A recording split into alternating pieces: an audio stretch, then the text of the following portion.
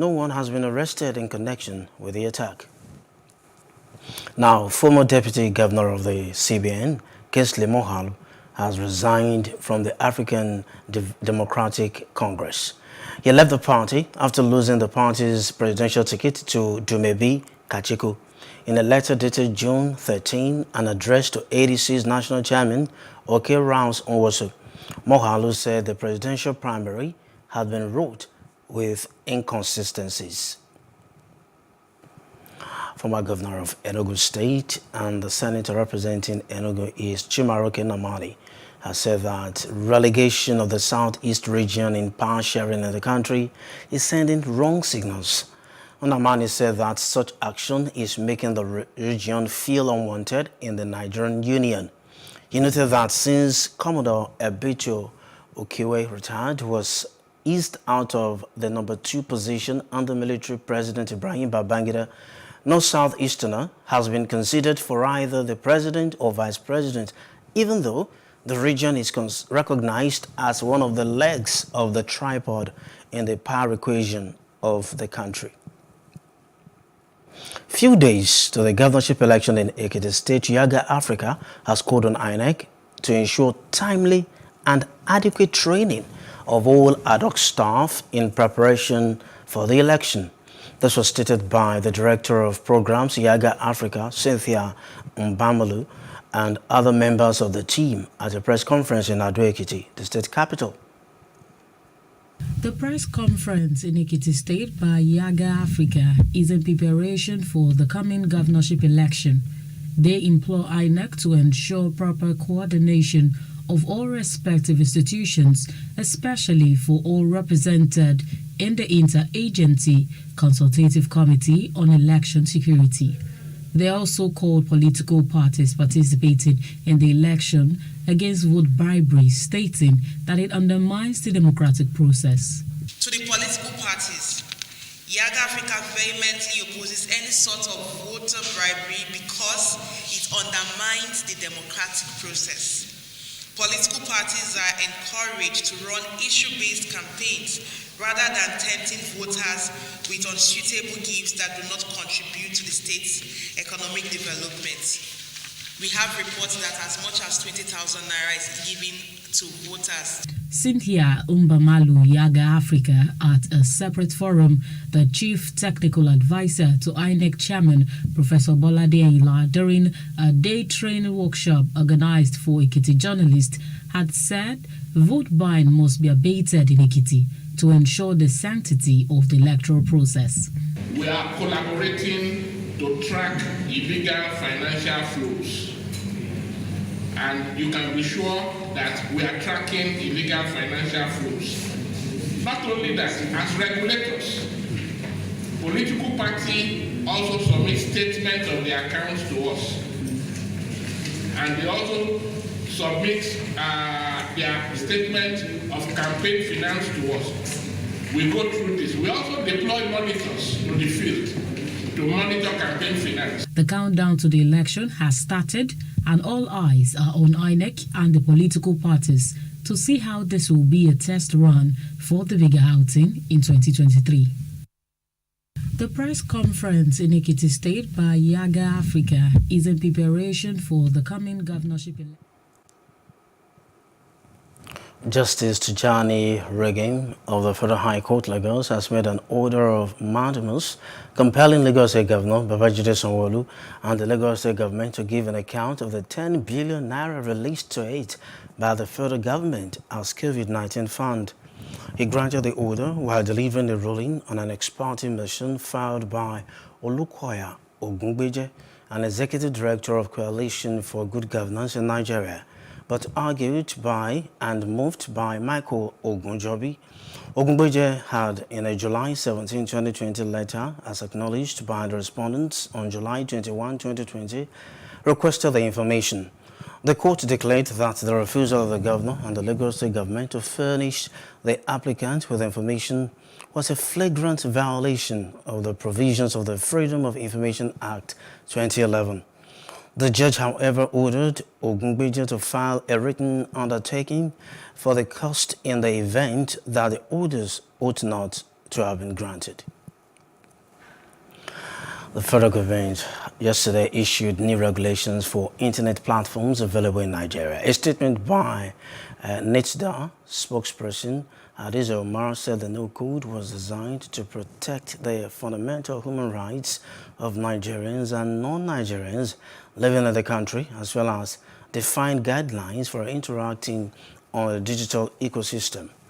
The code requires internal platforms to register with the Corporate Affairs Commission and appoint a designated country representative to interface with Nigerian authorities. It also requires that they comply with all regulatory demands and all applicable tax obligations on its operations under Nigerian law. On content moderation, NITDA said internet platforms must provide a comprehensive compliance mechanism to avoid publication of prohibited contents and unethical behavior on their platform.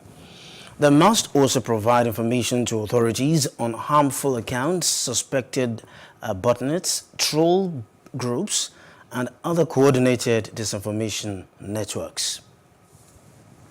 Following the recent attack on 4 communities in Kajuru local government area, with 32 persons killed, houses razed, with children and women displaced in various IDP camps in Kaduna State, the Southern Kaduna People's Union has distributed clothes and food items to internally displaced persons in Kajuru. Abila Darufai filed this report, and it's presented from our studios. Sunday, the 5th of June, was a sad day for the 4 communities of Dogon, Noma, Gamu, Onguan Sakin, and Maikori village when bandits attacked and killed 32, kidnapped others, and many went missing. Speaking at the distribution of the food items to the IDPs at Maraba and Kajuru, President of Sokapu, Jonathan Ashake, said the victims of Kajuru bandits were in serious need of food items, clothing, and shelter. He said the continuous attacks by terrorists in Adara communities and gruesome killings must be put to an end. Where a helicopter was seen hovering, and the helicopter, instead of firing at the attackers, fired at the victims, the natives of the communities, while the attack was going on. Eyewitnesses said it was a white helicopter, but the state government, through the Commissioner of Internal Security, came with a statement affirming the fact that there was an attack and 32 people were killed.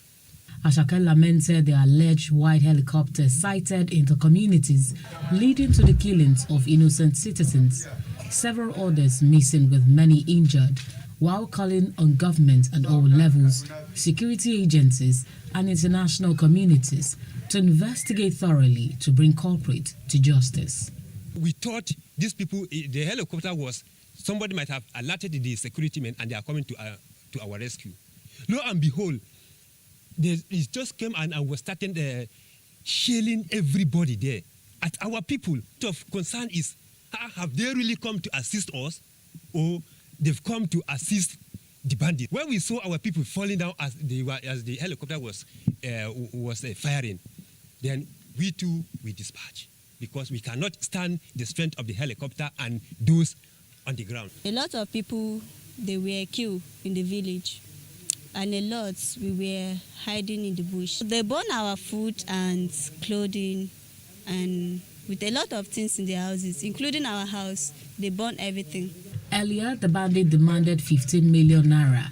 After a few days, they later demanded additional 5 million for the safe release of kidnapped victims. Please, we need help in our village, because our people has been killing, our house has been destroying. Many things, we lost life, and our people in their hands now. We don't have any money that we are going to pay ransom to collect our people. But now they are saying that we are going to pay 20 million. Recall that Kaduna State, in a statement at the bombed helicopter, killed innocent locals, saying the NAF had repelled the terrorists. Reactions have continued to trail the emergence of Asiwaju Bola Tinubu as the presidential flag bearer of the APC. That's on Street Views.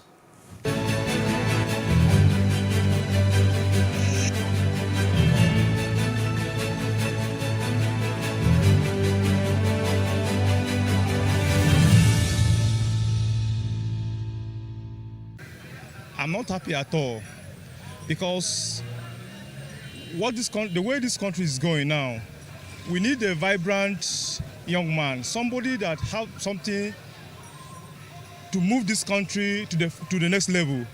Atiku Abubakar, I believe he will clinch the ticket of presidency because he comes from North where they always come with block vote. And I believe his people will vote for him. I tell you that I'm very, very happy. I'm from Adamawa State. And the opposition of the Tinubu is from Adamawa State. That's Atiku Abubakar. And I don't have anything that Atiku bring to Adamawa State when he was a vice president. And talk less of he want to become a president. So I prepare Tinubu more than Atiku. I have 80% assurance Tinubu will win this election. Actually, I'm partially happy. The reason why I say I'm partially happy is that it's this set of people that are doing it. Not that he's not a good person or not, but is he going to stay on his word? Is he going to create employment? Look at Lagos now, transport, fighting, every day and then. That's not the issue. Chances against Abubakar is like, let me just say, 30-70. I give him 30 and I give Atiku 70. I'm happy because there's nobody that can match Atiku in that APC caucus. And if they place Tinubu and Atiku side by side, I will prefer Tinubu. He has affected so many lives. That is it. To tell you the truth, I've not been happy ever since I heard that, to tell you the truth, because these same guys have been the people ruling over us. They've ruled our fathers. They deceived us the last time. Right now, I don't really know who to pick, but my mind goes for Peter Obi. Let's give it to Tinubu. Atiku has no chance. He has no chance. I'm telling you. When it comes to politics, playing politics, intellect, give it to Tinubu. This is the time for him to prove his popularity this time around because he's contesting with the giant. The other one he did is a domestic election. This one is general. After that, what we now know, Atiku is very powerful. I can see it's only Atiku that is powerful. Kwakwaso and Obi, no.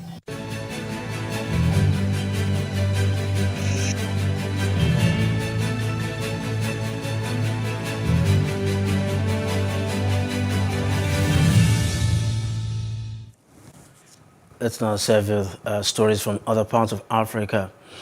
French troops were yesterday handing back a military base in northeastern Mali ahead of a final withdrawal from the Sahel nation, France army said, after 9 years of fighting a jihadist insurgency.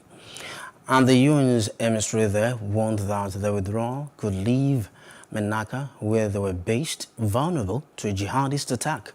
The departure from the Menaka base was conducted in good order, safely, and in a transparent fashion, said French Army spokesman General Pascal Iani in Paris. It comes ahead of the last withdrawal from Mali at the end of the summer, when France's main military base at Gao will be returned to Malian forces. But El Ghashim Wayne, the UN Secretary General's special representative in Mali, warned that the pullout could spell trouble for Menaka. Outside Africa, the Court of Appeal in London has rejected an appeal filed by immigration rights advocates and public employee unions that sought an injunction to temporarily block deportation flights, which are scheduled to begin today. One of the lawyers for the migrants, Raza Hussein, had argued that the government's plan involved the forced removal of asylum seekers to a country they don't want to travel to as part of a policy intended to deter others from trying to enter Britain. He said this amounts, on any view, to serious interference with basic dignity, where those individuals have already suffered significant trauma and have mental health issues. China's bid to set up a security pact with Pacific Island countries should be considered by a regional forum, the leader of Samoa said so today during her first official overseas visit since she was elected. The Pacific Islands and their road allies, including the United States, Australia, New Zealand, were caught off guard by the Solomon Islands Security Pact with China as it pushes to expand its influence in the region. I recall that there was a visit from the Chinese Minister of Foreign Affairs. He had a particular proposal to the countries in the region who are affiliated or have diplomatic relations with mainland China. And they had a proposal to put to that group. But you will also know that the decision was that the group of countries felt the appropriate modality of consideration of these kinds of proposals need to be passed through the Forum Secretariat. I think it's a good opportunity for the region to consider security issues in the context of something that is current. We now get to service on business news. Nigerians' use of mobile channels for payment transactions has risen by 3,454.46% from 136.85 billion naira within the first 4 months of 2019 to 4.86 trillion naira in the corresponding period of this year. That's according to data from the Nigeria Interbank Settlement System. This growth follows a 13.98% increase in the number of telecommunication subscribers in the nation from 176.62 million in April 2019 to 201.31 million in the corresponding month this year. Data from the Mobile Into-Scheme portal of the NIBSS showed a significant increase in the value of mobile transactions started during the pandemic, which is consistent with its Instant Payments 2020 Annual Statistics Report. The report revealed that the COVID-19 pandemic had changed the e-payments landscape and accelerated the adoption of instant payments. Now some entertainment news. Hollywood actor Chris Evans, who voices the lead character in Lightyear, said he was frustrated with countries banning the new Pixel animation as he arrived for its London premiere yesterday. Walt Disney Company has been unable to obtain permission to show the film in 14 Middle Eastern and Asian countries, and the animated film appeared unlikely to open in China, the world's largest movie market. The animated film depicts a same-sex couple who share a brief kiss, which prompted the UAE to ban the film. The UAE said the couple's relationship violated the country's media content standards. Homosexuality is considered criminal in many Middle Eastern countries. Some sports news. Australia's dancing substitute goalkeeper Andrew Redwine saved the last penalty to clinch a place at this year's World Cup in Qatar as it edged Peru 5-4 in a shootout following a 0-0 draw after extra time in an intercontinental playoff yesterday. He danced across the goal line before diving into the right to stop a kick from Alex Valera and hand Australia a deserved victory at the Hamad bin Ali Stadium. He had been brought on 3 minutes from the end of the game for the shootout and became an instant hero with his antics on the line as he looked to distract the rival kicker. He danced up and down, wiggling his hips and throwing his arms about in a throwback to the clowning antics of Liverpool's Bruce Grobbelaar when they won the European Cup in 1984. It was enough for Luis Advancelia to fire his effort against the post and then Valera to have his effort saved as Australia qualified for a 5th successive World Cup and a 6th in total. They will now play in Group D at the World Cup with holders France, Denmark and Tunisia. The finals run from November 21 to December 18. That's the news brief. For more stories, please follow us on our Facebook, Twitter and Instagram, and do subscribe to our YouTube channel at Plus TV Africa and Plus TV Africa Lifestyle. I'm Tolu Ojomi. Thanks for watching. Good afternoon.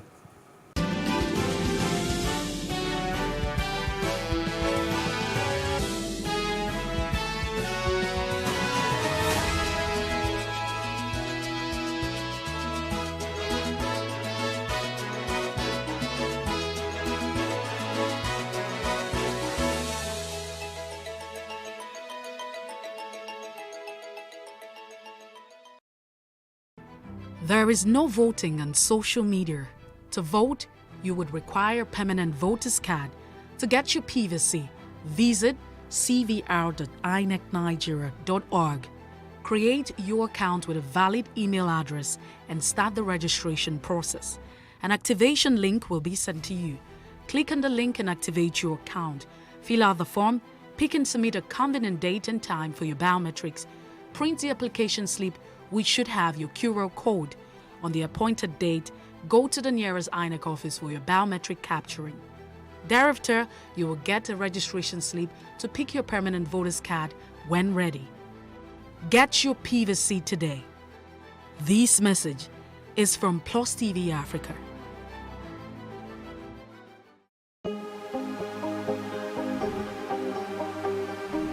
This is it for upcoming artists to blow in Nigeria.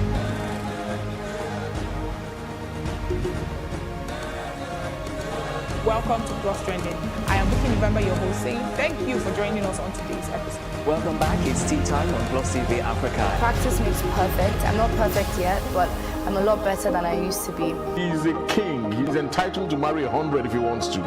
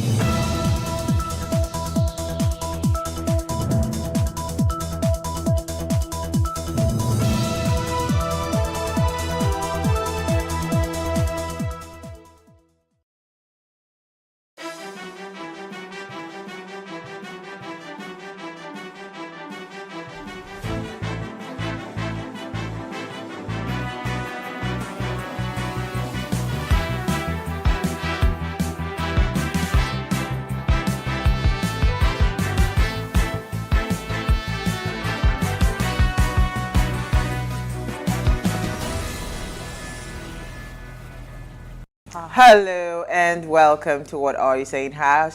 #Ways, where we talk about topics in the news as it affects us all. I am Osayo Mesale.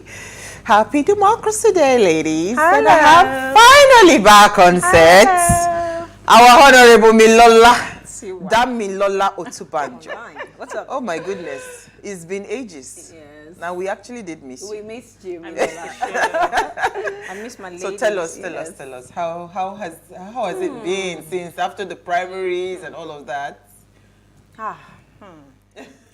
We had the primaries. It was some experience, But when you go on that kind of journey, you're able to understand what's going on better than a lot of people that are speculating. Yeah. And one of the things that I discovered about that life is hope is a bad thing. Hope is a bad thing. Hope is not a strategy. Hope is a bad thing. A lot of people have hope. They don't have understanding. The hope that someday something is going to change. The belief that somehow things are going to get better. If you do not understand the fact, if you don't understand the situation, you can keep hoping till you pass out, till you literally die. And you go into a meeting, you hear an outcome, you go out, you hear people have hope. And sometimes you don't want to dash their hope and just smile. Say, it's going to be fine. But you know that it's not going to be fine. It was an experience for me. I learned a lot, and I'm grateful I did take that bold step. It is a big step. I have no regret. And the good whatsoever. thing about it is that, you see, when you try things like that, you are never back to square one. So No. you are like 10 times. You have the experience, you have Yeah. the platform. No, sometimes it depends on how you process it and what you do afterwards. If you run back out of the race, out of disappointments, you can go back to square one. Yeah. You can go back to square one. Sure. But if you understand that it's not personal, it has nothing to do with what I can do or what I did not do right. It's just the way the system is. You know, like, And you are just trying to serve. Yes, and you know that it will take time before people catch on you. And change is not something that a lot of people embrace, even though we say Yes. so much about we want change. We really are not prepared for change. Absolutely. Sure. How are you, Manny? I'm What did you do fine. today? Today, I worked. Yeah. Oh, I really? prepared- Yes, I did work. Prepared agreements, and no, I'm a business owner. I'm not waiting for someone to pay me a salary at the end of the month. I have to make it. So I worked. Yeah. Thank you. I'm so glad I have you on my team. Yes. You mess with me, I sue your ass. Please call me. Lola, you're back. I am. Okay. Yes. Democracy is not an easy form of government because it is never final. It is a living, changing organism with a continuous shifting and adjusting of balance between individual freedom and general order. Right? That's the quote for today. We're asking the question, how have we fared? You know, can we say that our democracy is a success in Nigeria?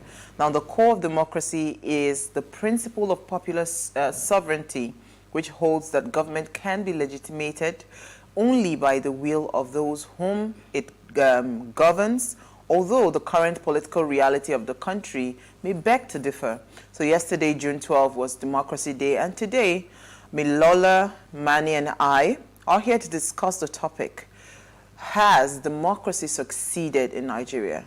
We'll do that, but first, let's take a break to see what we found in the news.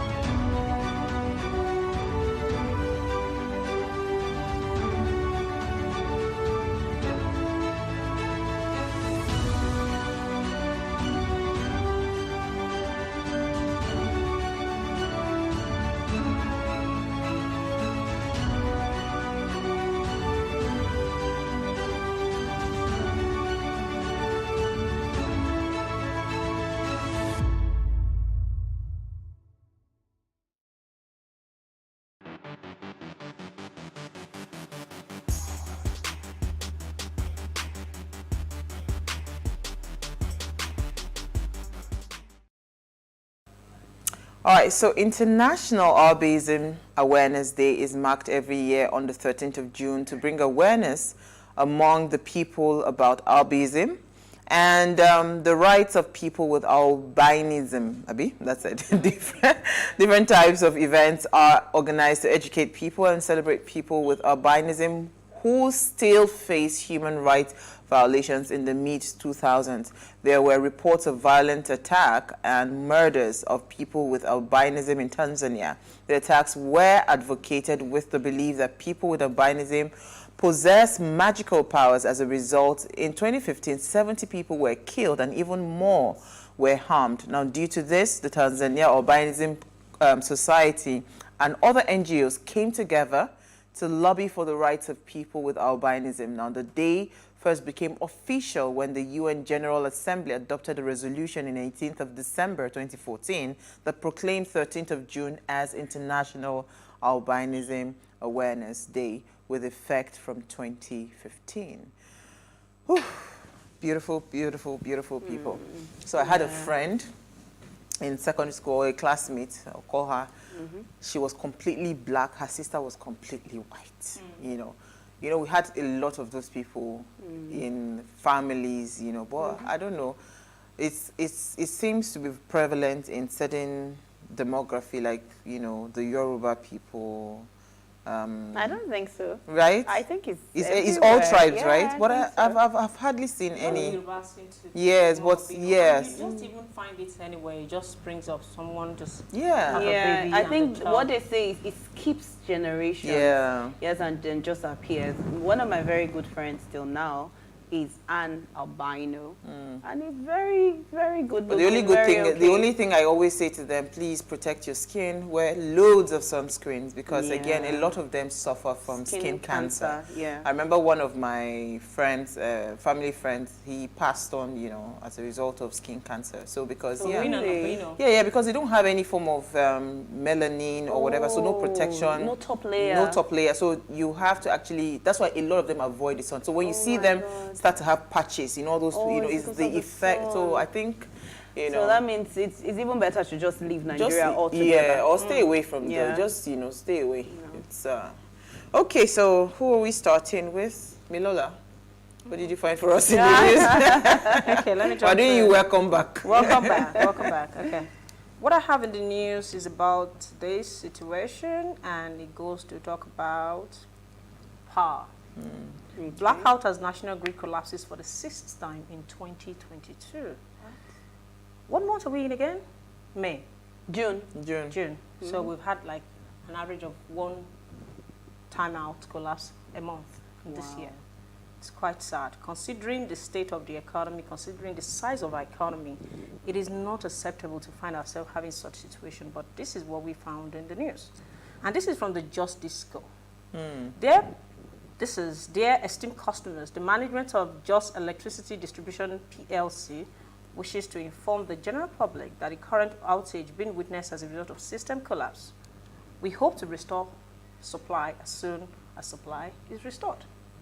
Thank you for your understanding and cooperation. So does this explain? It doesn't Because explain I saw an animation today. I was wondering what was it, but I didn't even have the patience to read it. I saw, how you do skipping rope, where somebody would be at the other end and I will be at the other end of the rope. You're looping. Yeah. So what the animated image was one. Let them put up that picture. What do they call the mast? Okay. One mast of the power line and another mast of the power line. They were looping the cable, and while another one was dancing and jumping in the middle. So now I understand what happened. So that means there's no light. Nothing. It becomes a playground for children. Oh, wow. I saw that. I was wondering why did they do this? So now I understand it. Now, one thing I do not understand is every state have their distribution companies. And this letter is from Just Disco. I wonder how it affects Lagos particularly, because since last night we've not had a wind. You really think it because there's affected a Lagos? connection. Because if it's the transmission company, I can understand. If the distribution companies has a power outage, there's something wrong. Is that we're not getting the correct information as to the state of the light or what is really responsible? Because once the transmission networks is active, it is only the particular disco that serves a particular area that should be affected. It's not something that is supposed to spread across the entire country. We'll need to see. So for me, I think our problem is we lack accountability and the right information that is being put in the public space. And because a lot of the time Nigerians just pass this thing information over and they never question them. So yeah, I think it doesn't make sense. I have to a few friends in the Ministry of Power. It now would be the right time to actually, because this is actually alarming. So if you say in 6 months, it means that every single why must we have power? So that means there's a problem. Do you know what the problem is? Yes. Are you trying to fix solve the problem? Yes, absolutely. So normally nothing happens in Nigeria. We will still have a 9th one in September and a 10th one in October. Absolutely. All right, so Manny, your story, please. No PVC, no church. Wow. Yes, I like that. You want to call for your video quickly? Yes. Is there video? I think there's a picture. Yeah, so a Catholic priest sends back members without PVCs. Wow. A video has gone viral on social media showing a Catholic priest asking members without their PVCs to return home. The video has been shared by multiple Twitter and YouTube users, although the details remain sketchy as to where and when the occurrence took place. I think we already know where and where. In Jos, It was in Plateau. Jos, yes, Plateau. The Catholic priest in the video was seen at the entrance admonishing members of the church that henceforth persons who want to partake in Mass must have their PVC on them, and if they do not have, they should not even bother coming to church. Wow. So this occurrence has stirred both negative and positive reactions from Nigerians.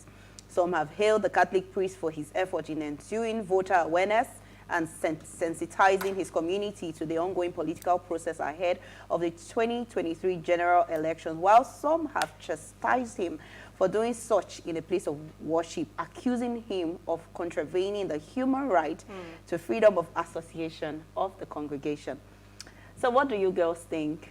Did he do good or bad? Okay, let me read the last part, the most recent news. However, in a statement released, the Director of Communications of the Diocese, Reverend Father Andrew Diwan Danjuma, stated that the action of the priest does not have the approval of the bishop, nor is it a policy of the diocese.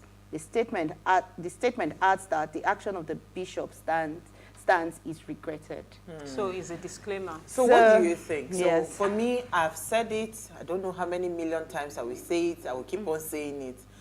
Even what the priest is doing, yes, it's a good start, but it is already too late. I mean, Damilola can testify to it. If she had cerebral minds as delegates at her primaries, we would not be speaking this English. By now, she'd be planning to win an election. Yeah, but, right? but you So- know that the delegates have succeeded in handing us these people. But are you trying to say it's too late at this point? At this junction In of saying, choosing so yeah, from the because people they've handed because to guess us? what? We are going back to square one where we are always going to choose between the devil and the deep blue sea. Do you Yeah, understand? but I like the awareness. Yeah. But I'm saying to everybody that cares to listen, this is not, and I'm not even about 2023.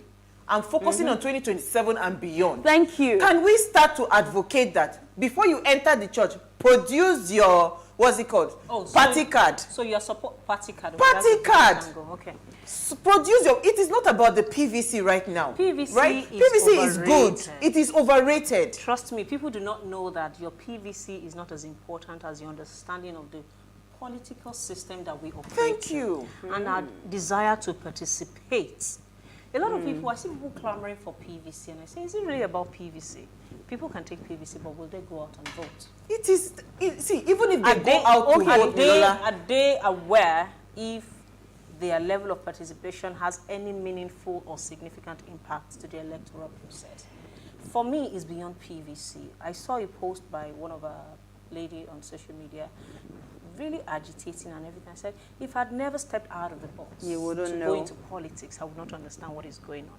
And just like when you said the delegates have given us people, the delegate did not give us anything. The people that picked the delegates gave us the people that true. took pick the ticket. So I found out real hand experience. that primaries is a selection process. It's not an election. The party, the government, the people, the key decision makers decides who gets a ticket. So even the delegates are just running an errand. They're just following instructions. So it actually the power starts is from not the even, ward. The power is not even entirely in the hands of the delegates. So when you do not understand how interlocked this thing is, you will start to address the fruits when really we should go down to the roots. Absolutely. On Yeah. that note, we leave it there. So I've said this, the politician has said it. So my story is from the desk of the Vice President of the Federal Republic of Nigeria. Okay. And he says our democracy in the country is growing. You know, so he made reference to this while he was giving a speech represented by his boss Mustafa, right? The secretary to the Federation. He was represented at the speech where he was giving an interdenominational church service in Abuja. He stated this, and according to him, Nigeria rose to the occasion where colonial powers subjugated the people and lorded over the resources. He said Nigerians rose to the occasion following the ravages of civil war to rebuild a country, no matter how imperfect. He said that we rose to the occasion when enduring military dictatorship pushed us to the edge of extinction and negotiated our way into a democracy that provides a platform for us to build a country we can all be proud of. And he said that, you know, the 2015 was the first time a sitting president will be in power, and, you know, there will be a successful transfer of power without any rancor. And again, he also mentioned the just concluded primaries, that, you know, the fact that we are, you know, we ran primaries and they were not court cases and all of those things flying all over the place. It tells us that our democracy is growing, you know. So he says our democracy was hard won by Nigerians from the trenches of the 6 geopolitical zones. Our struggles for a better country was always been detribalized. So he says it is important to note that our commemoration of Democracy Day was recently moved again by this same administration from May 29th to June 12th in honor of the political leaders that fought, you know, from the South. So I like it. Is our democracy really growing? That's why I took this story. So democracy works all the more so in a heterogeneous union like ours, through negotiations and compromises carried out in good faith, and each year brings us closer to a more perfect union, a more mature democracy. So I'm going to ask that question again.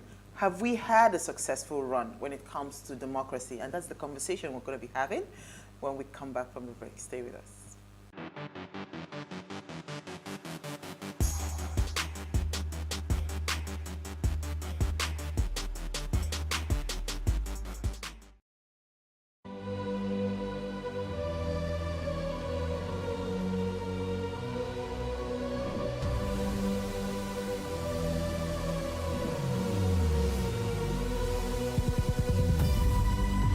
What we do not understand, we will stigmatize.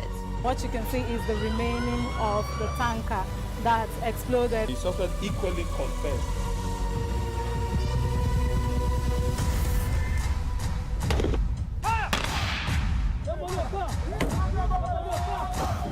A 500 naira they collect am. If you no talk, then go beat you. Now 2,500 I dey pay.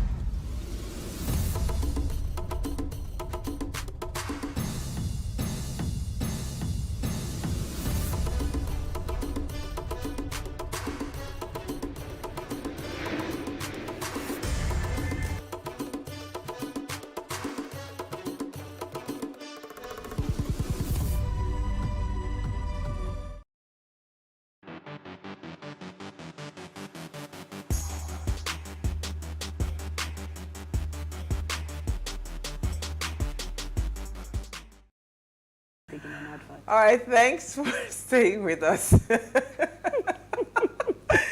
Many forms of government have been tried and will be tried in this world of sin and woe. No one pretends that democracy is perfect or all-wise.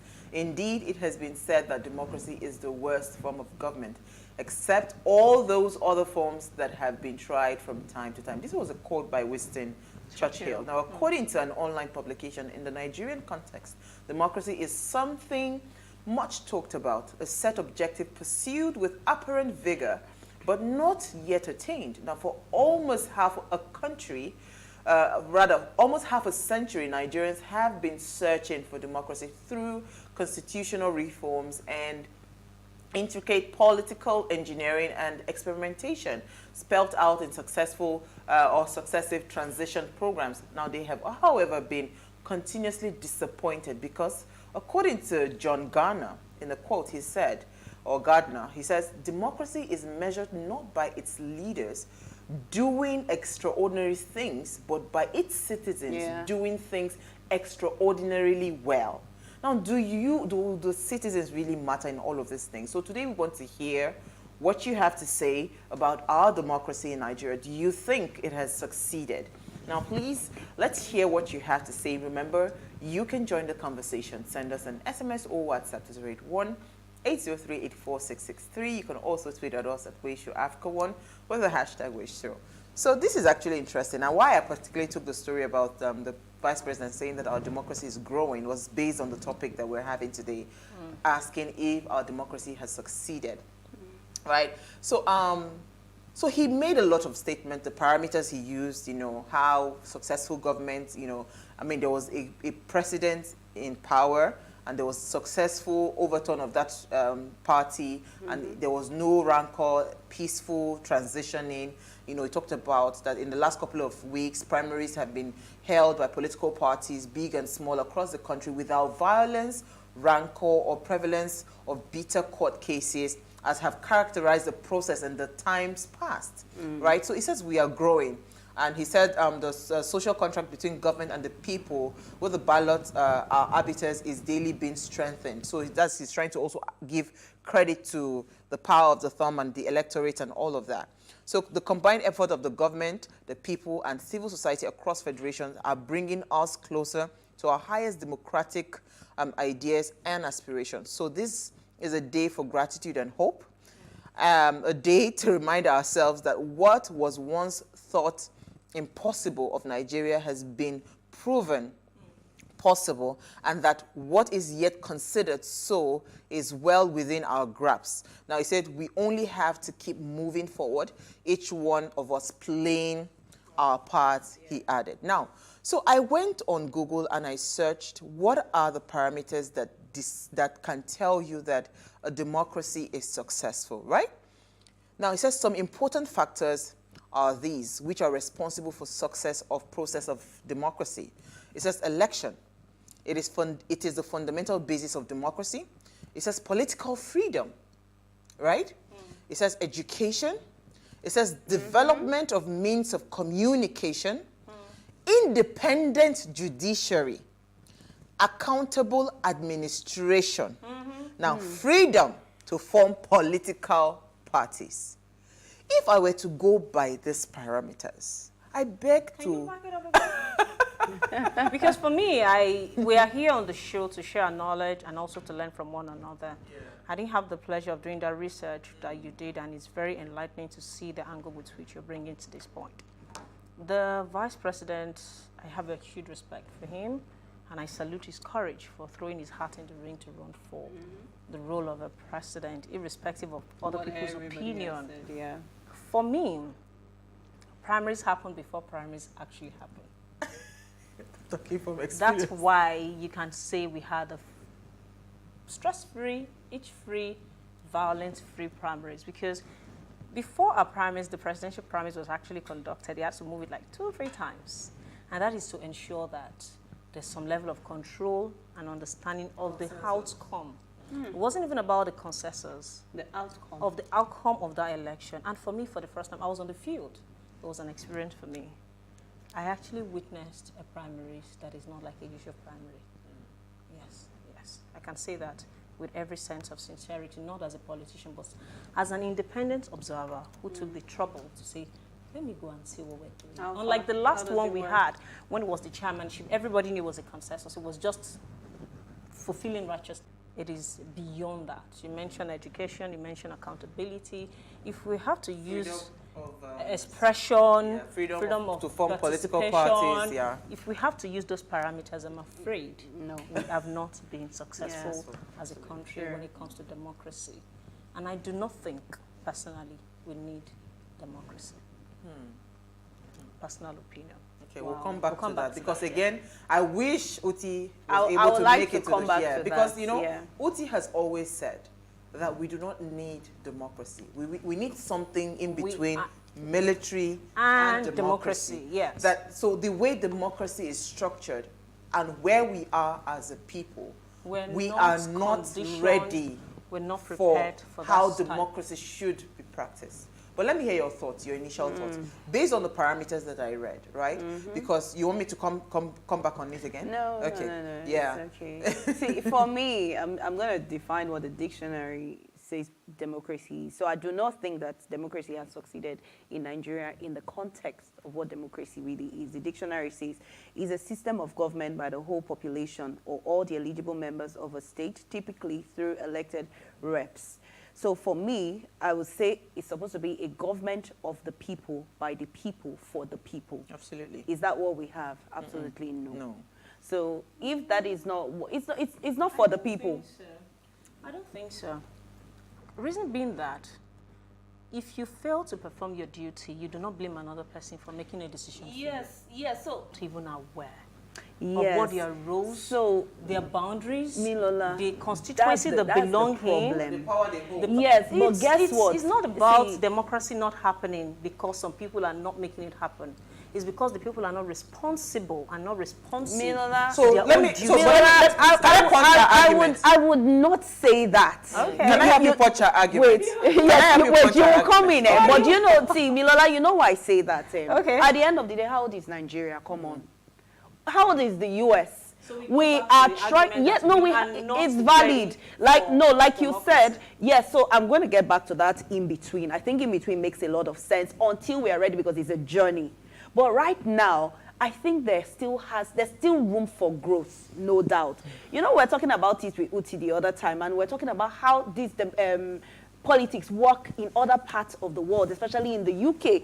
People die, they kill the whole generation. It's brutal. So I think that we are still growing, especially in Nigeria, it's known as a very corrupt nation. So you must see one or two, corrupt practices. But I think that we are not yet mature. We are getting there. We are copying the US system.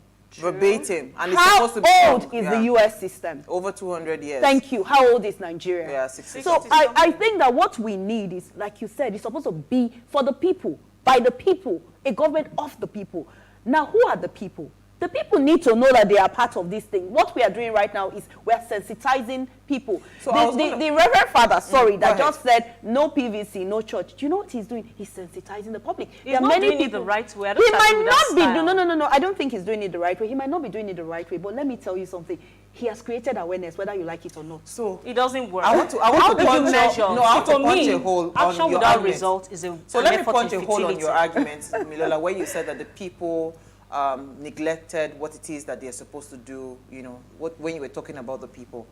So in other climes, from a toddler, as soon as you are 2 years old, educated. So that part of education, when I was listing the parameters. Do we not have government courses in school? No, hold on. No, we do not. I did not. Do we not have history? I did not. So let me explain something to you. Okay. A responsible government would educate her people. Inculcate it into the plan. First of all, when you go abroad, when you are abroad, they look forward to turning 18 because they know it's their right to vote. I am excited about it, and I'm going to get my voters, authority to be able to vote for any government, right? So if you as a government, you have not educated, and that's why I beg to disagree with the what's it called? The vice president. You understand? Yes. Okay. No, I know. Even the vice president. Okay. I also disagree with the fact that you say Nigerians have neglected. Yes. We do not know. Ignorance. Ignorance is bliss. The amount of ignorance that is playing out, even older people. Let me tell you something. You said it is because you entered the field. You began to see firsthand. So you know things that we don't know. You remember, Manny, I was saying on this table that I didn't even understand. Even when we brought in experts to explain the delegate system, I still did not understand what it meant until I was observing your elections, observing everybody's elections. And whose responsibility is that? So hold on, that's what I'm saying. We've gotten to that. See, is that the government's responsibility? Yes, it's the government. Is it the school's responsibility? We need to put this responsibility in the right quarters. If not, we're having cross-cutting issues. Let me and we'll be passing which the is buck what of we are fault doing now from one person to so the that other. is what we're saying. Yeah, that's what we're doing. Who is in charge of the school curriculum? Thank you. That says that it must be mandatory that a child from 2, as soon as they're in nursery 1, yes, you should start getting to understand politics. Thank you, but the basics of governance, the basics of politics. But you see, we do not have that. Now, my sister that is supposed to be like an outsider, would I call it, because she's married, she's Nigerian, but she's married to a foreigner. When she was going to get her, what's it called? Her red passport, what do they call that thing? She was mandated to read the history. She was mandated. So we are not all about that. We just carried out the NIN exercise in Nigeria. So many people still have their numbers bad up till today. Guess what? Do you know that yours inclusive, right? Yes. Do you know that if the government says before you get your NIN, you have to get your PVC card, you have to join a party, and get a party is a card or be a choice. You party. can't force people to join See, parties. let me tell you, PVC. Politics Okay, is fine. a choice. If you Let's say leave out- let's let's leave leave out out the party card, but at See. least the PVC, you must have a PVC. So your PVC should be linked to your NIN. It's Your not. It's national a identification number, no-brainer. yes. Yes. I think we're a reactive people instead of being a proactive people. So what's your suggestion for proactivity? I believe we tend to react when there's an outcome.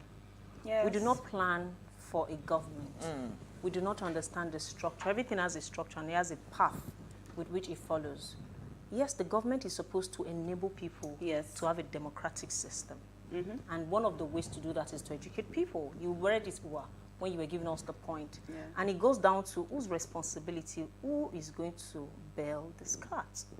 We need to separate the issues and not join them and say, okay, the government has failed because the people are not allowed.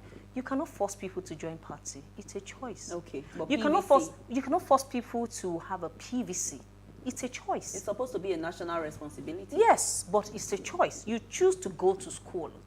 The government can provide an enabling environment, free education, whatever institution they put in place. You still reserve the right to say, I want to go to school, I want to go to the farm.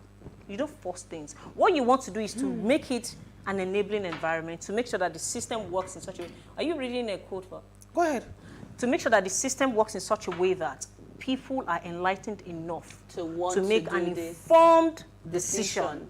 Because really, I think that when we look at all of these issues, we normally jump on conversation that trends, and then we start to attack it, and then we start to address it.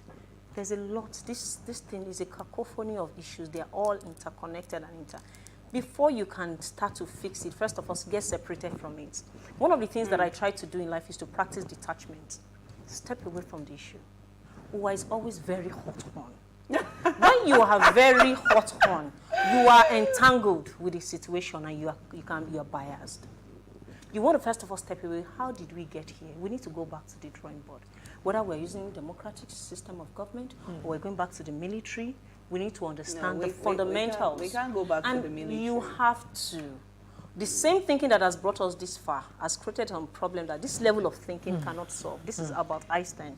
We cannot continue to address, attack, complain, and not do anything about this While I system. like what you're saying, I also still think it's the responsibility of the government to sensitize the people in politics. I say to you again, my darling sister, we are a blame-pushing individual. I am passionate, yes, I agree, but I'm not biased, right? No, I do not but let's say that. take a break. To be, let me take a break because I will come back to read the parameters, and that's where my conversation is coming from. Okay. Because Do we have any comment from so anybody my about child this?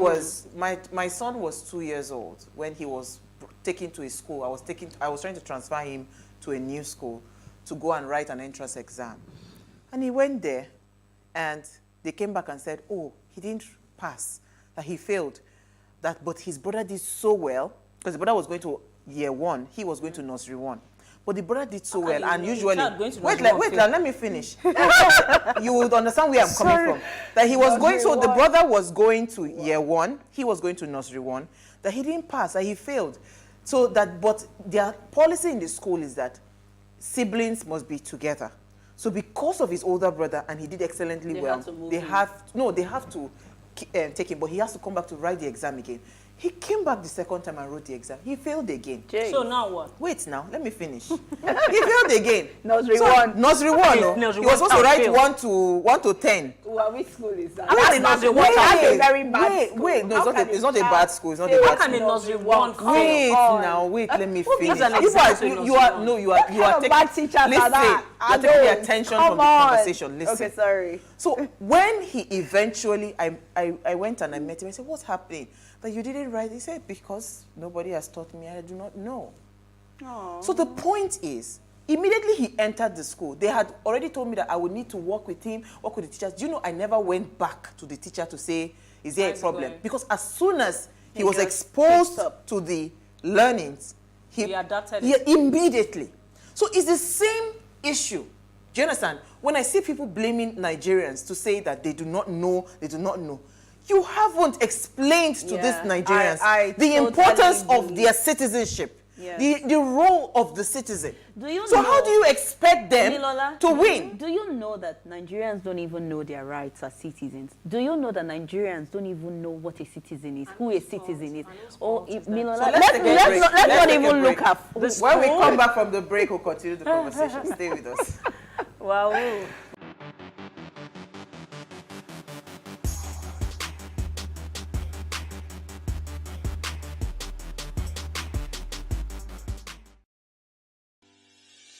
Increase the reach of your events or business services.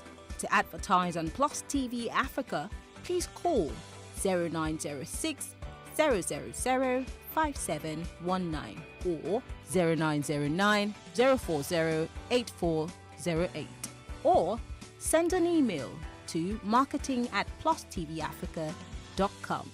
Plus TV Africa. Big stories live here.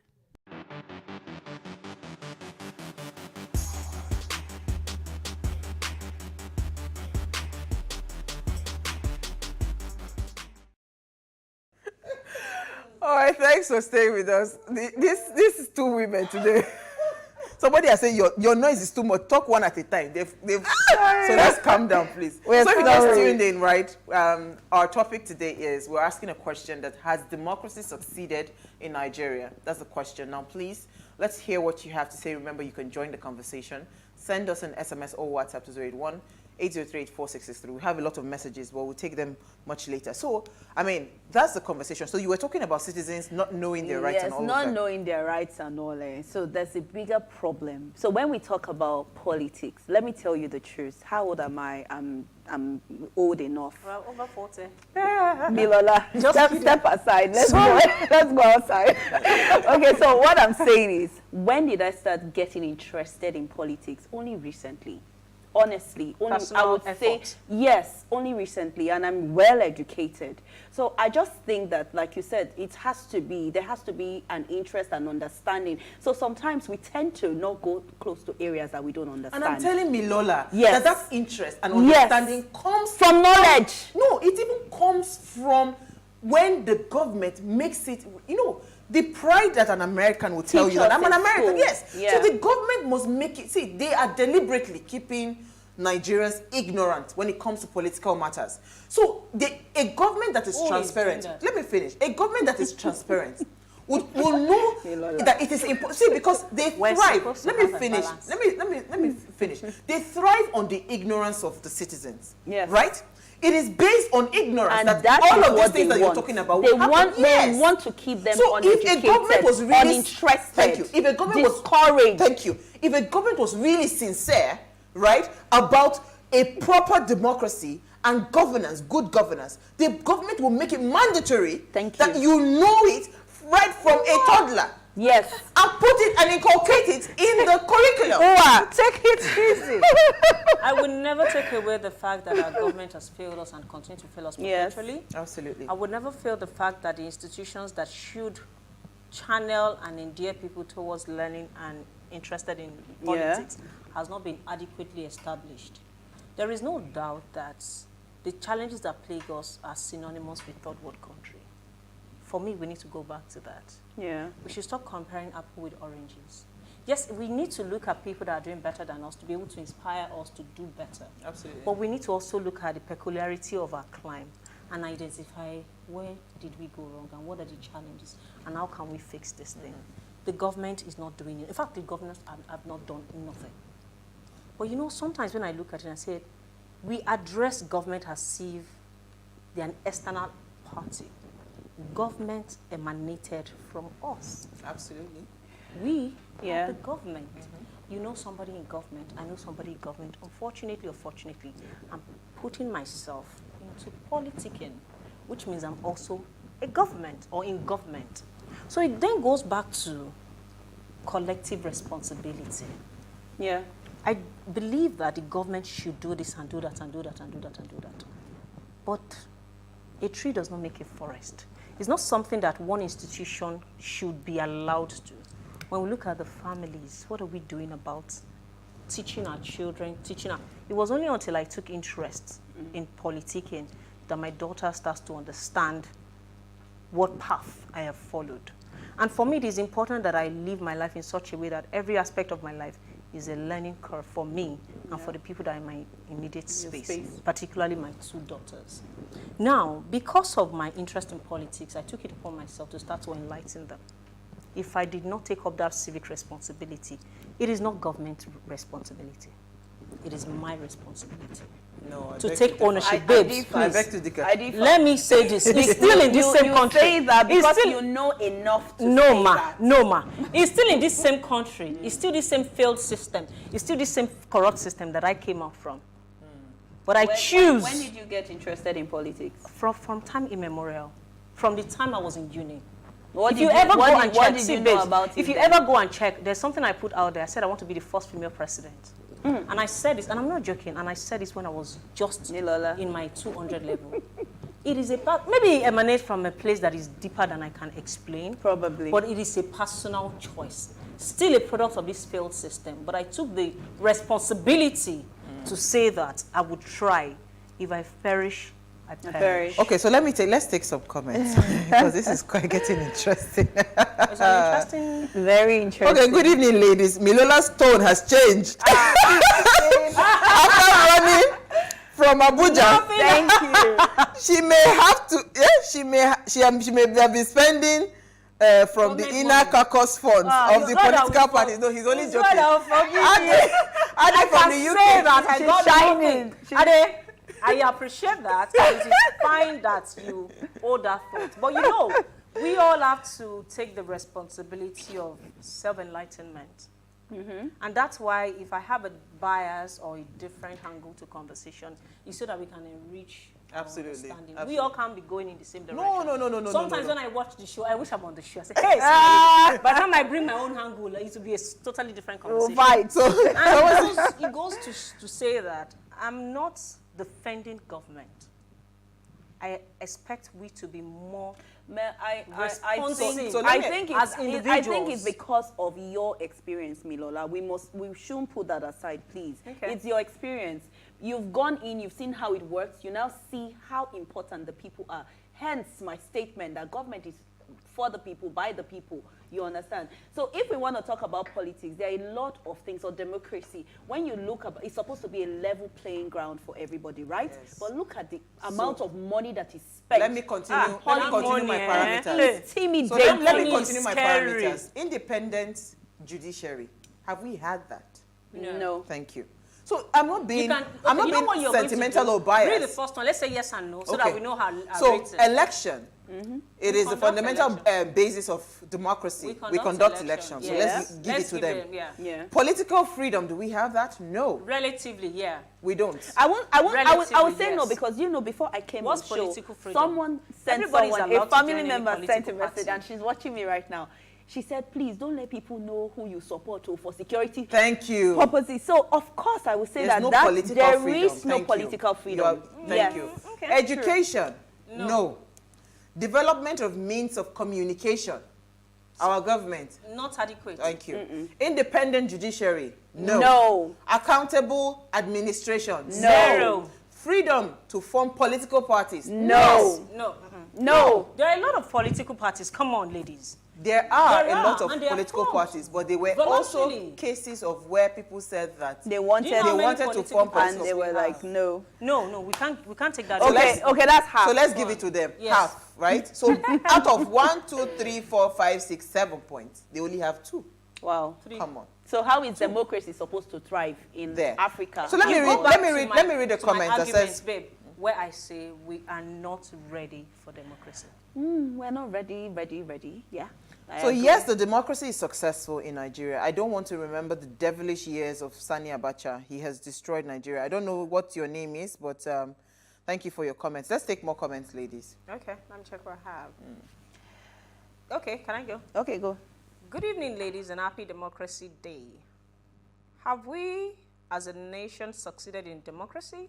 I think we're still far from having an ideal one. We need to improve on the process of selection of candidates, campaign, voting, and governance. The legislature, executive, and judiciary should be truly independent. I was saddened that nobody queried the governors how they got fund they wasted before presidential primaries. will succeed when elected leaders are responsible and accountable. Thank you so much, BC. Thank you, BC. That was very spot on. Absolutely. Money. Riveting. Oh. So, okay, mine says, greetings, ladies. Milola. Reverse statement. Hope without understanding is almost a mirage. Thank you. Thank you. So someone says, it is only elite people, especially Lagosians like you people, that failed to understand democracy. Ask any Hausa man. He will explain what it is, I think he's supposed to say. We should stop blaming the government for ignorance. I beg to differ. I agree partially. I beg to differ. I agree partially. Let me give Manny your friend's comment. So, I beg to differ, right? So this is not a fun. I get it that when it comes to northerners, stop any northerner on the road today. They have their PVC. They are ready for elections. Is it because they're enlightened? Hold on. Or because they are instructors? That's my point. Yeah, they're programmed. So you can't come out and tell me that it is only us Lagosians that are responsibility. It's not. It is the government's responsibility. Sure. Now, you have a PVC. You saw the votes. They could not read and write. I mean, we're having Dayo Olani. What to do. They were not even telling them. They were helping them to write it. True. They will just return it back to them and they put it in the ballot box. Is that what you call an election? No. Where somebody, you cannot even read or write. You don't know anything. You don't even know anything. You don't know the name of the person you want to vote for. Is it bad that you cannot write the name of the person? No, you don't get it. Okay.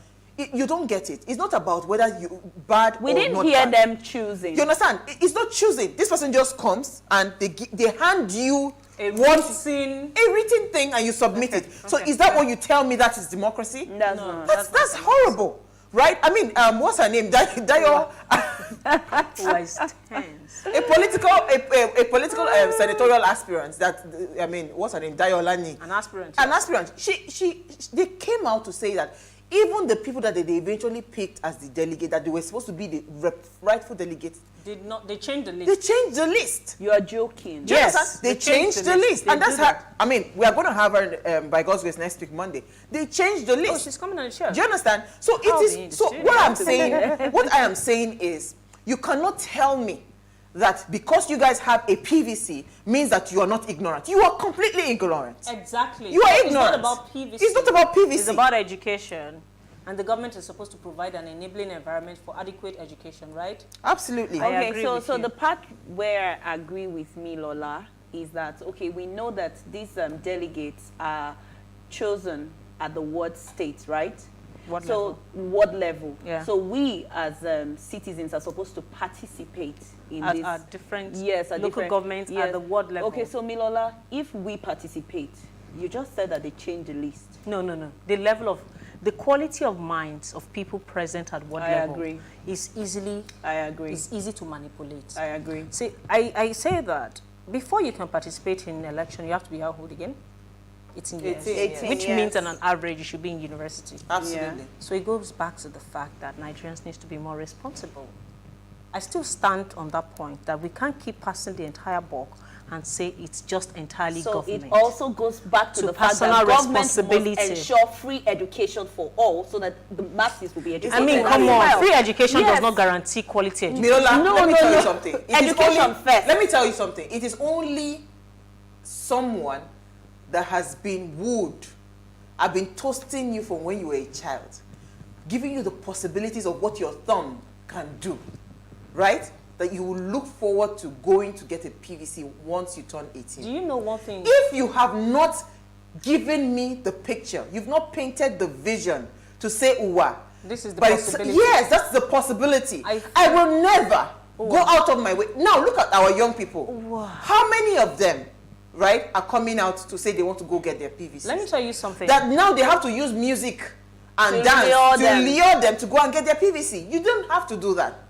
If I know that, this country can be great, but it has to be. And the leadership would affect me. I think we are an entitled people. Okay.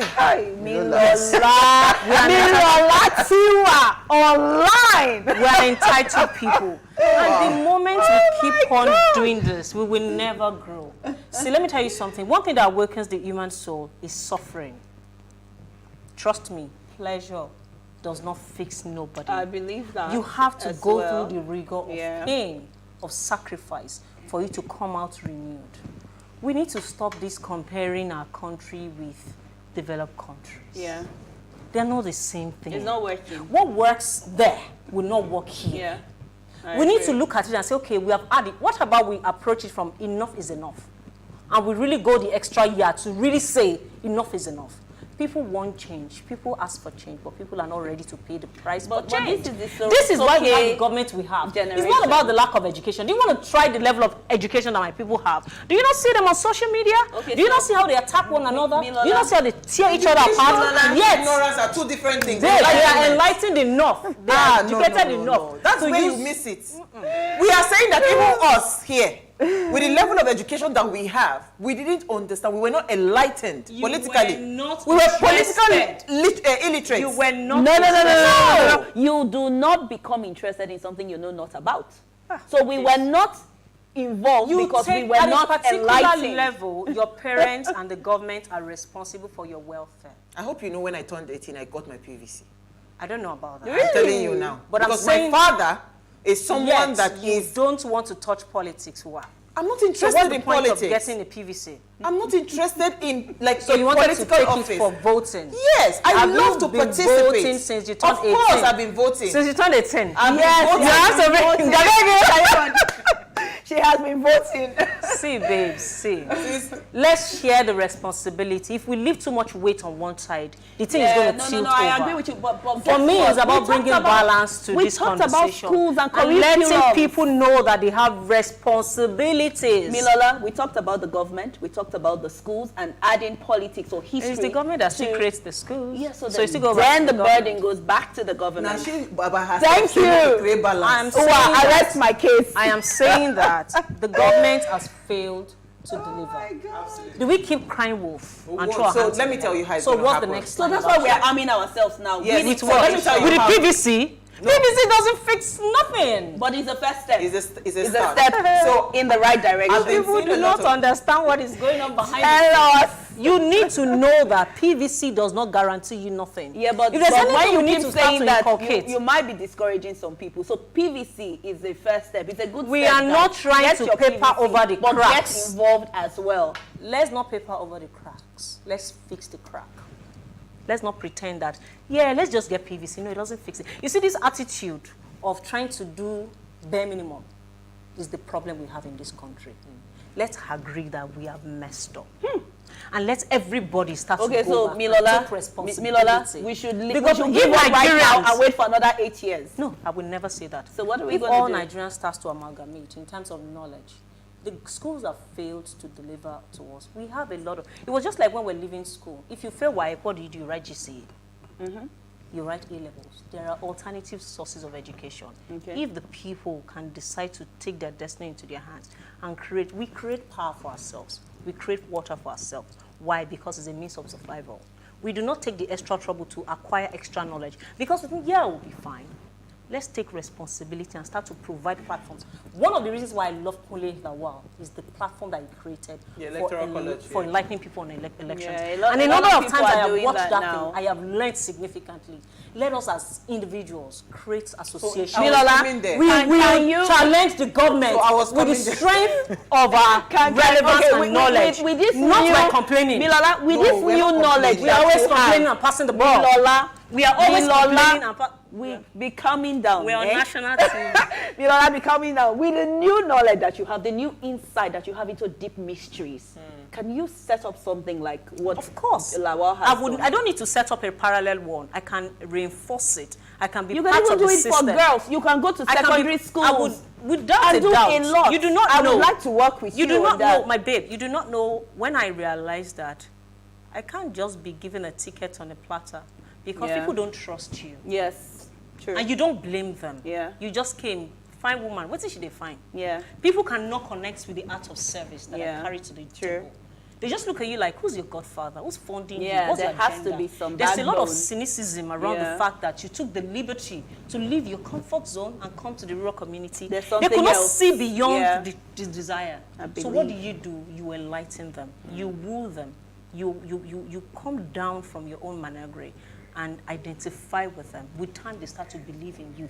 Reform and changes start from within. So and please, it takes time. I would tell like us Milola to to do- say it as it is. In Nigeria, we also need to compete with other countries. So what she, obviously the person saying that It's been an we- interesting We are not, conversation. because Milola said we can't be copying them. we and can't. We can need to compare apples with apples. Yeah. I was just going to say to Milola that movement is already happening. We are not passing It's all already the ball happening. The to fact that team. we're even We are not talking doing about enough. There are skits. Manny, you have a comment. There are skits that goes to say, if you no PVC, I won't no show for tonight. Husband and wife. If you Yeah, don't no give me I won't PVC, give no you money. salary. No salary. I won't give We you. make So- skits so- and memes about serious conversation. We're a Big- joke of a country. Ay, I'm Jesus sorry, is we Lord. don't take our life very seriously. And as long as we continue to have this attitude of we joke over it, we will continue to, our government will continue to laugh. Milola, we Absolutely. joke over, We need to over go. everything. Manny, you had a comment. Over. We have run out of time. Good evening, It's been an my- amazing my evening. dear beautiful sisters. We're gonna Of what continue are this. you saying? Hashtag ways. The question is, has democracy succeeded in Nigeria? To me, the answer is a capital no. There is no too much talk about this. Years back, we had no freedom of speech and movement, no good education, lack of accountability of administration. My dear beautiful sister Damilola said something serious and important. She said that we need to go outside and learn from people that are better than us, and it is true for us to have true and genuine democracy. On that Sister note. Damilola, you are welcome back, looking Thank you. beautiful and great. Thank My you. name Before we is go- Daniel Ilo Ways. Thank Are you trying to keep your comments short? Daniel, thank you. Before we go do a show, thank you so much, ladies. Wow, we had a we fantastic extended, conversation. in fact, I think we have to do a part There two will not have tomorrow. been space for a guest. At all. Really? Before we go do a show, you follow us on Instagram at Wayshow Africa. You can interact with us further, drop a comment, and more importantly, follow all our engagements on social media. Like, share, and invite your families and friends to watch and follow the conversation. Now, if you missed today's quote, here it is again. Democracy is not an easy form of government because it is never final. It is a living, changing organism with a continuous shifting and adjusting of balance between individual freedom and general order. We'll see you guys tomorrow at 8 p.m. as we bring another great conversation to your screen. Enjoy.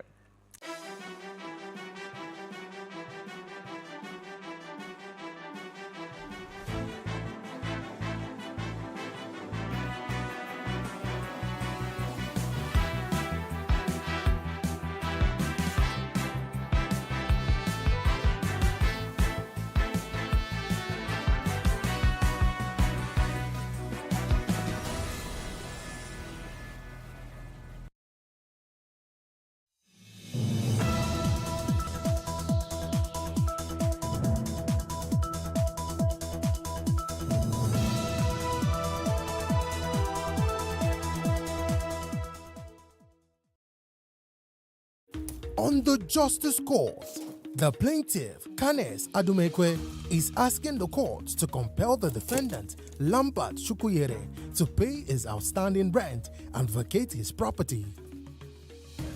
All rise. Court in session. Honorable Judge Fumi Asaolu presiding.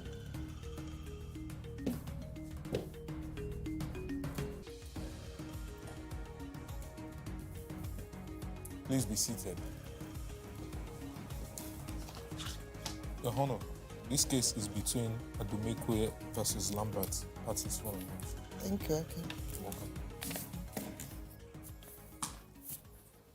Adumekwe, Yes, my lord.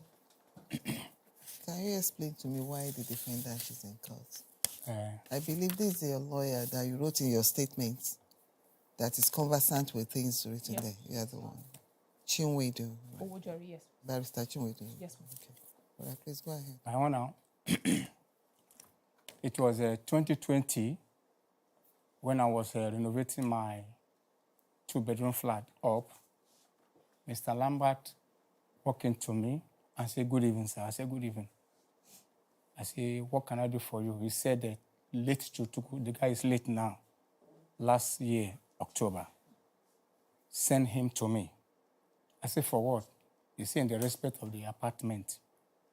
I said, okay, if Mr. Chukuku send you to me, you don't have any problem. It's because of that. Then he came back the next day and said, how much is it? I told him, how much is the apartment? I said, 400. He pleaded. I said, okay, 350. He agreed. The following day, while they are still working on the apartment, he brought me 350,000, which I accepted.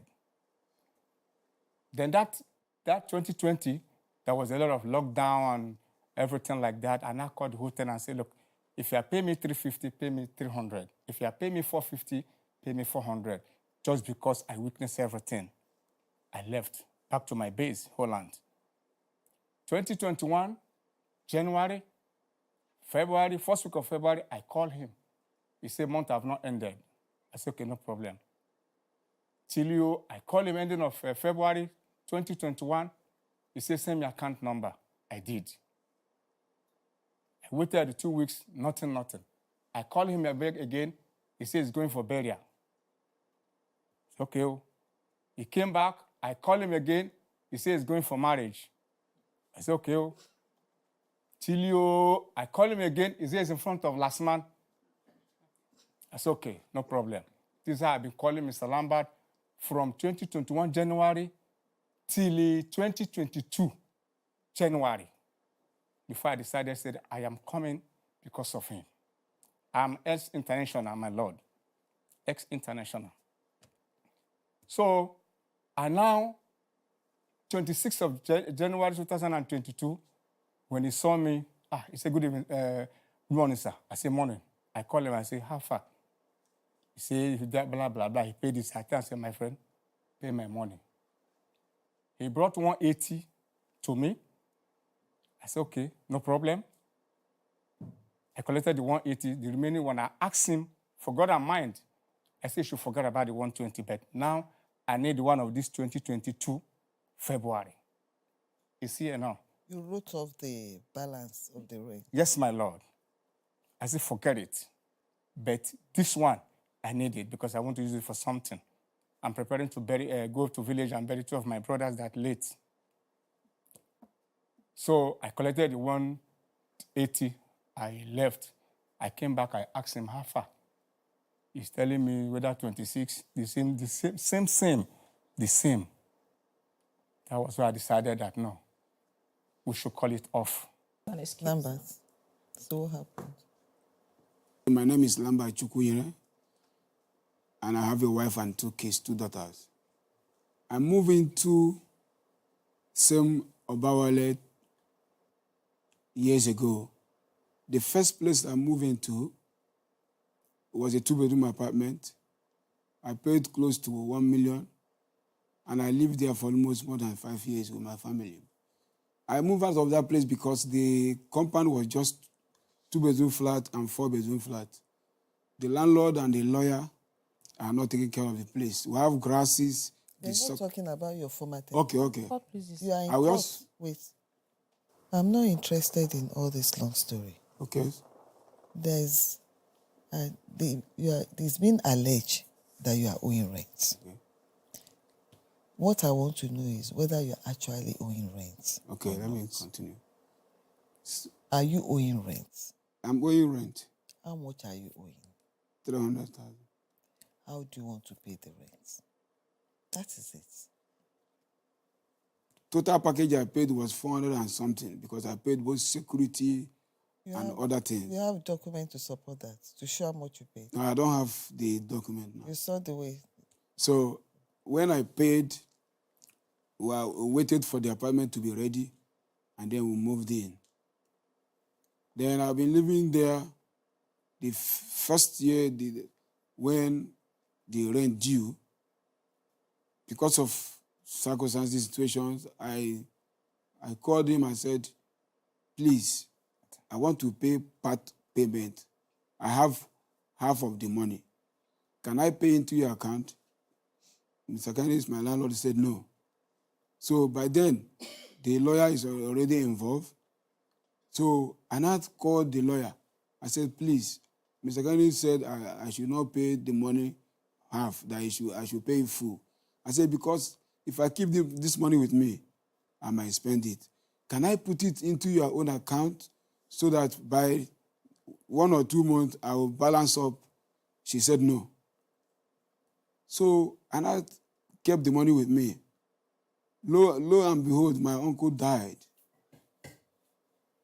I have to go for the burial. So I took out of the money because I know I have things that can give me money when I come back. I said, since they didn't collect it, I have to go and bury my uncle, and then I come back. So when I came back, I raised another money again. I said, see, Mr. Kennedy, this is what I have. Let me pay you half of this money again. He said no. The lawyer, I said, please. They said no. My sister have to wed December, and I have to travel as the first son. My father is late. So I went for the wedding. I came back for the wedding. By then, January, I came back January. That January, he came back. Then I said, this is it. I made some moves, and I raised the money. The money was supposed to be 300,000. I gave him 280,000. He said I should forget about the 20,000. I gave him the money cash in the shop in front of our house. Did you collect receipts? I didn't collect Always receipts. collect receipts. Do you understand? So when I gave him the 280,000, he said, you have tried. Forget about the 20,000. I said, thank you, sir. He said, but now, you still have the second one is about to expire, which expired last February. I said, yes, I will try my best. So that February, I think March, was like half. To me, I was like, I just paid such an amount. I need a little space.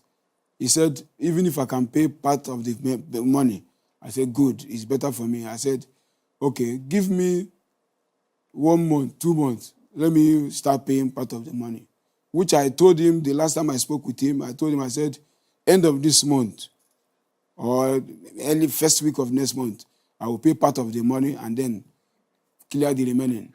He accepted, but to my surprise, he was like, there's a place you have to go and sign and agree so that he even gave me, he said, he will give me chance to maybe for like 6 months and try my best before 6 months. I should not allow the thing to get to another year again. I said, before that 6 months, you have tried, before that 6 months, I will pay. But allow me to pay part of me. He said, no problem. He said, other tenants, they used to pay like that. Earlier, he refused to collect part payment, but now he said he will collect. I said, oh, good. So my plan was, this end of the month, I will pay part of the money, 150, 200, thereabout. And then within 2 months or so, I will pay the balance, which I told him. I said, the last time we spoke, I said, don't worry, end of this month, I'm giving you money. But I'm surprised we are here today to deliberate on this. The plaintiff, Kanes Adumekwe, rented out his property to Lambert Chukwuyere at a reduced rate. He also gave additional concession of 50,000 naira reductions in rent during COVID-19 pandemic. He alleges that the defendant has been defaulting after his first year rent ran out, giving several excuses. The defendant claims he would have paid up if the landlord was willing to receive the yearly rent in 2 installments. Judge Fumi wades into this matter. You know why you are here today? Because according to them, you've been making promises and failing from what they narrated. And you've confirmed that yourself. You went for burial, so you decided not to pay. You went for wedding, you decided to spend the money. Because it seems as if you don't really understand that the way rent is paid in Nigeria, you pay in advance. If you're a yearly tenant, you pay yearly. If you're a monthly tenant, you pay every month.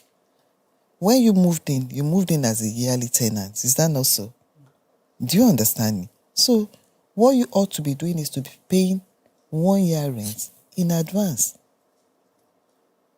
before the commencement of the next tenancy. Do you understand me? Because you see, you seems to have that belief that you are doing the right thing. Do you understand me very well? So, right now, you are owing. You should have paid. And, well, you said you've approached your landlord and he has agreed that you can even pay by installments, if I get you right. Is that not so? I never agreed that with him. With how he started with me, my Lord. I never agreed with him. What I said to him the first time, he said he wants to pay half. He said he wants to pay 80,000. I said, this is your first time. You just start with me. Don't start like this with me. Lambert. Yes. There are two issues before the court. Your eviction. Do you understand? Yes. Okay, so what do you have to say about the... Your Honor, what I have to say about the eviction is that when this eviction came, me and Mr. Kenneth, we spoke, because we used to speak.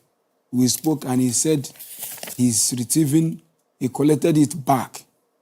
He retrieved it and said I should pay and go ahead and pay my rent. No. This is what happened. Did you pay up? No. Do you understand? So that notice is just there, still valid, just waiting to be activated. You see, what I advise you,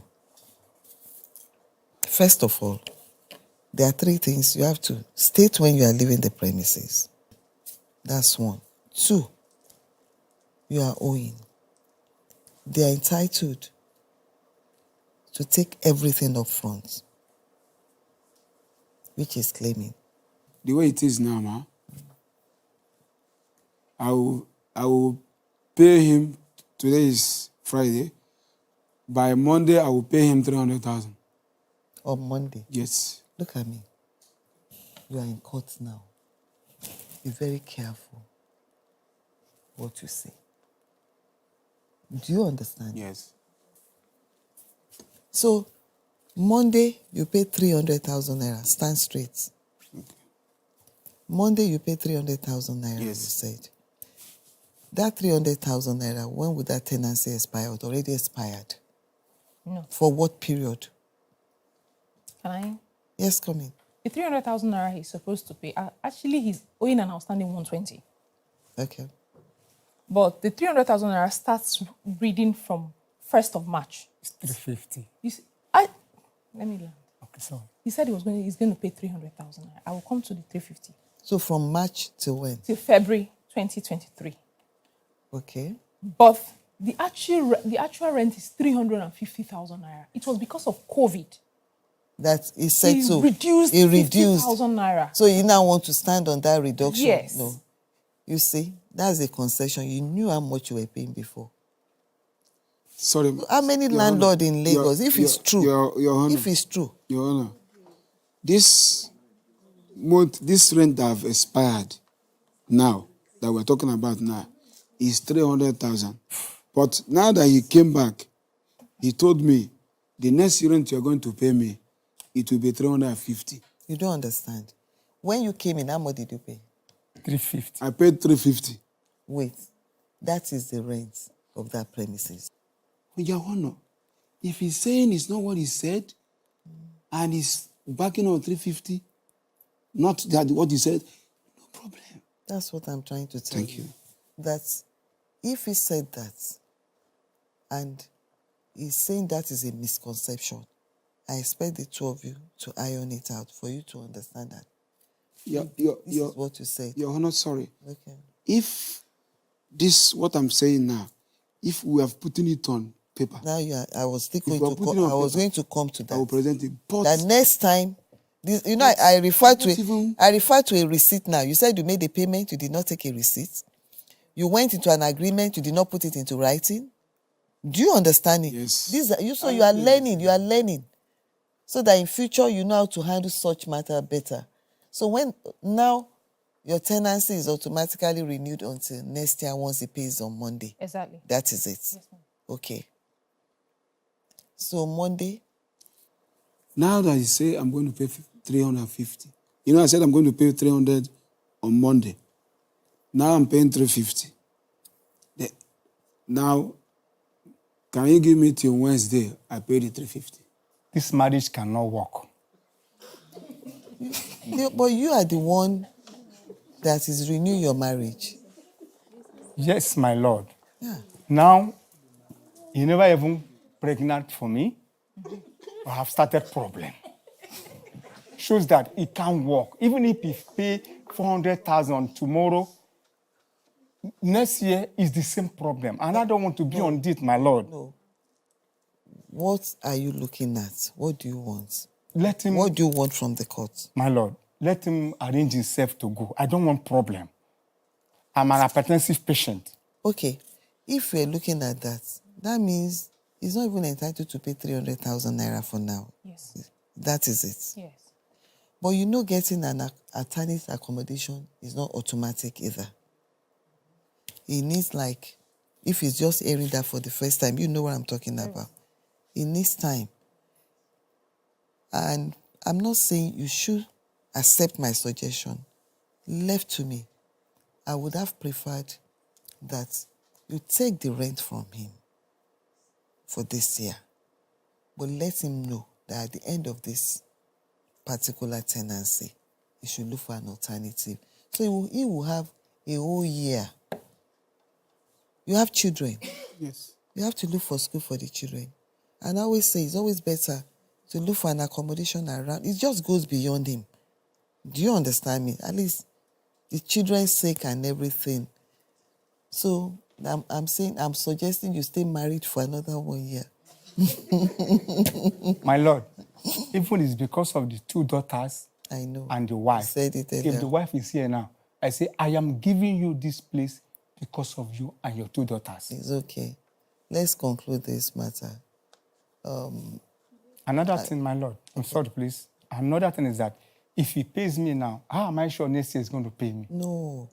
You are not renewing next year. Your lawyer is there. Okay. He's paying for 1 year. Explain. You have 2 minutes to explain it. I need to bring up some things apart from, I'll explain that to him. Mr. Lambert does not, even the security money is still outstanding. The cleaner... Let her finish. You will respond. The cleaner, you will respond. The cleaner's Stand money straight. is still outstanding. The reason why I forwarded the appointment letter to them was in case they have any complaint, they refer to me. They revert back to me. But he never does. As soon as... Mr. Lambert, please. He's not talking to you. He so was fine. trying to make a gesture. No, we'll talk later. As soon as the very day he made payment to Mr. Kenneth, he called me immediately. The only problem I had, I told Mr. Kenneth, said, I prefer dealing directly with the tenants.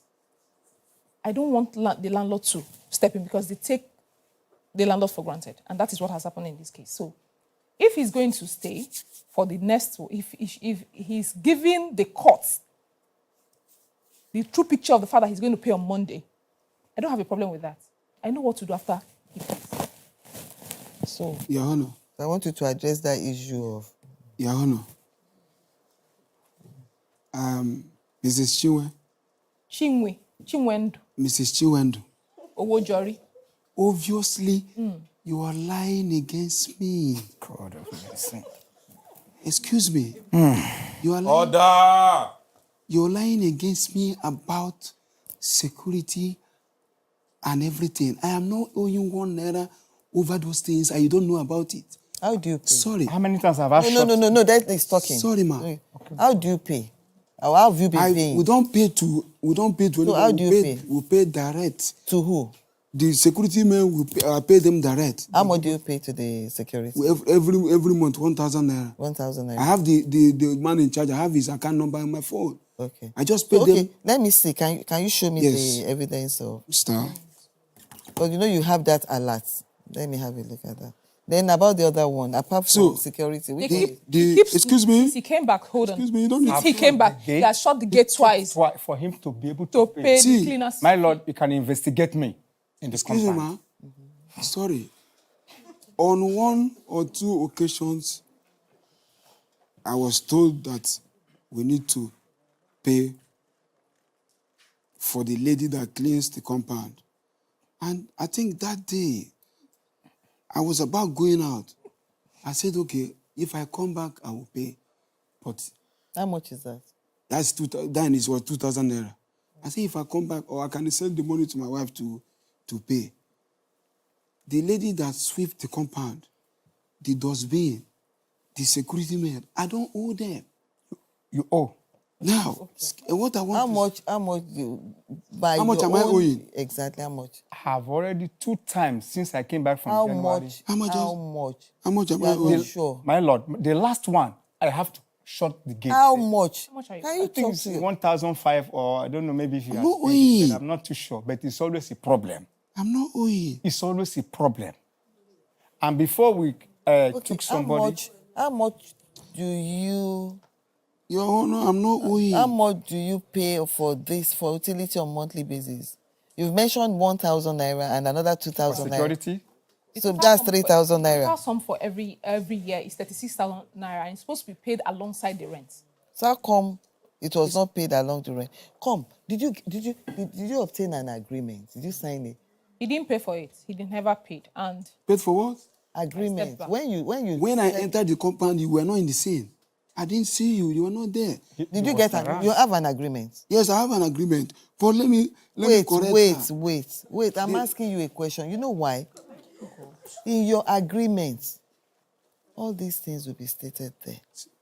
Your Honor, the first time I paid my rent, I paid everything to Mr. Kenneth. I paid the security money to his account. To everything. He's the one that paid it. Okay. It was the next year, the subsequent year, that I started paying to them because who asked you to be paying directly? No, because he's not. It doesn't matter. He's no more around. No, it doesn't but matter. He told us to be paying.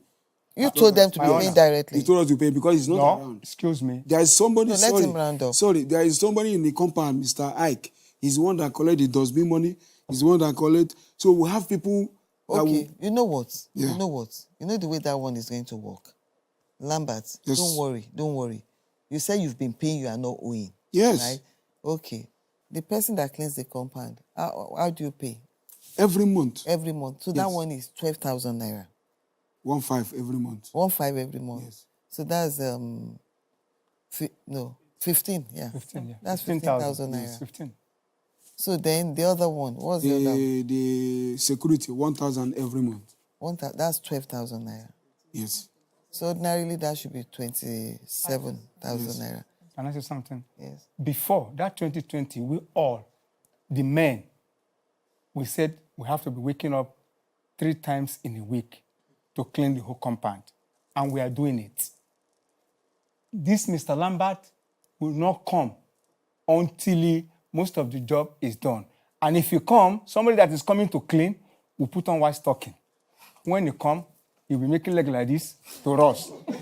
That was why even the late Tuchuku, all of them, and Mr. Kanem, all of them grew angry and said, it's better we take somebody to take care of the compound. No problem. Where we are. Your Honor, please, thank you so much. What I want to say, the other money is 27. Eh? So if I want to pay the 50,000 on Wednesday, I will pay the 27. I'm saying it right here. You pay everything together. Yes, I'm saying it right here. So that will be 77. This is my brother. I don't have anything against him. Treat your brother very well. Yes, I don't have anything against me, and I know he doesn't have anything against me. Mr. Lambert is my brother too. It's just that yes, I'm married to a Yoruba man, so he's my brother. We are still from the board. When it comes to that's why clients, I said earlier we used to ramp. But all of a sudden, my clients take top priority when it comes to. That's the way I love it to be. Judge Funmi helps both parties to reach amicable settlement. After the break, Judge Funmi rules. Here's my judgment. Judgment for the plaintiff for the sum of 377,000 naira. The defendant is to pay the plaintiff the sum of 300,000 naira on 25th of April and further sum of 77,000 naira on 27th of April 2022. Judgment for the plaintiff. All rise. Follow the conversation on Instagram, Facebook, YouTube, and Twitter. Have you been cheated or have a dispute and want justice? Don't take laws into your hands. Log on to www.thejusticecoursed.com and submit your case.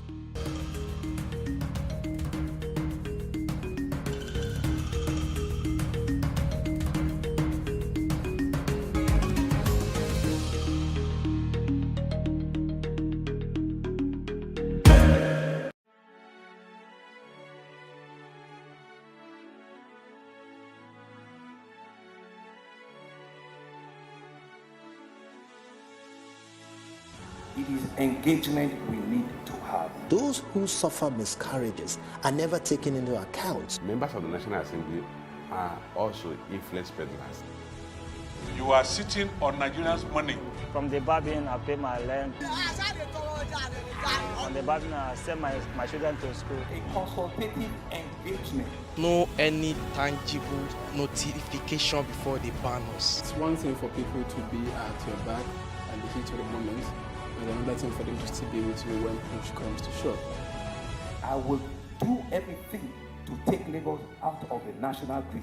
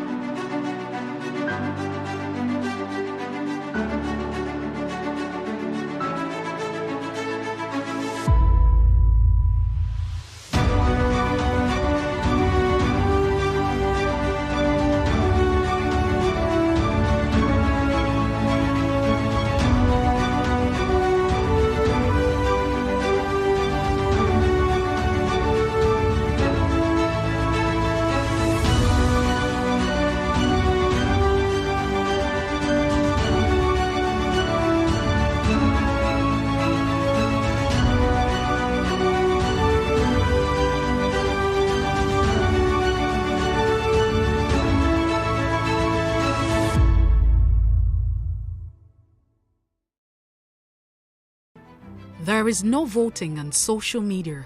To vote, you would require a permanent voter's card. To get your PVC, visit cvr.inecnigeria.org. Create your account with a valid email address and start the registration process. An activation link will be sent to you. Click on the link and activate your account. Fill out the form, pick and submit a convenient date and time for your biometrics. Print the application slip, which should have your QR code. On the appointed date, go to the nearest INEC office for your biometric capturing. Thereafter, you will get a registration slip to pick your permanent voter's card when ready. Get your PVC today. This message is from Plus TV Africa.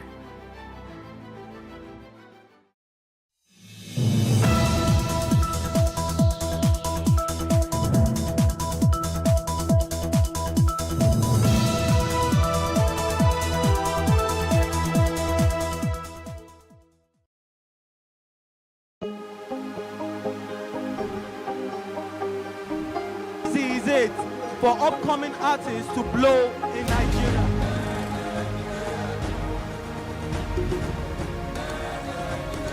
Welcome to Plus Trending. I am Buki November, your host, saying thank you for joining us on today's episode. Welcome back. It's tea time on Plus TV Africa. Practice makes perfect. I'm not perfect yet, but I'm a lot better than I used to be. He's a king. He's entitled to marry 100 if he wants to.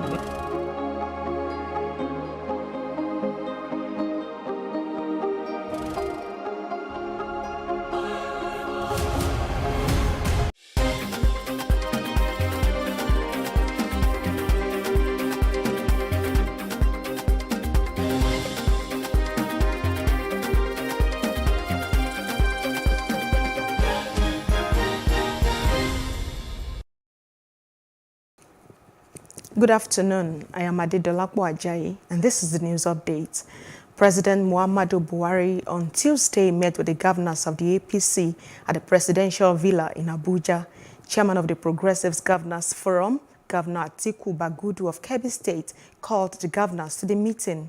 The meeting was a part of high-level consultations on the choice of running mate to its presidential candidate, Asiwaju Bola Ahmed Tinubu. INEC says it is ready to conduct a good governorship election in Ekiti State. Speaking on Tuesday during an interview, Chairman of INEC's Information and Voter Education Committee, Festus Okoye, said the commission would deploy the biomodal voter accreditation system for the June 18 election. Okoye stated that INEC Chairman Professor Mahmoud Yakubu was already in the state and that stakeholders will sign the peace accord on Wednesday. The National Peace Committee has appealed to the residents of Ekiti to choose peace over violence in the coming governorship election in the state. Chairman of the committee and former head of state, General Abdulsalami Abubakar, made the appeal in a statement barely a week to the election day. He urged the people to come without fear, but with hope that they exercise their franchise and vote to deepen the democratic process in the state. General Abdulsalami also advised the youths not to make themselves pawns in the hands of the political class, but should be aware that the security, stability, and the future of Nigeria remain their common patrimony. The Parliamentary Staff Association of Nigeria of the National Assembly has suspended its strike. The workers embarked on an indefinite strike since penultimate Monday to press home demands for payment of some allowances. Addressing the workers at the entrance of the National Assembly on Tuesday, the PASAN chairman, Sunday Sabiyi, said they agreed to suspend the strike following some agreements reached with the leadership of the Senate. The workers, however, threatened to resume the industrial action if agreements reached were not implemented by the end of July. The Catholic Diocese of Ondo has fixed Friday, the 17th of June, for the mass burial of those who lost their lives in the terrorist attack on St. Francis Catholic Church, Owo, Ondo State, last week Sunday. According to the church, no fewer than 40 people died in the attack, while many others sustained injuries. The mass burial will take place at the church new cemetery at Emure Road, Owo. It was gathered that the injured victims are still receiving treatments at the Federal Medical Center and the St. Louis Catholic Hospital, both in Owo, and some other private hospitals in the state. However, no one has been arrested in connection with the attack. The Catholic Bishop of Yola Diocese, Bishop Dami Mamza, has blamed the government for devaluing the lives of citizens, leading to dastardly incidents such as the one in Owo Town, Ondo State. According to him, even though the incident was an attempt towards exterminating Christianity, the government is not doing the needful. It says if the government had been efficient enough, those incidents wouldn't have occurred in the first place. We as the government should be responsible. We talk about unknown gunmen. There are no unknown gunmen at all in Nigeria. The government knows where they are. They always tell us that they are in the forest. Why can't they go to the forest and get rid of them? They are in the forest. What happened in Owo, definitely they will trace it to the forest. Is the forest not part of Nigeria? Can the government not take care of our citizens and our lives and our property?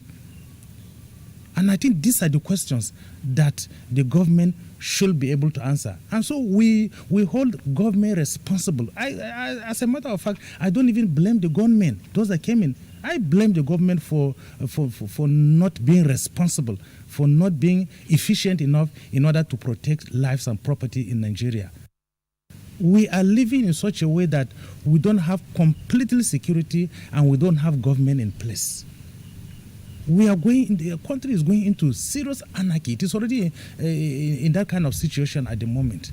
And for how long? And it is also planned in order to discourage people and stop them from coming to the church. And I don't think they will ever succeed. No matter what they do, they can never succeed in that. There has been no kind of persecution that the church has not experienced in history. So this cannot be something that will stop Christians from going to church. A federal high court in Abuja has convicted and sentenced two co-defendants in a suit filed by the National Drug Law Enforcement Agency, NDLEA, against Abba Kyari over an alleged drug deal to 2 years imprisonment. Justice Nwite thereafter sentenced them to 2 years imprisonment on each of counts 5, 6, and 7.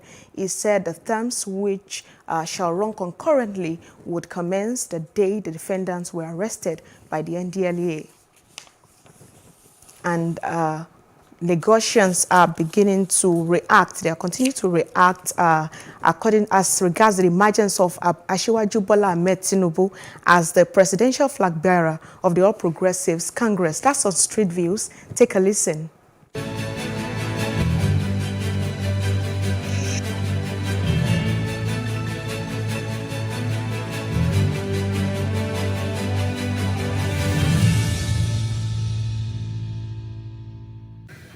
I'm not happy at all because the way this country is going now, we need a vibrant young man, somebody that has something to move this country to the next level.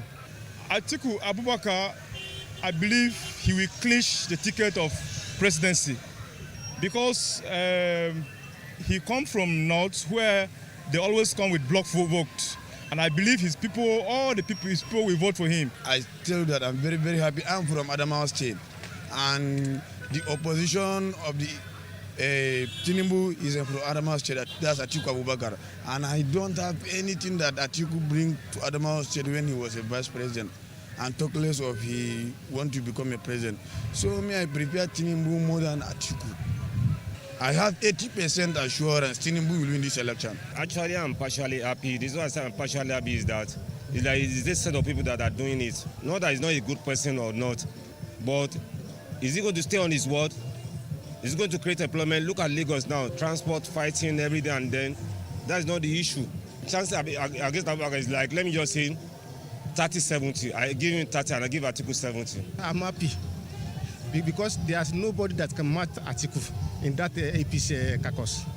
And if they place Tinubu and Atiku side by side, we prefer Tinubu. He has affected so many lives. That is it. To tell you the truth,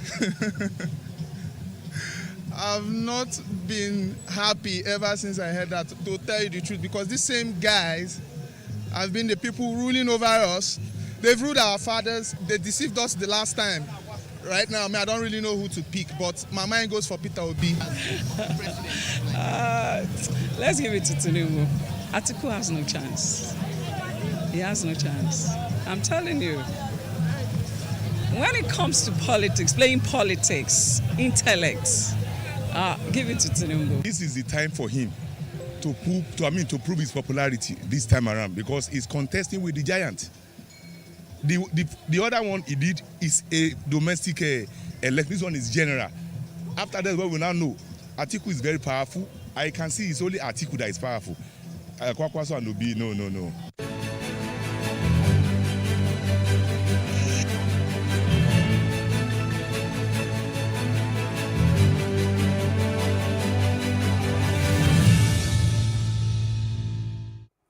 Another parts of Africa, French troops were yesterday handing back a military base in northeast Mali ahead of a final withdrawal from the Sahel nation. France's army said after 9 years of fighting a jihadist insurgency, and the UN's emissary there warned that their withdrawal could leave Menaka, where they were based, vulnerable to a jihadist attack. The departure from the Menaka base was conducted in good order, safely in a transparent fashion, said the French army spokesman General Pascal Lanin in Paris. It comes ahead of the last withdrawal from Mali at the end of the summer, when France's main military base at Gao will be returned to Malian forces. But El Ghashim Wen, the UN Secretary General's special representative in Mali, warned that a pullout could spell trouble for Menaka.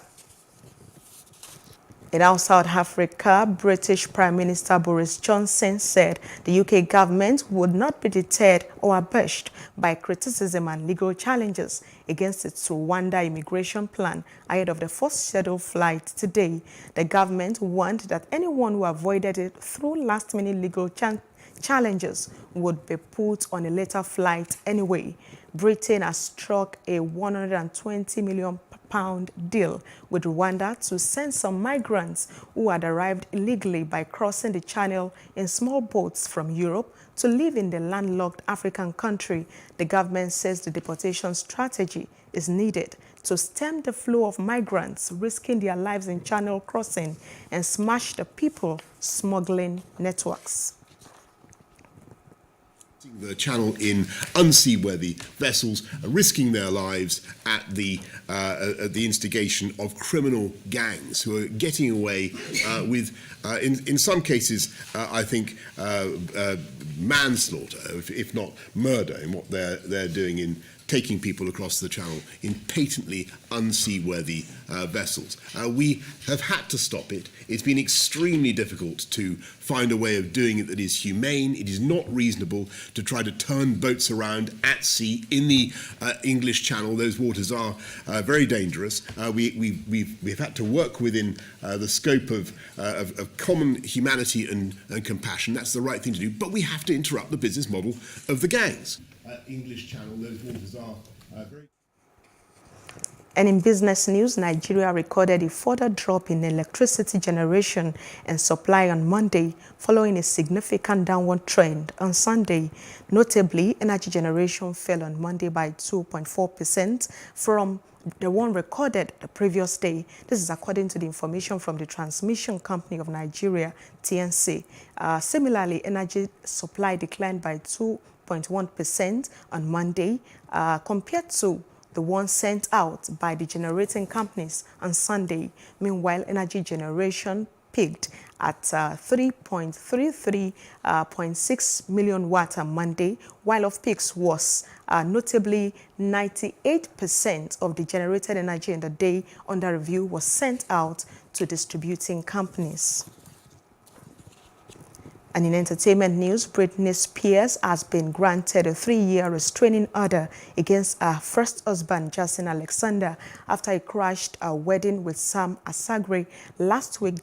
Jason has been recorded not to contact Britney after prosecutors in Ventura County hit him with a felony stalking charge, in addition to battery, trespassing, and vandalism. Jason pled not guilty at his arraignment on Monday. The judge ordered him to turn over any firearms.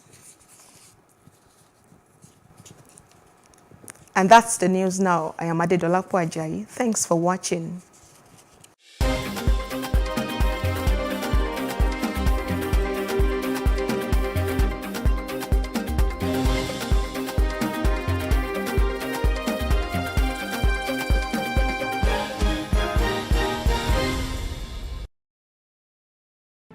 There is no voting on social media.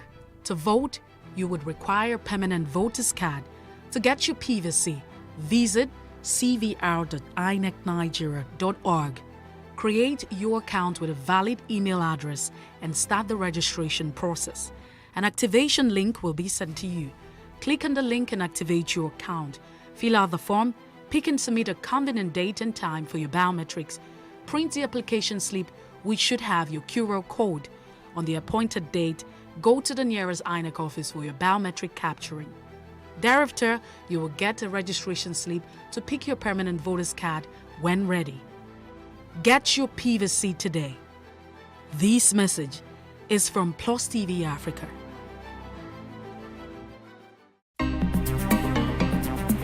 Life can be fun and rewarding, but it also comes with some risk.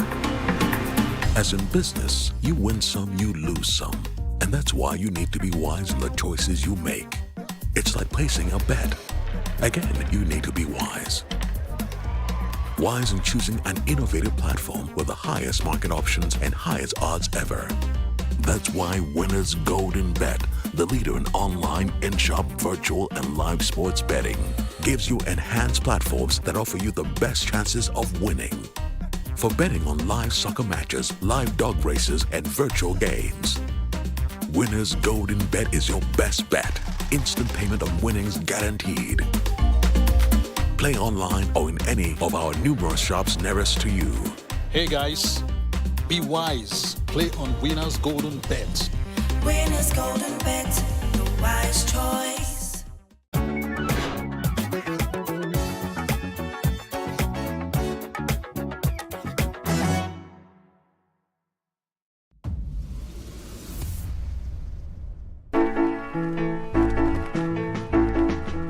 Nelly Uzonna Edith Uchendu was born in 1950 in Imuchu, in Aguata local government area of Anambra State, eastern Nigeria. She was a Nigerian singer, composer, and actress. Nelly started singing at an early age. She later joined Professor Sonny Oti's music group, under where her talent flourished. Her music career shot to limelight in 1976 when Homzy Sound released her debut LP composition, Love Wantinti.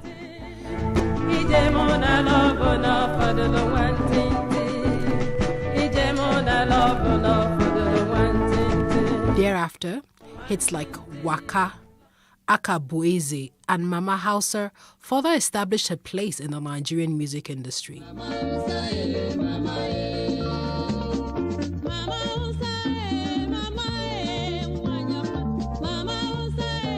She traversed genres, including Igbo highlife, pop, and gospel music. She died on 12th of April 2005 in a hospital in Enugu State, Nigeria, after a reported cancer-related illness. She was aged 55. Salawa Abeni was born on May 5, 1961. She hails from Ekpe, division of Lagos State, southwest Nigeria. At the young age of 8, Salawa found her niche in Waka music. Waka music is an Islamic-oriented Yoruba musical genre. It was popularized by Alaja Batile Alake, in whose worthy steps Salawa Abeni dutifully followed. She was crowned Queen of Waka music by the Alafin of Oyo, Oba Lamidi Adeyemi, in 1992. Her debut album, titled Late General Murtala Ramat Mohammed, in 1976, was released on the Leader Records label. It became the first recording by a female Yoruba artist to sell over 1 million albums in Nigeria. Her music is a combination of talking drums, conga, saxophone, and keyboards, amongst other instruments.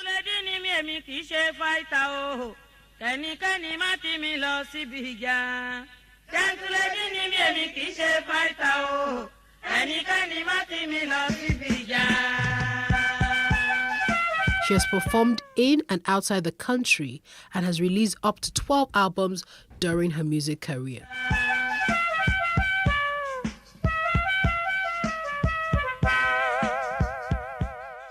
Christy Uduak Esienigbokwe was born on 11th of November 1960 in Okat Ona, Akwa Ibom State.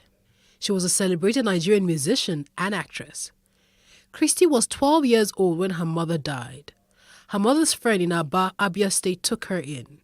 She encouraged Christy to develop her singing. She even bought her a second-hand cassette recorder to tape her songs. With time, Christy became known as Nigeria's Lady of Songs. Her greatest hits include Sheonrere, Tete Nla, Ife, Hear the Call, and Give Me a Chance. She was the first female president of the Performing Musicians Association of Nigeria, PMAN, and the chairwoman and managing director of Soul Train Entertainment. She was fluent in many Nigerian languages, including Igbo, Ibibio, Efik, Hausa, Yoruba, and English. This made it easy for her to cross tribal limitations by singing in any language she desired. Her epic Sheonrere broke all language barriers.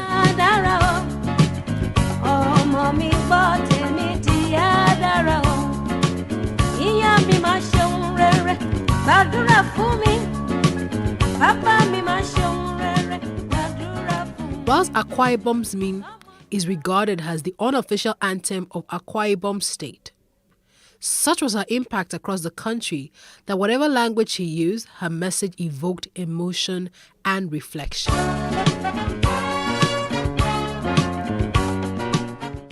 Onyekanwenu was born on the 31st of January 1952 in a small town in Imo State, but she grew up in Port Harcourt. She's a singer, a songwriter, actress, activist, journalist, and politician. The Nigerian press nicknamed her the Elegant Stallion. She released her debut album, From the Love of You, in 1981 while working with the Nigerian Television Authority. The album featured an orchestral cover of Johnny Nash Hold Me Tight. Her second album, Endless Life, was produced by Sonny Okosun. Both were released on the EMI Records. One love set you free. One love keep us together. Living in a world, it's a struggle to stay alive. One love. Originally a secular artist, Onwenu made the transition to gospel music in the 90s, and most of her songs are self-penned. She describes her music as African pop. This consists of highlife, Afrobeat, blues, jazz, Igbo spiritual, and even juju, a typical Yoruba beat.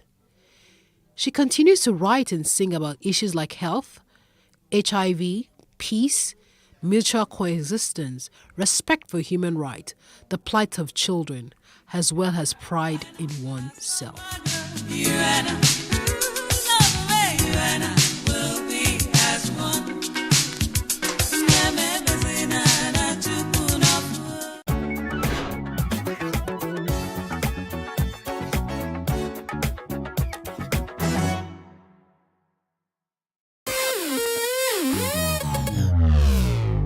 Oftentimes when we see celebrities either on social media, television, or in person, we assume they have it all together, but we forget that they're also human. Well, here are some of the low points of some of your favorite celebrities.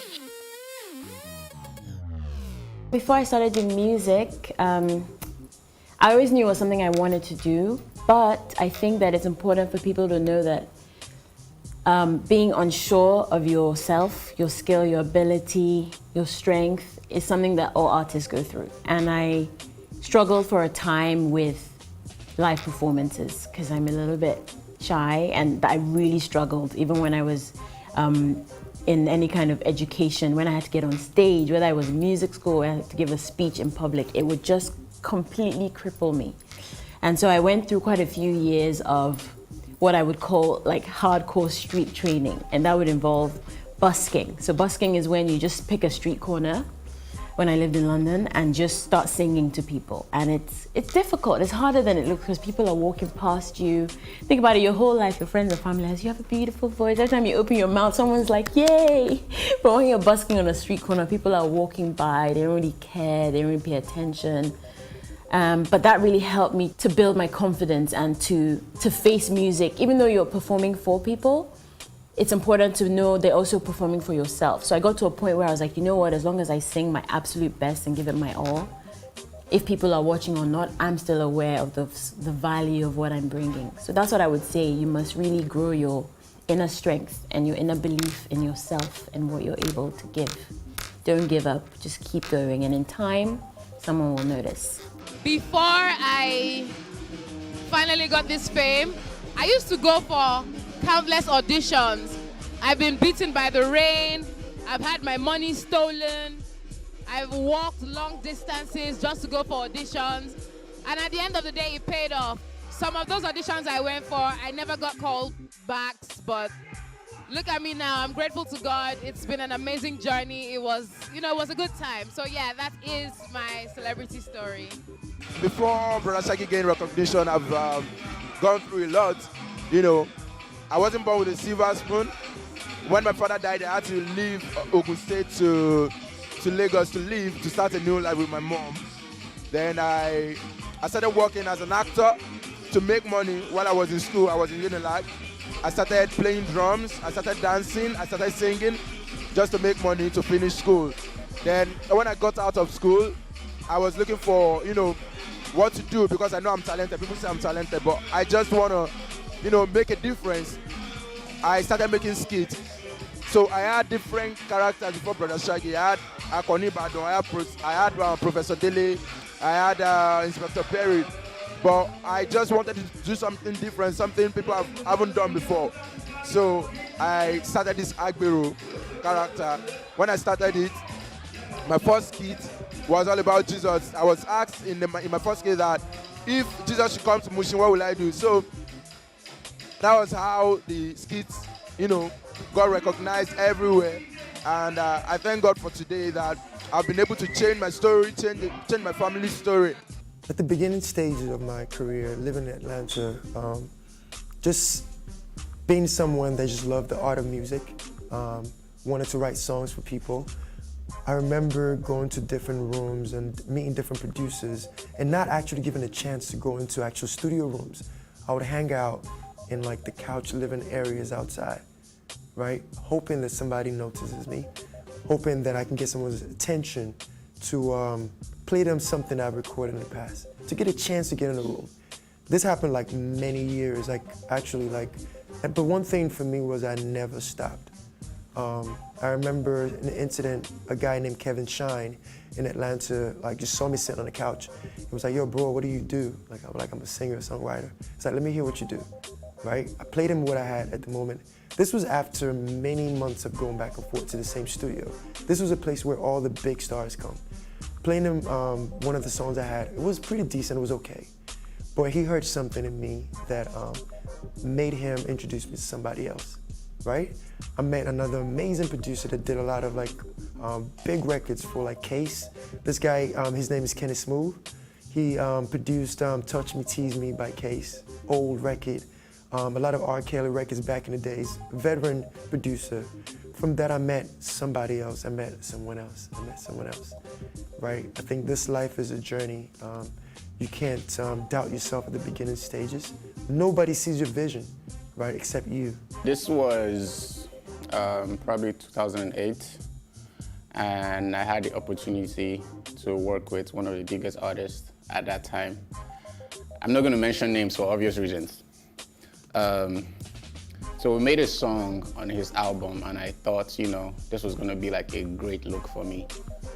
And I officially started producing 2007, so this was a year after, and he was the second biggest artist I was working with at that time, so it was big deal for me. And we made a song. The song was a vibe. I was looking forward, to the album and everything. And album came out, songs on the album. Then I was excited, got the CD, went home, played the song, and the song was reproduced by a different producer. I was so heartbroken because I've been telling all my friends that, I produced this song on the album, I produced this song on the project, and people were already congratulating me. Then I heard it was a different beat by another popular producer, that was obviously way popular than I was at that time. So, I was obviously heartbroken, and a friend of mine asked this artist why he did that. And in his words, he said, "Shemi to Kojaye," which means my work has passed that level, that I was probably too not relevant enough, to work with at that point. Anyway, today I'm SARS, and it's not here today. So keep moving, believe in yourself, you'll get there.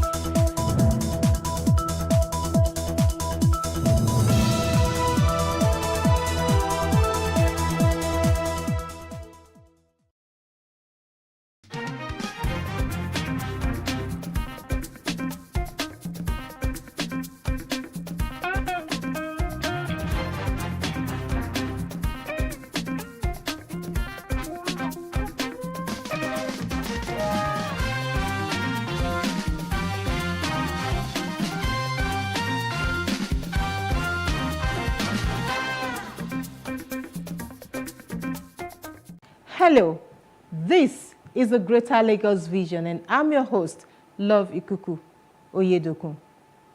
Since assumption of office in May 2019, Governor Babajide Sanwo-Olu has maintained his commitment to ensuring safe mobility of residents and ease of doing business in the state.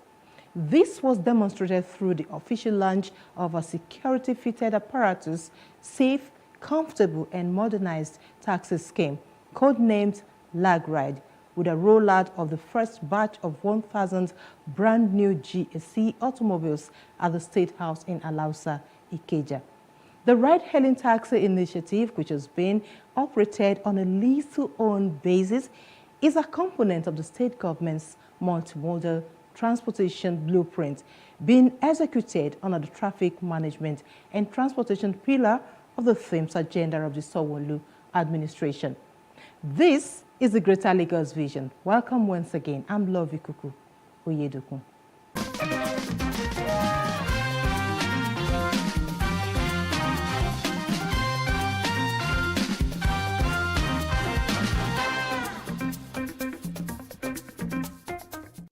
This episode features infrastructure, Sanwo-Olu State's commitment to ensuring seamless mobility to deploy technology for enhanced movements.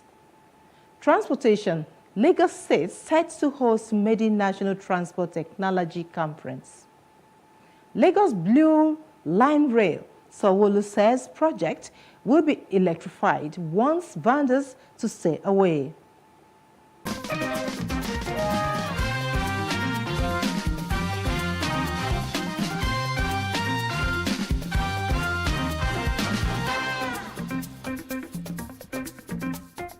Any city without a fully functional infrastructural system will suffer a setback. As such, engineers must be well trained in order to bring to bear their professional attributes to the growth of the nation.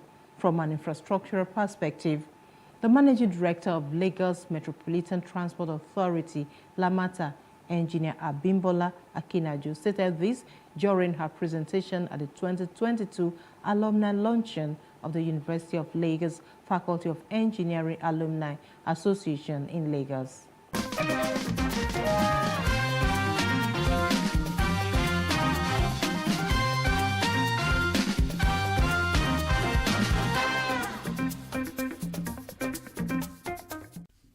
It was a reunion, a veritable networking opportunity for the alumni of the Faculty of Engineering, University of Lagos. It was also an avenue to give back to their alma mater through the launching of a 500 million naira fundraising project for the faculty. Away from that, Governor Babajide Sanwo-Olu and the team cashed in on the opportunity provided by the reunion to tell the impact of the alumni on the state's infrastructural development in less than 3 years. And so the blue line you can see is a massive feat of engineering, and I'm sure all of you need to be proud of it. From 4 lanes, we changed the design to 10 lanes. So we took a massive right of way to do 10 lanes, and we were very smart to keep a rail corridor in the middle of it. So the alignment actually is about 16 lanes, because when you've done 10 lanes and you still have enough alignment to keep a rail, corridor, was the main feat. And that's why we're able to, preserve, and which was the most difficult option to take. But because we were committed at that time to say, you know what, let's have the audacity to want to do it, and that's why, we started it. The 4 stations, Mile 2, Alaba, Igomo, and National Theatre, they're completed. You will notice that Mile 2 and Alaba, they have 2 concourses. Obviously, that's based on studies that had been done to determine sort of ridership that we would get, and we realized that, it's obvious. Mile 2 is a market area, so there's a lot of people there. So that's why we have 2 concourses that allows us to take on more passengers. It's the same thing in Igomo. Same thing in Alaba. Igomo and National Theatre are also completed. We have pedestrian bridges at each of those stations that allows us to bring passengers from one side of the expressway. The Managing Director of Lagos Metropolitan Area Transport Authority, LAMATA, spoke with journalists on the sideline of the event. Infrastructure is owned by all. So it means that as an individual, you have a responsibility. Something has been built, not to destroy it, not to vandalize it. And so therefore, people also need to be aware and also take ownership. And that's what I always say. If something belongs to you, you are not likely to go and destroy it. She also told the forum that over 5,000 people affected by the construction of the rail have been compensated by the Lagos State government.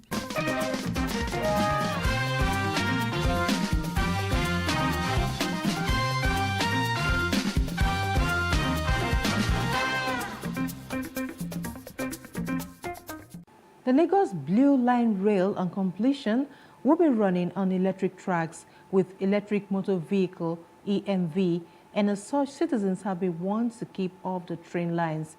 Handing down this warning shortly after inspecting the Blue Line Rail, the Lagos State Governor Babajide Sanwo-Olu assured Lagosians that the completion date of the two rail projects remains.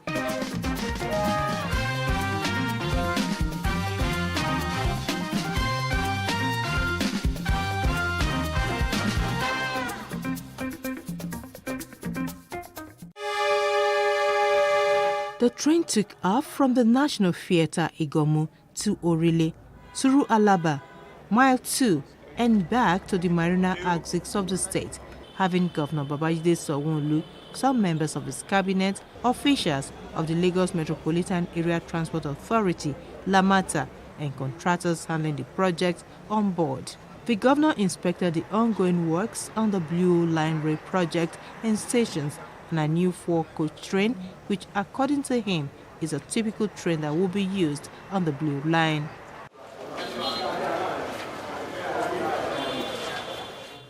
He expressed satisfaction at the pace of work, maintaining that the project will be delivered on schedule. Sanwo-Olu was unhappy at the level of vandalism along the rail corridors and warned perpetrators to desist from such acts. There are electric trucks. They are going to be running on electricity, and you will know that citizens or passengers or anybody whatsoever cannot walk on those things. Right, so gentlemen of the press, you have that responsibility. From now, we'll begin to mention that. For the next 6 months, 8 months, begin to mention that this track is not like the red line. The red line is DMU, but the blue line is EMU. So these are some of the communications that we need to begin to pass out, and they are electric train lines. The governor also assured that adequate security would be put in place at every station and platform with the use of CCTV. He disclosed that the state was set to bring in from China additional 2 sets of 4 train coaches by September and October. The additional trains that were procured for the Blue Line, we're going to be going to China when they open up, maybe in May or June, when it's completely completed, just to have a look and send it on shipment to probably get to the country before September, October. So based on the promises we gave you at the beginning of the year, we are still on track at both the red line and the blue line.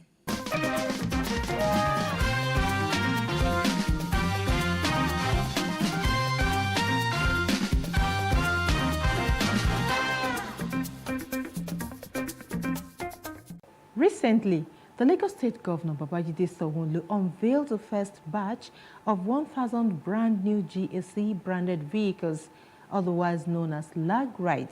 This for sure is another step forward in the state government's drive to develop an efficient transportation model in tune with modernity and comfort. According to Sanwo-Olu, there's no plan to run existing hailing ride operators out of business, but to offer safer alternatives and clear the roads of rickety cars used for taxi business. Joining me in this episode is the National President, E-Hailing Drivers and Private Owners Association of Nigeria, Comrade Idris Shonuga, for more insight into the scheme.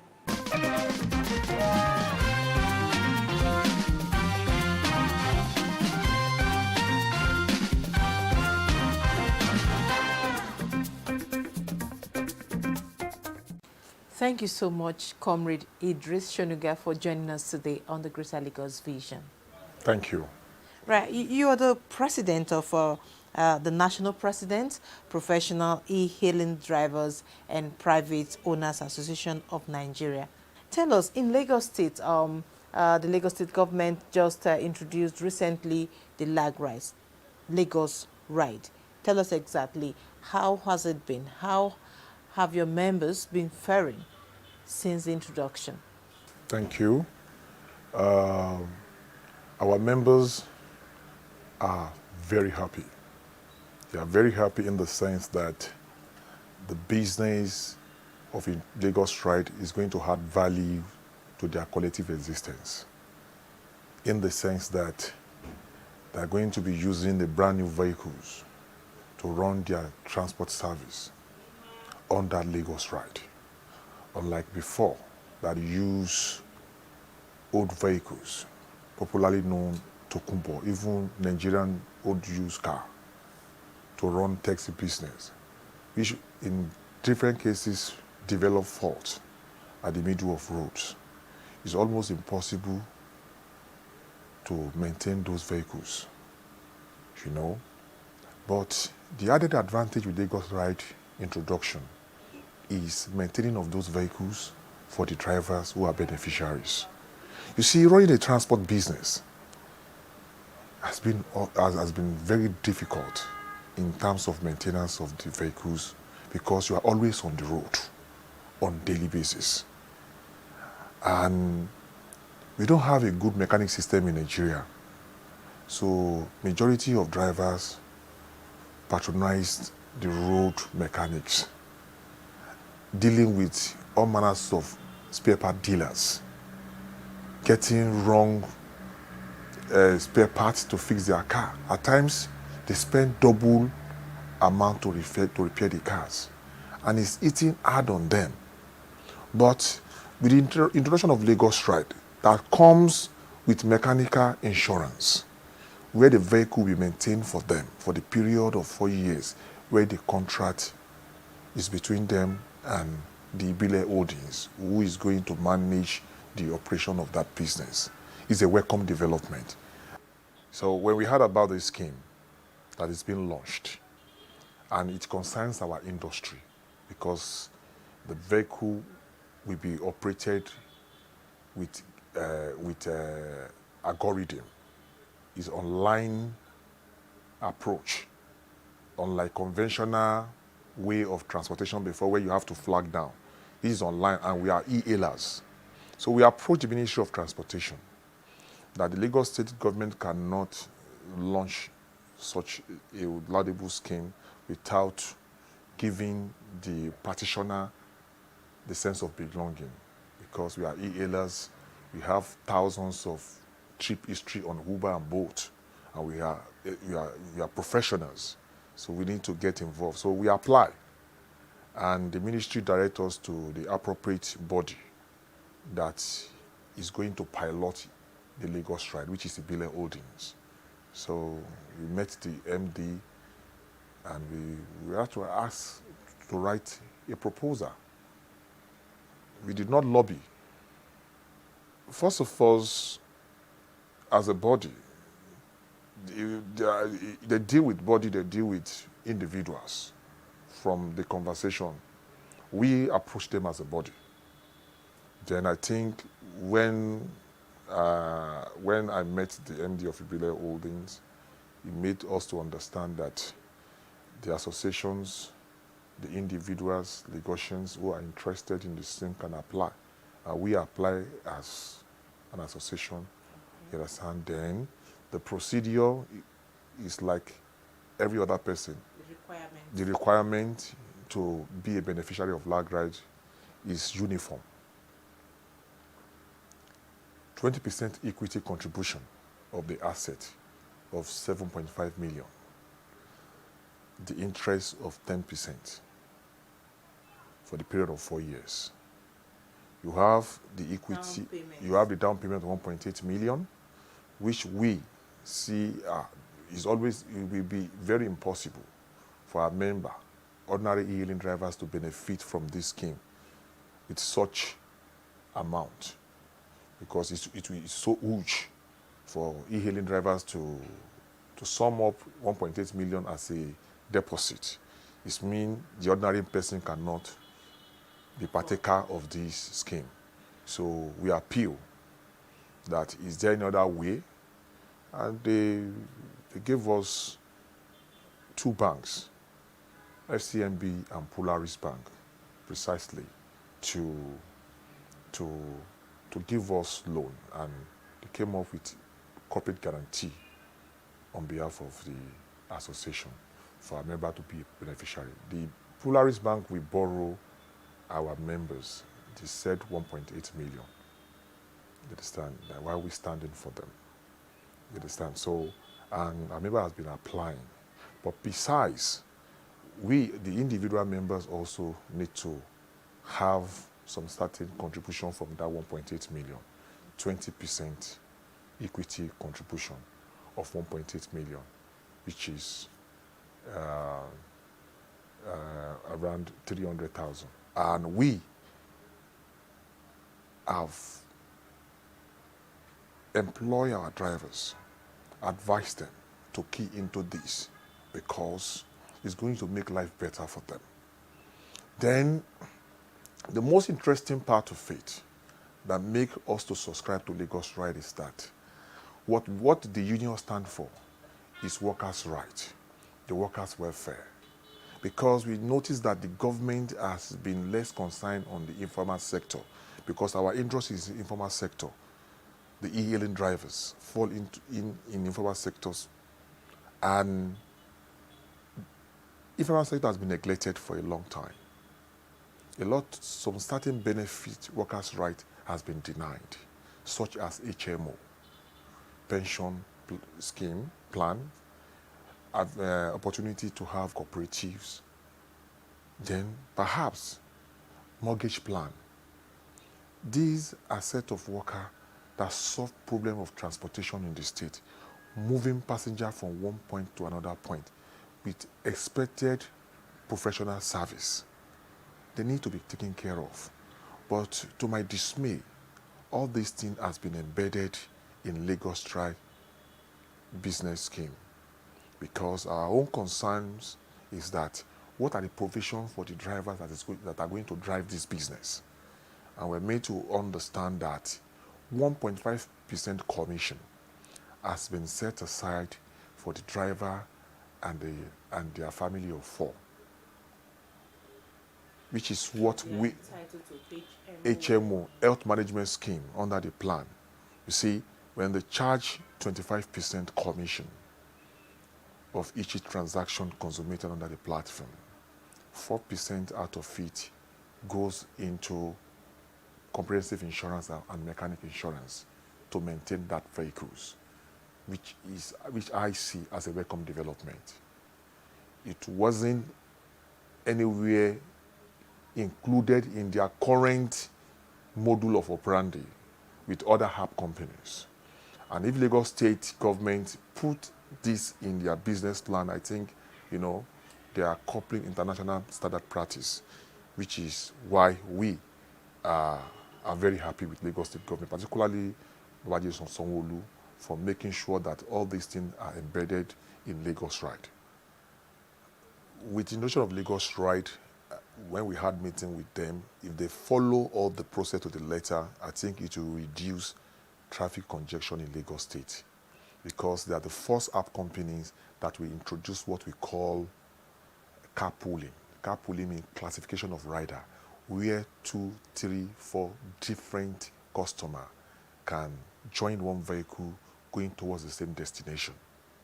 And with the introduction of brand new comfortable vehicles, I think a lot of Lagosians will keep their vehicle at home. What prompted a lot of Lagosians to make use of their vehicle are because we don't have a good, safe transport system. That is why everybody wants to have their vehicle on the road. And judging from the fact that we have less road and we have many people in the city, we are moving at the same time. But if we have a safe system, safe transport system, comfortable safe transport system, a lot of people will keep their vehicle at home and make use of Lagos Ride. What am I saying? With the introduction of this classification of rider, they will even pay less.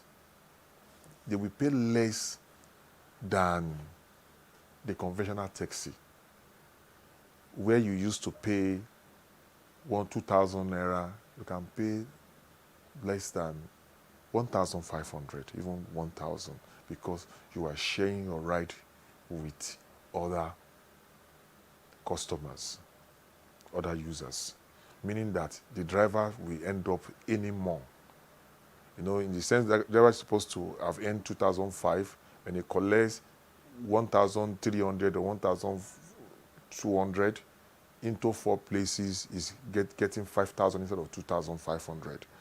And the same distance cover when you pick only one person. You know, that will reduce a lot of traffic congestion if we can actually accept this concept introduced by Lagos Ride. You know, the traffic will be entirely reduced. But if Lagos Ride deploy enough vehicle, the 1,000 vehicle is not enough. I must be sincere with you. If we have more than this vehicle, handing over to those who needed job opportunity to pilot it, a lot of Lagosians will keep their vehicle at home and will make use of Lagos Ride. Lagos Ride can enter anywhere in the streets of Lagos State, because the majority of these vehicles are SUV. They can enter some bad area, and we have sampled it. You understand? It is not low vehicle, it's high on the ground. They can maneuver some bad spot. I see it as a solution if it's being piloted appropriately. Online transport system is already a smart system way of transportation, coupled with a lot of mechanism being embedded in it to make transportation easy, using a stone to kill 2 to 3 birds. Number one, the lag ride is not going to be conventional taxi. You take request, the driver take request randomly, you know, and it solves the problem of moving within the city. 2-3 people can enjoy a ride. And this ride we are talking about is a global standard. Even a lot of people since the launch of this vehicle have been getting a lot of reports from our members that they are asking them, is it real? You know, because this is the first time we are seeing that government make promise and they are fulfilling it. I thought when me saw it, I thought I'm dreaming, but today is reality. You see, if it's being piloted properly, it will fit in what we call Smart City Lagos, because that is no different from what is being practiced in Dubai and what is being practiced in Lagos. The e-lane service in Lagos State is already a smart way of transportation. Unlike those who promise us smart transport system, and we are still seeing car of 15, 17, 18 years, 20 years running a taxi. But we are talking about a recent car, 2 years old car, to run a taxi business with a fast shifted system and with a lot of security gadgets, you know, to contain any security threat, and making the movement in the city of Lagos very easy with the introduction of several mechanisms that will make life easy for Lagosian, for them to imbibe with this scheme. I think, I don't know how they came about this, but I expect more of these things to come in later future. I want to really appreciate the office of Governor Sanwo-Olu for this laudable project. Is indeed a welcome development. And we, at Professional E-Hailing Drivers and Private Owners Association, are solidly behind him. We trust him again, and he's a man of his words. I was with him in 2020 when he said he's going to introduce a safe transport system, I didn't believe it will come to reality, but I'm seeing it in reality. May God bless him. Second time we are with you fully, in spirit, in physical.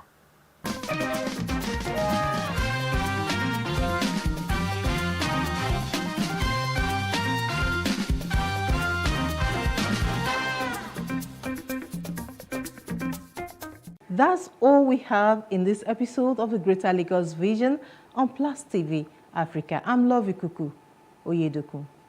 Bye for now.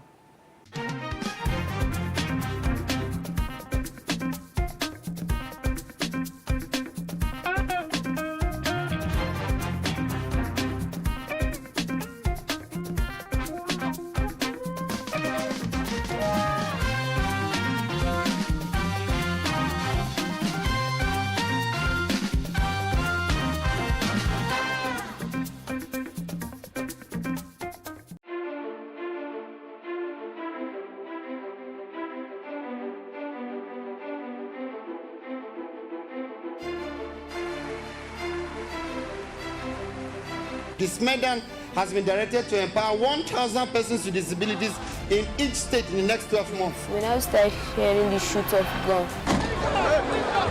Whatever I've done. Every public policy has winners and losers, and some will not be very happy with you, while others, usually the silent majority, will be quite happy.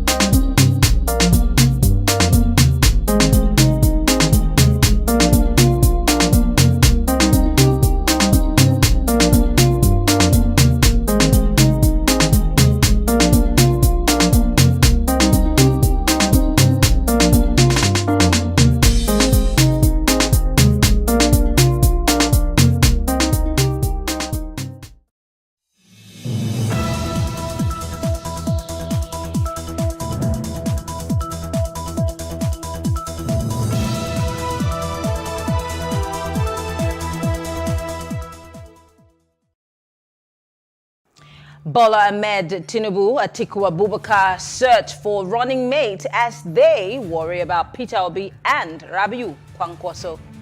And 6 members of the Social Democratic Party, SDP, have been shot dead at the Segun Oni rally as thugs attack. This is Plus Politics. I am Mary Anako.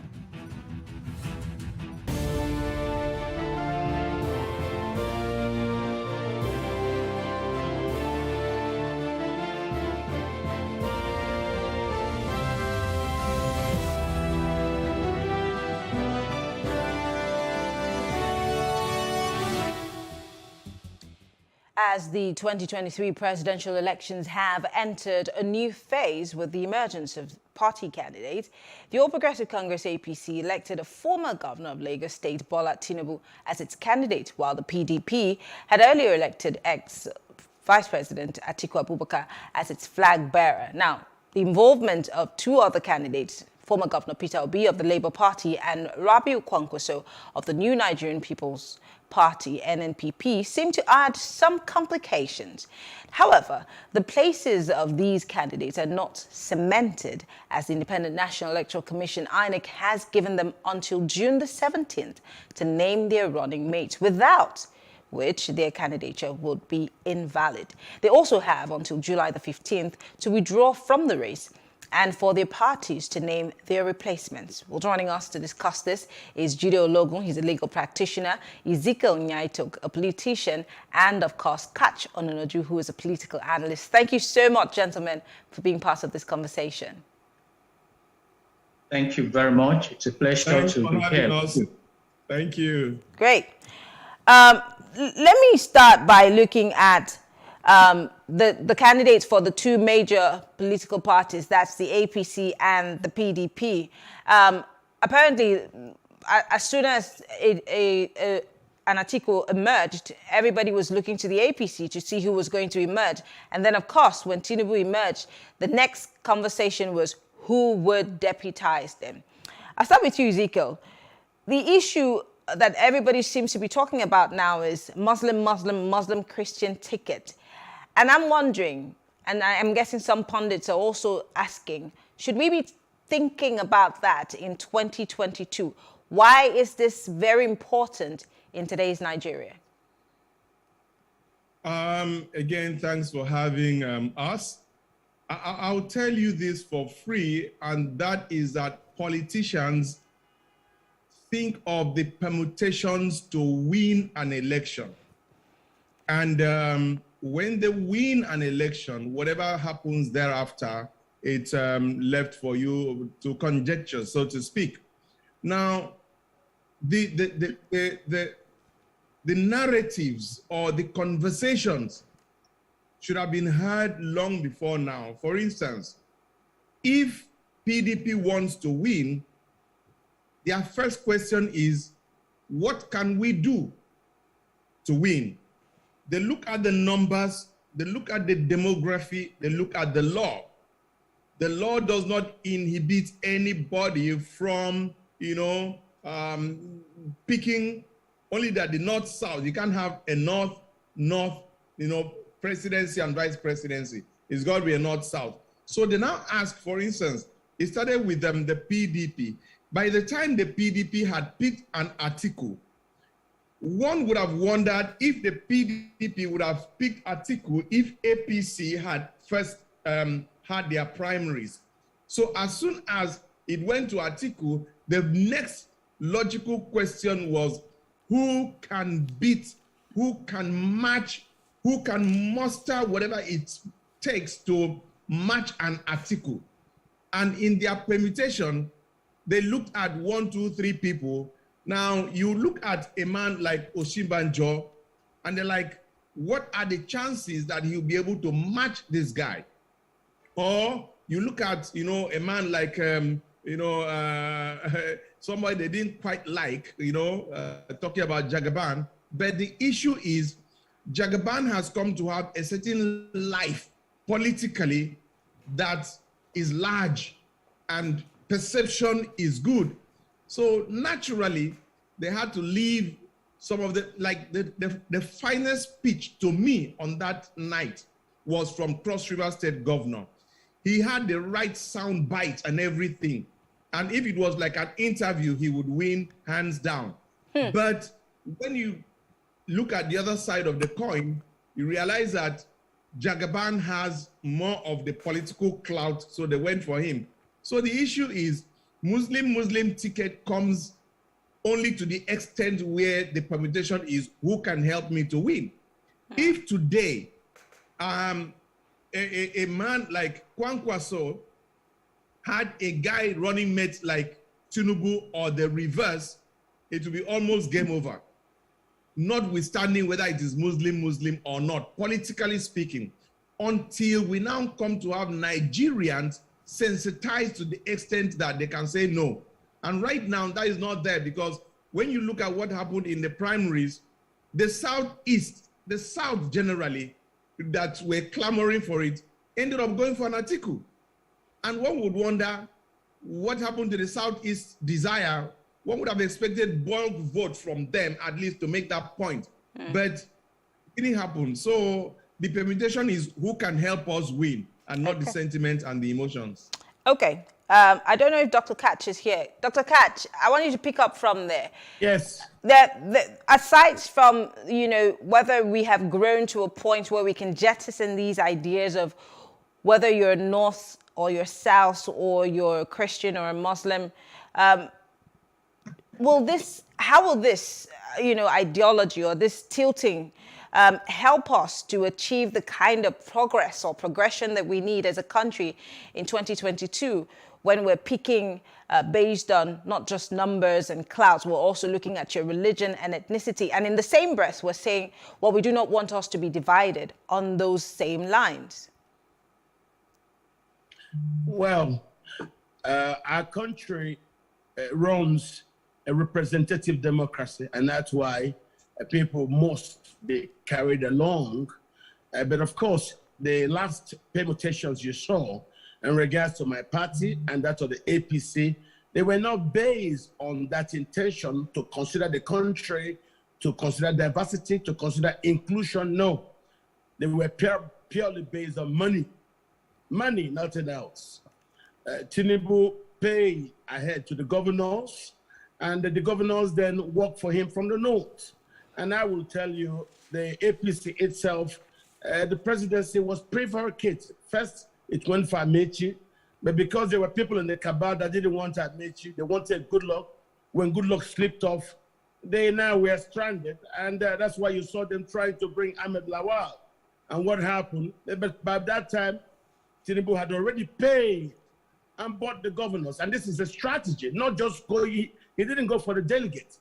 He went for the states. So when he had the governors working for him, they simply delivered in regards to the monies they got. So it's not a popularity contest, no. It is a money contest in both my party and in the APC. And we believe this is the problem right now with the system. Somebody can go away for 3 years, 4 years, come back and have enough money to simply force outcomes. That is dangerous for the polity. In the other place, you now have, because of the new amendment to the Electoral Act, there is suddenly the confidence of the youth who, when they did their NSAS, the government used violence to suppress them. Somewhere, somehow, they are back again, and they seem to have found in Mr. Peter Obi a face that they have now employed to stay as a mascot for their masquerade. That is giving everybody trouble because of the change in the Electoral Act amendment. We really don't know, because, see, you cannot do certain things you used to do before. There will be no more collection center. That's where a lot of the riggings occur. There is now things like electronic transmission of results. There is also biometric authentication of who the voters will be. And most importantly, there is no more use of the incident form. So these three things combine to make the rigging a little bit much more difficult. So we are moving to somewhere very, very new. And I see the youth suddenly coming out to register because they see what they think they want. We, the legacy parties, if I tell you we are comfortable, we are not. Because in our party, Kwankwaso left with millions of emotions. Also, Peter Obi left with millions of emotions. So you're not going to tell me everything is no, things are no more the same. Whoever thinks things are the same has not seen that the Electoral Act now makes rigging a little bit much more difficult. We are in for interesting times. I am excited as a Nigerian to be alive during this period of this disruption. Whether you like it or not, the youth movement is a disruptive event in our political history. Where it's going to lead us to, I do not know. So I am very, very interested in the new upheavals. Okay. I'm going to come back to you to grill you on your excitement and what this might do to your party. But let me go to Barrister Ologun. Barrister Ologun, let's look at what INEC has said now. INEC is giving them a couple of days to show who their running mates will be. Now, we also know how dicey a situation this is because, again, we've heard of, people have made speculations of a Governor Okowa in Delta State and a Governor Wike in River State. We've even heard of a certain Governor Donald Duke, a former Governor Donald Duke, who's also come into the picture for the PDP here. And then for the APC, we're yet to understand who, the flag bearer might pick. But let's take a look at these people who have been mentioned or their names have been thrown up and where INEC stands. Is that enough time to pick the right person that would help them win that particular election if they finally get to that point? Absolutely, they have enough time because INEC is not likely to change the time for them to present their candidates. And now, as the elders have given their own submissions, it's very important and critical to political success who these vice presidents are, because the electorate, they have their emotions. And we have factors that affect the voting emotions. Now that the PDP has a presidential candidate from the north to cut across the country in terms of harvesting votes, it's just sensible. I think we're having connection issues. Barrister Ologun, we're going to try to get you back. The vice president should come from now. It's a matter of political follow-up. We will try to get you back on a clearer line, but let's toss back to Mr. Nyaitok. Mr. Nyaitok, let's look at the names that have been thrown up. Let's start by assessing a former Governor Donald Duke, who took Cross River State from, where it was and set it on the map while he was there for 8 years. Let's also look at the Governor Wike, who is fondly called Mr. Projects in River State. We also saw him closely behind Atiku. If not for the stepping down of Tambuwal, we probably would have seen a Wike leading. Let's also look at a Governor Okowa in Delta State. Some people would say that he's someone that would make a fine vice president. But all three of these names that have been thrown up, what are the possibilities of these men making vice president? There's actually a very serious old-time, big-time relationship between Mr. Atiku and Mr. Donald Duke. I think story has it that it was Mr. Donald Duke's father that brought Mr. Atiku into the customs, something like that. So their relationship goes real way back. That's on a personal level. On the other hand, Mr. Donald Duke is one man that has had the respect of Nigerians, particularly the young people. So by the time you are having the tsunami, as it were, seemingly is with Mr. Peter Obi, a man like Mr. Donald Duke could be a game changer because he is loved by Nigerians, is loved by the youth.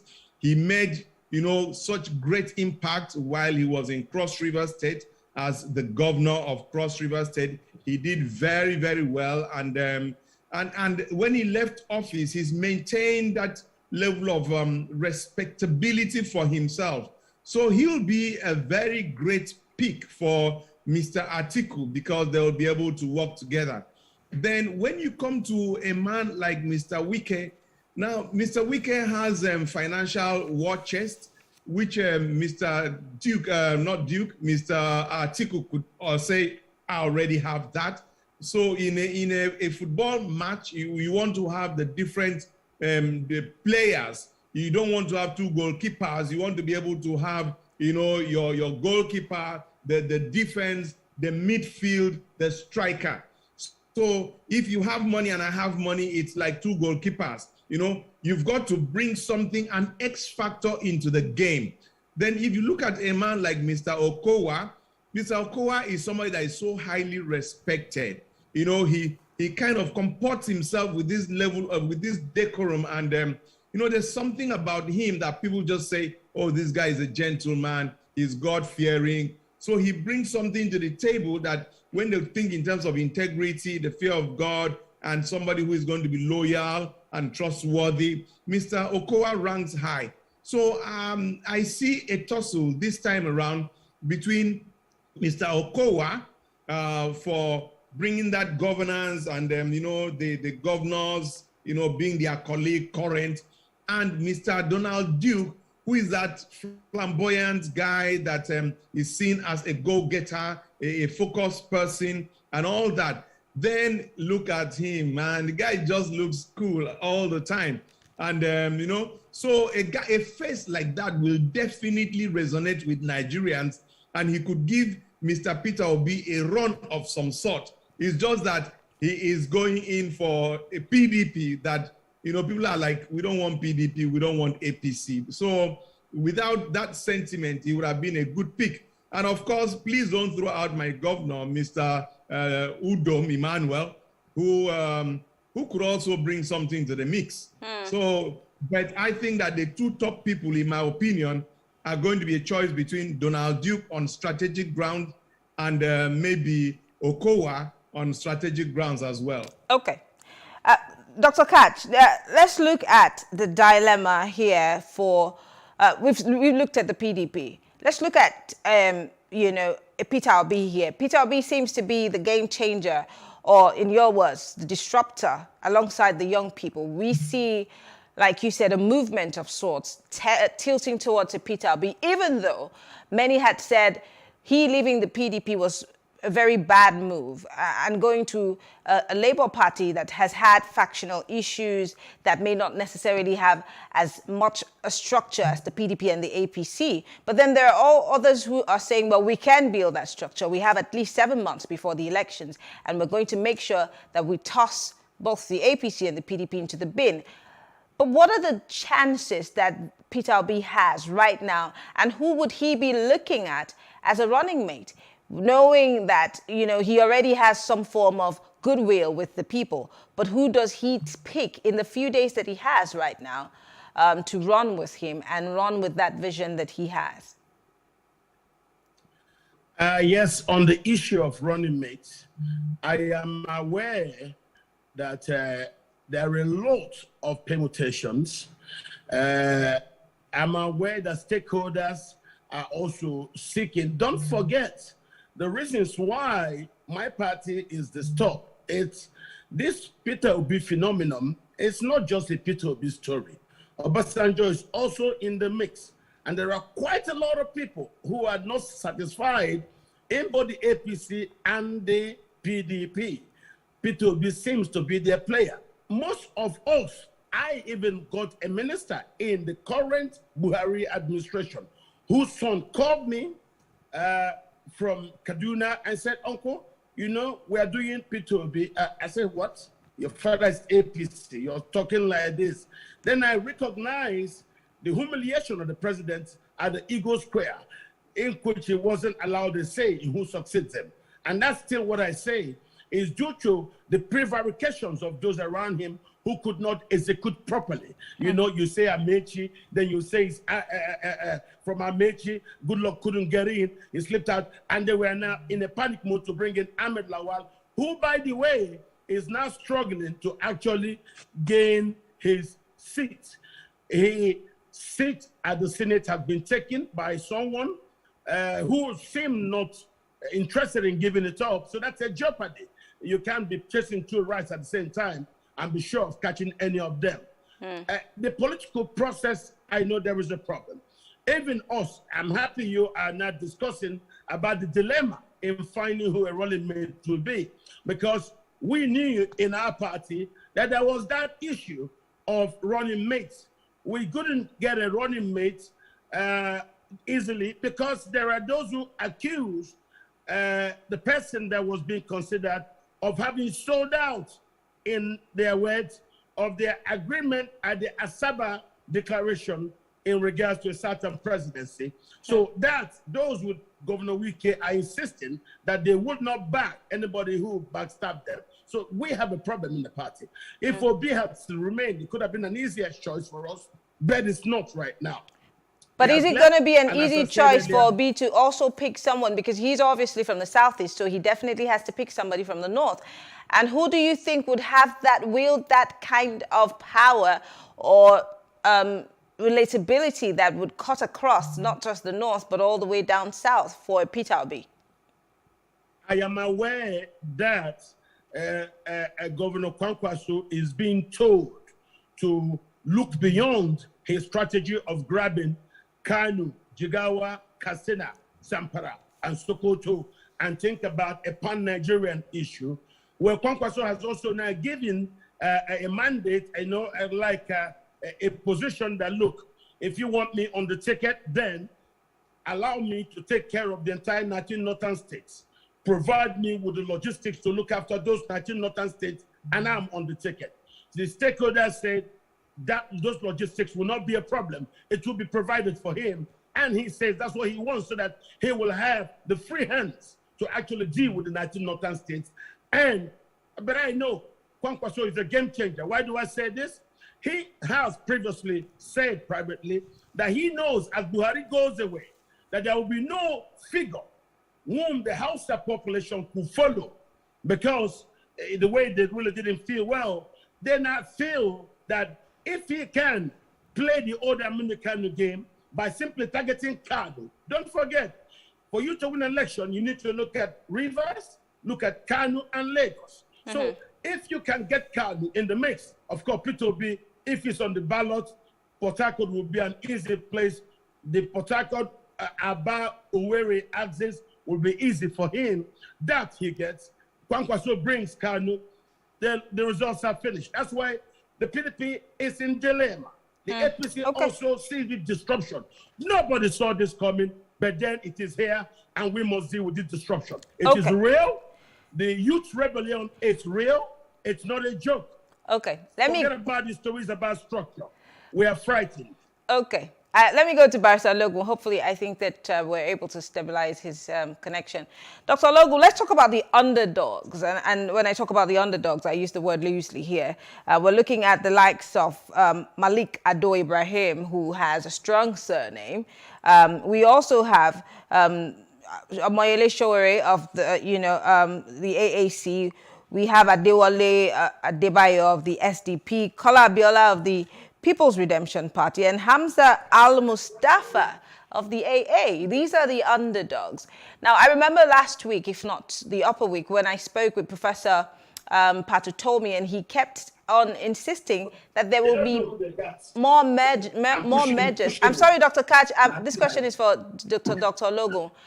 And we've seen many more mergers coming. He said that we will see more mergers. Do we see these other parties merging, maybe with the Labour Party or maybe with the NNPP? What do you think, Dr. Ologun? You know, when it comes to merging, at least that may not fly this time around. If you look at APC, that came up like an opposition party, they merged as far back as 2013 to form that opposition coalition, and that gave that was the sitting power then and unsat PDP. But look at the parties that are not so prominent now, just coming together about a year to the general election. And you must consider party structure.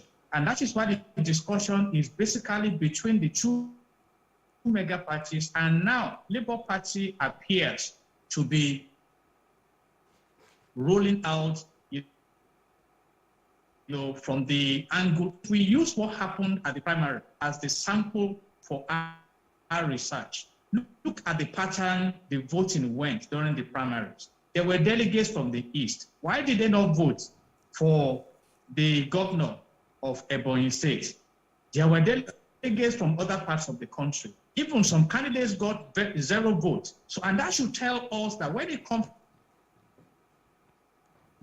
to Nigerian politics, it's all about those who will come most likely. Quite a number of these youth that are expected to come and express their concerns now may end up in clubhouses and wake up after the elections. And this we must understand about politicians.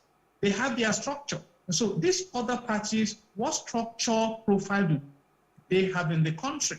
And you must have realized that in Nigeria, the adrenaline is so high when it comes to politicking. How many of these politicians could have stayed awake like they did during the primary? So for them, winning the next election is a desperate, is a secondary or postgraduate issue. And that is where my concern is. And that is why they are looking around now for those who can join them to ensure they win the election. After winning the election, what happens? That is our concern. After all, we all had very high expectations towards 2015 election, brilliant promises. But 7 years down the line, where are we? Well, I think that we keep having disconnection issues with you, Barrister Alogu. Can you hear me now? Because you keep going in and out and we're unable to hear you. Oh, I can hear you clearly. Yes, we're having connection issues with you. Go ahead. I just expect that this time around, those who are eligible to vote and have their PVCs will actually come out. And I have foreseen a situation where you may have PDP card carriers voting for a candidate in APC, APC card carrier voting for a candidate in the PDP party or any other party, because the concerns of the people now are in trifold. You talk about the economy, you talk about security, and you talk about restoring this country back to unity. And this... Oh my goodness, apologies, Barrister Alogu. Unfortunately, your internet is not friendly today and it's not letting us hear you. But quickly, I'm going to come back to you, Mr. Nyaitok and Dr. Catch, quickly in 30 seconds each. Barrister Alogu has made a point that I jokingly made before we came on air. We see this momentum build up half the time before the elections. And then when we see the elections proper happen, we never see, you know, that number of people come out to vote. We don't see that tsunami of voters. We do not see that pressure as we expected it. I mean, whether it be on social media, whether it be those events that are being hosted. I mean, we saw what happened in Lagos. It's revolutionary. But will we see that replicated at the polls? It's one thing to say we want this person. It's another to come out and vote for that person and make sure that vote counts. What do you see happening? I think we should not be victims of poor history. Why do I say so? We need to understand that some things have shifted eternally with respect to our political processes. Why would I come out to vote when there's likely going to be vote buying and all that? Why will I come out to vote when there's going to be violence? Why will I come out to vote when I'm choosing between 6 and half a dozen? And when my results don't really matter, the right results? It doesn't make sense for a reasonable young person to go out and try to vote. That's number one. Now, what is the difference today? Number one, the current Electoral Act makes it such that vote will count. That's a tick in the right direction. Second, for the first time, we are having people, before Kwankwaso stepped out, before Peter Obi stepped out, these are informed people, particularly Mr. Kwankwaso. They've looked at the current trend and they've projected into the future, and they've realized that the dynamics are changing because of the current Electoral Act. So we're going to have very vibrant people. You know, one of the people that is going to be like a game changer is a man that nobody gave me a chance. And it's like, who is this? And that's Mr. Dumedu Kachiku at the ADC convention. People watch all night, and they came up with all manner of theories, and that they must have brought loads of dollars and this and that. those, there are certain political strategies. I mean, this is a conversation we have to have another day because you have 30 seconds. Because I'm this close to asking who's Dumebi Kachiku, but we will have that conversation another time because we don't have time. Dr. Ononoju, quickly, what do you assume or what do you see happening, when the polls in itself comes to play? Because, like I said, and I do not want to be a pessimist, I'm optimistic, but then because of the history that we've had, how do we make sure that we trump that terrible history and make a brand new history for ourselves? Dr. Ononoju? Oh, I think we lost him. Dr. Ologun, are you there quickly in a few seconds? Can you help us answer that question before we wrap up? Unfortunately, we have run out of time and our guests are having connection issues, but I want to say thank you. Ezekiel Nyaitok is a politician, and of course, Kachi Ononoju and Jide Ologun are legal practitioners and political analysts. Thank you so much, gentlemen, for being part of the conversation. We appreciate it. Thanks for having us. All right, thank you. Well, that's it on this segment. We'll take a quick break, and when we come back, we'll talk about what happened during the Ekiti rally for Segun Oni. We hear people were shot at, and of course, we will be having an SDP representative live in the studio with us to tell us about what transpired. Stay with us.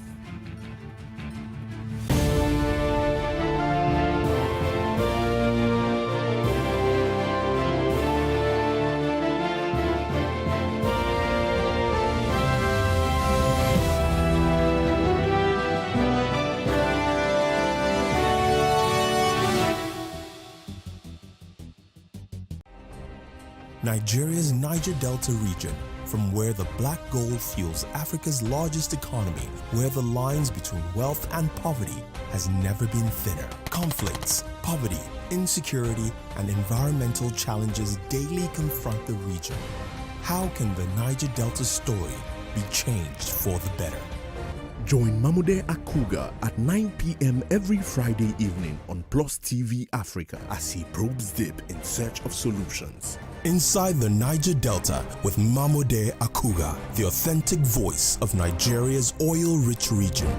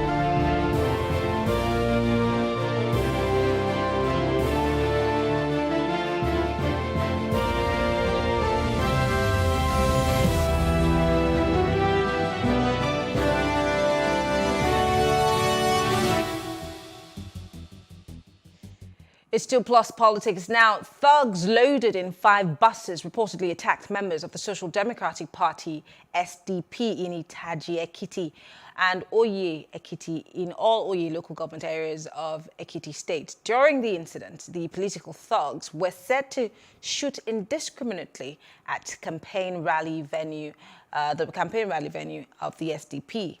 The director of media and publicity of Segun Oni campaign organization, Jackson Adebayo, made the claim in a statement made available to journalists. Adebayo narrated that the thugs began to shoot when the SDP governorship candidate Segun Oni was addressing SDP members and supporters in Itaji town. He noted that 3 SDP members were shot and terribly wounded in Itaji, but one of the thugs was arrested by the party supporter who handed them over to the police. One thug confessed that they had been sent. Atoye Adebayo alleged that the attackers shot 3 members of the SDP waiting for the arrival of Oni, who was due to address the party supporters in the town.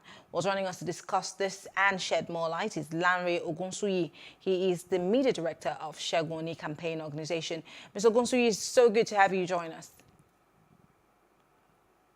Good evening, and good evening, viewers at home. It's nice to be here. Great. Although on a sad commentary, yeah. The last time you and I had a conversation, we were talking about the fact that Mr. Oni had left to join the SDP and his reasons for joining the SDP. But there seems to be a lot happening around Mr. Oni, and I really want to hear from you firsthand. Why do you think that your principal is being targeted, or his party members are being targeted? Yeah, there's no rational. Good evening once again. Good evening.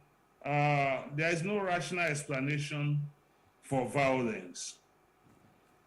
But there are human beings who believe that when they are at their wits' end, they resort to wild, irrational, illogical actions, which sometimes borders on violence. Mr. Segun Oni is being targeted because of his acceptability by the people of Ekiti State. And don't let this surprise you. When you have a politician whose posters are being torn in town, it is because people are noticing those posters, they are reacting to those posters positively. If they know that you have no chance in an election, anywhere you put your posters, it will be safe. And that is the same thing that is happening everywhere we go. We are surprised by the magnitude of support, by the genuineness of affection shown by all, and the attestation to the good works he did just in 3 months and 3 years and 10 months. For example, you get to a place you want to campaign, and people will say, don't bother to campaign. That road that you are standing on, that you pass to this place, was done by Mr. Segun Oni.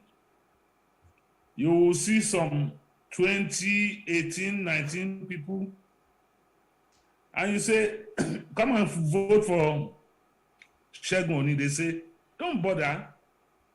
We were fed in primary schools with egg and tea during his regime. So it became a headache for the 2 other parties who were hitherto at head, APC and PDP were at each other's throats until Mr. Segun Oni shot in front. And then the 2 of them started attacking him from the rear. I'm trying to understand. Are you insinuating, and sorry to speak over you, are you insinuating that the PDP and the APC are responsible for the attacks against the SDP and your principal? That is not the first attack. Really? Yes, in that form.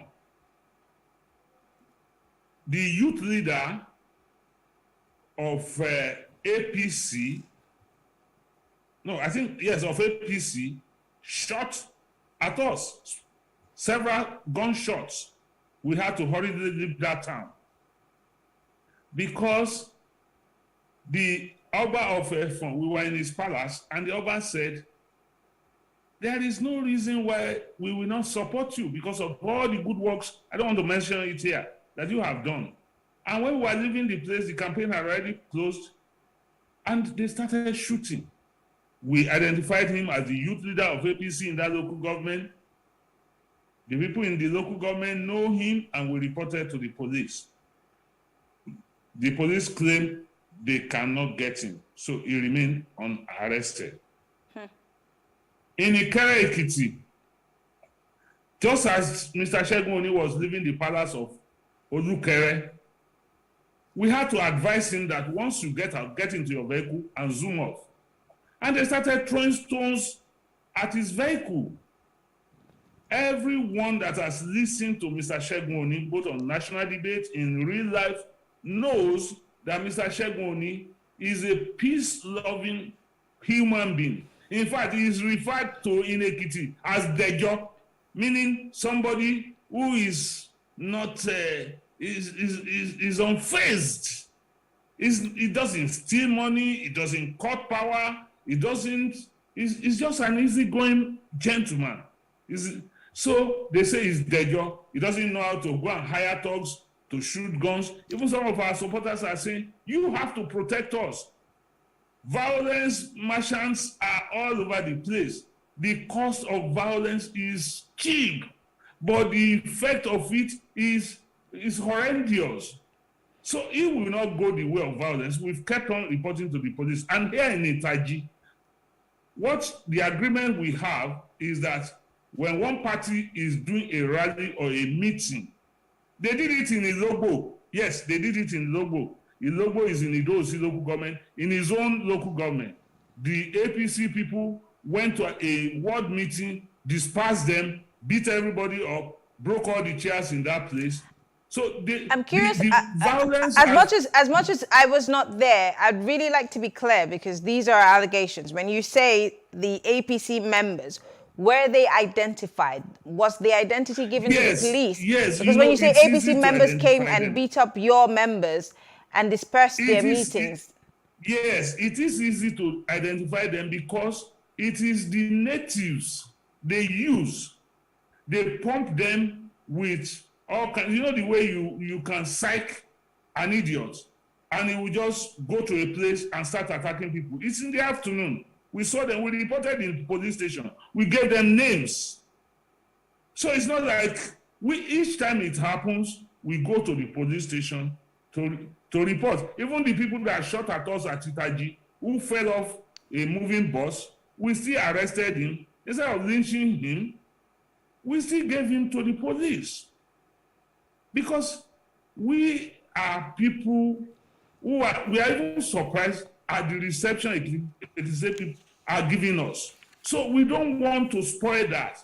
We have immense goodwill. We don't want to squander it. And everywhere we go, they just make it an object of target. So they came. What is an APC lorry load of thugs doing in a PDP meeting, in an SDP meeting? If you have an SDP meeting, why don't you? We were not going to sleep in Oye. We just went there for a campaign that was to last for just about 45 minutes. We were not going to sleep there. So I can't understand. I can't situate why somebody will come all the way from Ado to come and attack that meeting. I want to ask you what the security situation generally is like in Ekiti State, because I remember there has been, situations where other parties were having their events and there was shooting. So I'm asking you this because I want to try to narrow down why this is, because you're telling us that these are your detractors. But what is the security situation in Ekiti State generally? I mean, the elections are just around the corner. In the last 48 hours, the security situation drastically changed because after Itaji, where one of them fell off the vehicle and was handed over to the police, who took them to the hospital. The drivers' union, who are the hatchet men of the APC, came out and protested against I don't know what they were protesting, it's irrational protest. They blocked everywhere and they started shooting. And then when security men came, they started attacking the security men. And now the security men, of course, nobody was good. Somebody even attempted to snatch the gun of a soldier. That's how much this I'm pumped up. In fact, we have an audio where somebody was saying that we went to report him to police, that can you report government to government? That when he got there, the commissioner of police said he should go away, that he has no case to answer, and that they should just wait, that they are going to kill about 5 people, and that once they kill 5 people, you will see that all the SDP members will run away. We have the audio. We are not talking about hearsay. Okay. We use technology. Engineer Segun Oni is, you can't do anything these days without technology. So we tracked their phones and we got the audio. Okay. Is that legal, by the way? So they were arrested. So they were arrested yesterday. Some people were arrested yesterday. The main actors were arrested, and they were arrested with firearms, with a lot of firearms. We are talking of civilians. A special assistant to the governor of Ekiti State was arrested with firearms yesterday, and they were taken to Abuja. And as we speak, the governor is pulling all strings to ensure that they are released. I want to quickly ask this question before we wrap up, because we don't have too much time. With just a few days to the elections, it's June 18th. The governorship elections is happening soon, and you're painting a terrible picture of how insecure and how unsafe the state is. How do you even expect voters to turn up en masse to vote if this is the security situation in the state?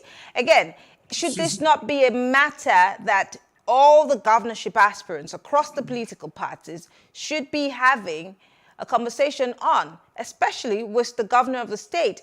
Because again, how safe will a voter feel to go out and vote if this is what the situation of things are? Especially because your principal is also running to be governor of the state. Yeah. That should be his priority, shouldn't it? Let me tell you this.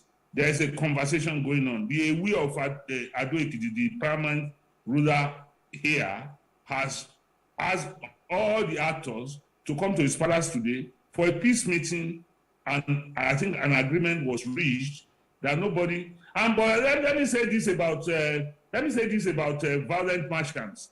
They are like mosquitoes. If you have 3 mosquitoes in a room and you can't kill them, it will look like the whole room is full of mosquitoes. Since yesterday, when the main actors were picked up, just about 4 of them, this state has been at peace. So we know those who are doing these things. As for the governor of the state, he has abdicated the responsibility for safety of lives and property in pursuit of his mirage presidential stuff. So if he comes back now and decides to ensure the safety of the state, then we will see the actions. We shouldn't be complaining to the Oba. We should complain to the governor, but the governor hasn't been above board. The governor has been a partisan. It is his responsibility to ensure that there is peace in the state. But even in all of this, he has not made one single speech. About 10 people have been shot, some have died, some are dying, and the governor has said nothing. So it speaks volumes for where the whole problem is coming from. But the people will come out to vote. The people have seen that their method will fail. They have even gone to buy lorry loads of canes. They said they will distribute these canes in each town and they will flog off the voters. But what they don't know is that the voting system has changed. You no longer can snatch ballot boxes. If you drive away voters, you cannot vote because the voting system, as demonstrated by INEC, requires biometrics. Okay. So if you stuff the boxes, it won't count at the end of the day. And that's what they are seeing. And they are so worried because they are not prepared for this election. They had 4 years to be in government, to impress, and we have just 4 months to form a party and run an election. Why are they worried? Well, Mr. Ogunsuyi, we're hoping that the security situation in Ekiti State will change sometime soon. Why would a party that is just 4 months old will be a party that has been there for donkey years and has been in government for 4 years at all levels? Senate, reps, chairman of council, assembly members, commissioners, they have everything. We have to go, unfortunately. But we're hoping that the security situation can be dealt with or handled before the elections, because it does have a huge role to play at the end of the day. We are holding our men. Don't retaliate. Don't retaliate. Don't retaliate. You are in the majority. Ensure that the voting is done. Don't retaliate. That's all. We just We want have to to go. vote. Well, We just want to vote. okay, and I hope that you're able to do that. Lanre Ogunsuyi is the media director of the Segun Oni campaign organization in Ekiti State. Thank you so much for speaking with us. Please let me thank the good people of Ekiti State for standing by Segun Oni. Let me thank them for being peaceful. And let me warn the violent marshals. Some of them have just returned from prison. They are going back to prison. Okay, we have to go. Thank you so much. Well, that's the show tonight. We will be back tomorrow talking for development and Plus Politics. If you have missed some bits of the program, go to our YouTube channel, Plus TV Africa and Plus TV Africa Lifestyle, and you can play catch up. I am Mary Anacombe. See you tomorrow. Have a good evening.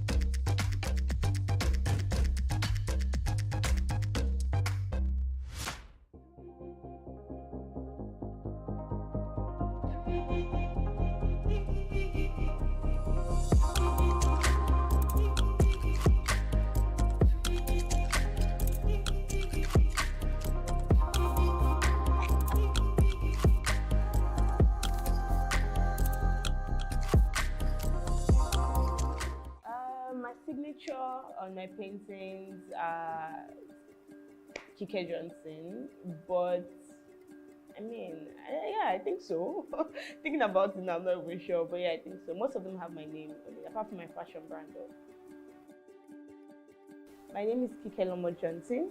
I am a visual artist and a fashion designer.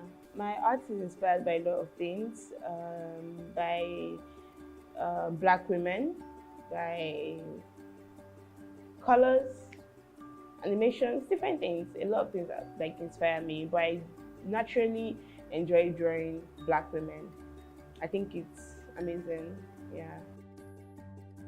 Yeah, sometimes I have artist block where I want to draw something, but I can't, I just get like, okay, I don't know what to do, or I just get, it's just a block, you know, so sometimes I have to get out of that phase by either drawing something else or creating something different, or maybe getting inspiration from something else totally different from what I am doing at the moment. So that way I get inspired again and I get to draw and actually do something. Black women are amazing, number one. We have a lot of amazing features. You know, as an artist, there are different things I see. Like I can see someone's face and I'm like, oh my God, I need to draw that, the angle, you know, just different things on the face that makes it very interesting, you know, to visualize and to draw. You know, and then we have different skin tones. So it's just amazing to see how you can blend colors together to get a particular tone, you know, and you can have 5 different women with 5 totally different skin tones. And it's just, every time I see someone, I always look through, you know, look at those things, the shadow, the light, and all of that. I think I enjoy the process most about expressing myself through art. I enjoy how it's done. I enjoy seeing the finished product. After spending like 6 hours drawing something, I'm like, okay, I think we're good to go. You know, I enjoy the entire process generally. I just like doing. So there are days where I don't want to create portraits. I draw maybe something minimal. I can do like a minimal line art. And it's okay. This is all I'm doing today. You know, and I enjoy the process of that. That might take me 30 minutes, but I still enjoy going through that process.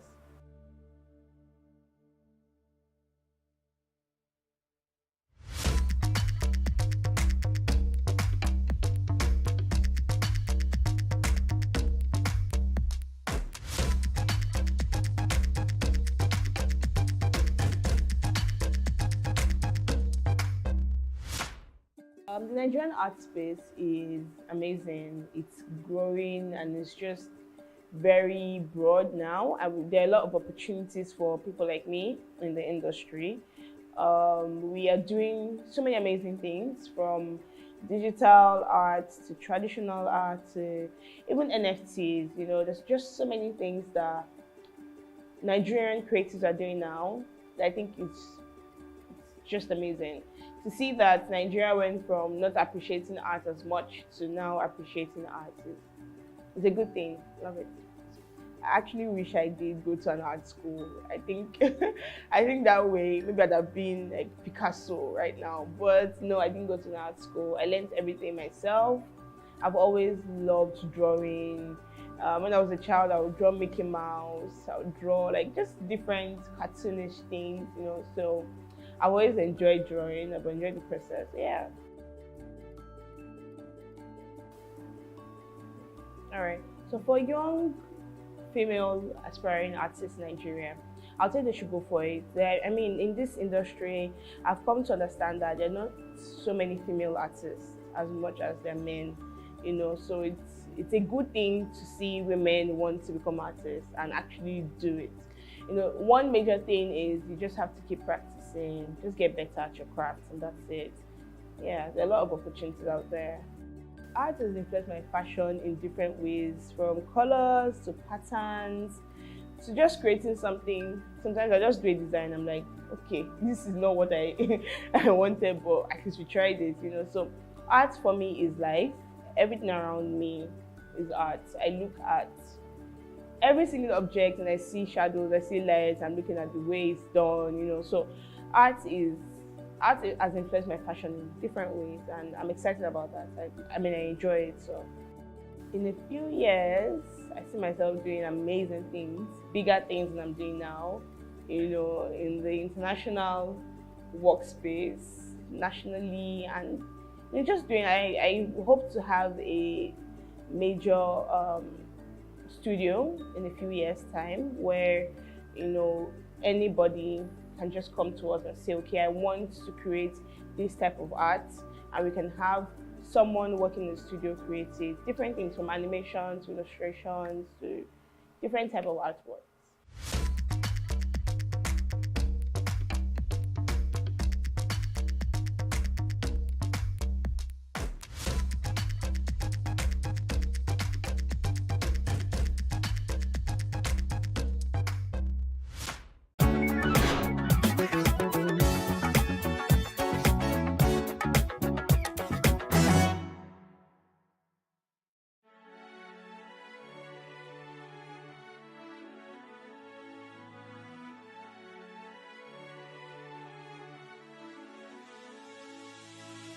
It is engagement we need to have. Those who suffer miscarriages are never taken into account. Members of the National Assembly are also influence peddlers.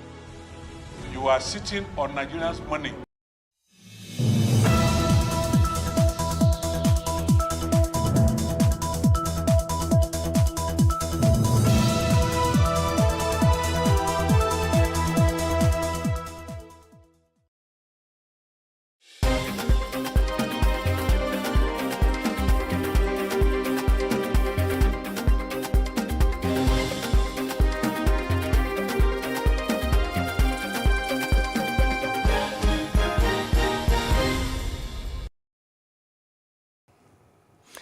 Good afternoon. I am Justin Kadonye, and this is the news update on Plus TV Africa. President Muhammad Buhari has met with the governors of the APC at the Presidential Villa in Abuja.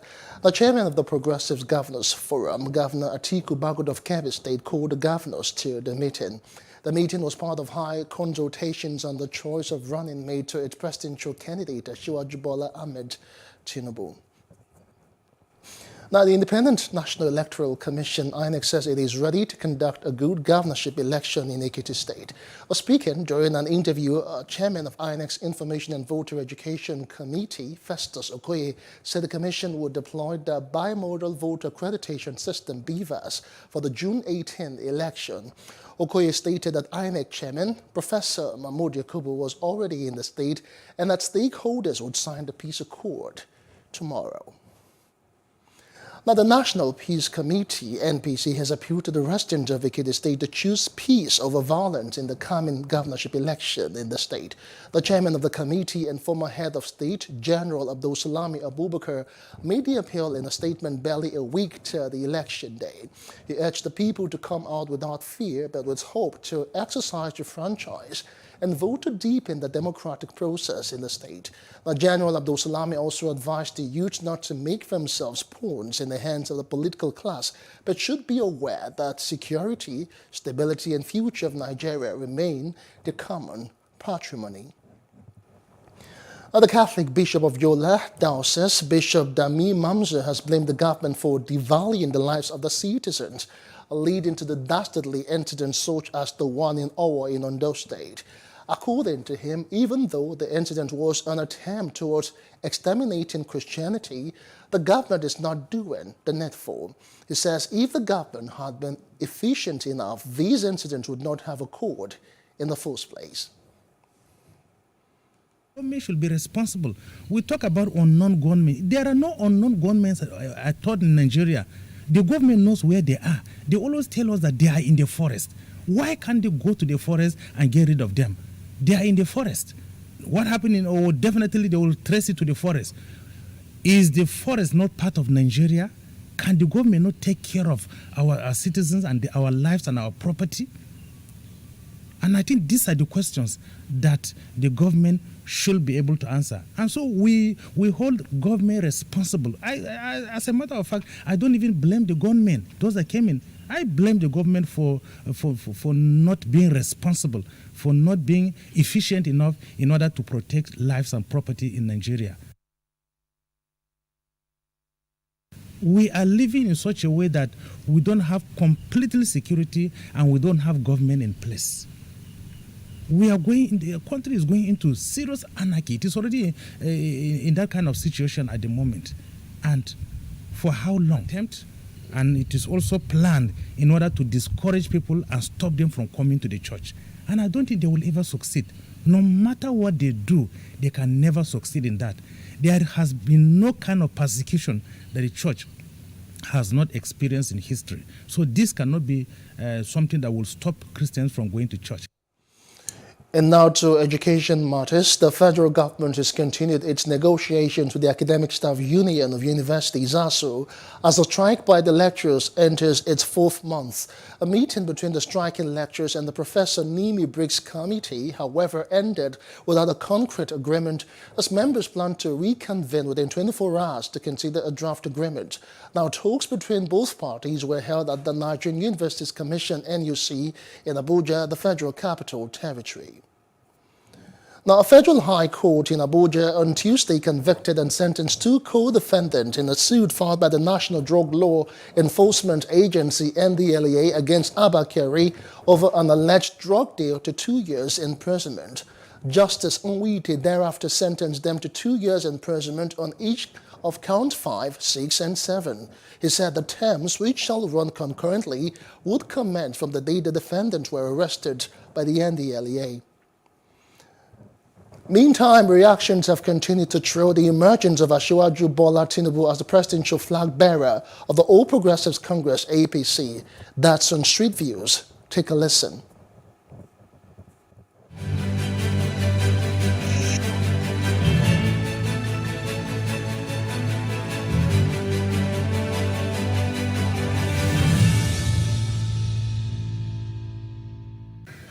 I'm not happy at all, because the way this country is going now, we need a vibrant young man, somebody that have something to move this country to the next level.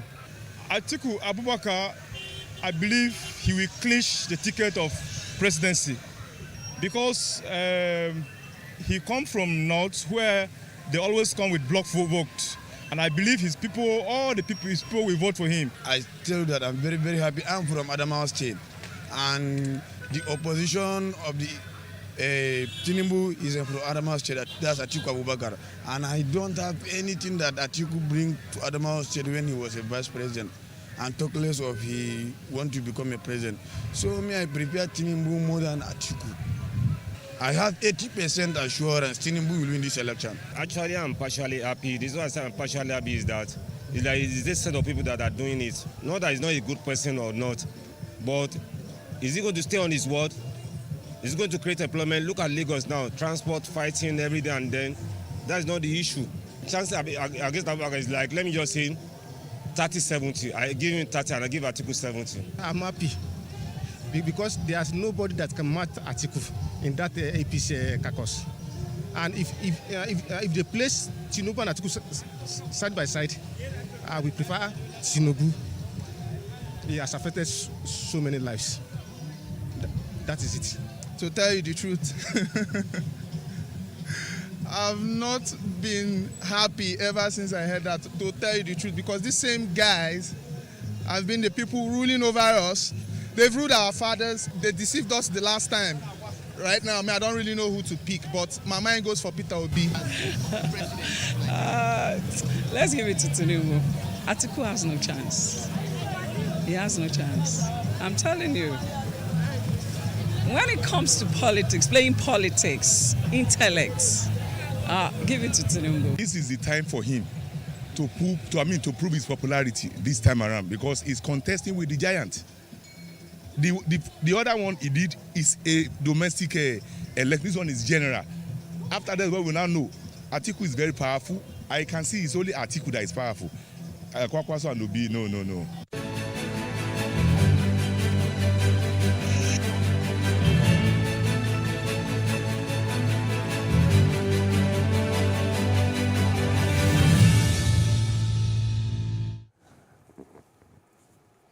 Into other parts of the continent, now Britain's foreshadowed flight taking asylum seekers to Rwanda was set to depart, with the government warning that anyone who avoided it through last-minute legal challenges would be put on a later plane despite an outcry from critics.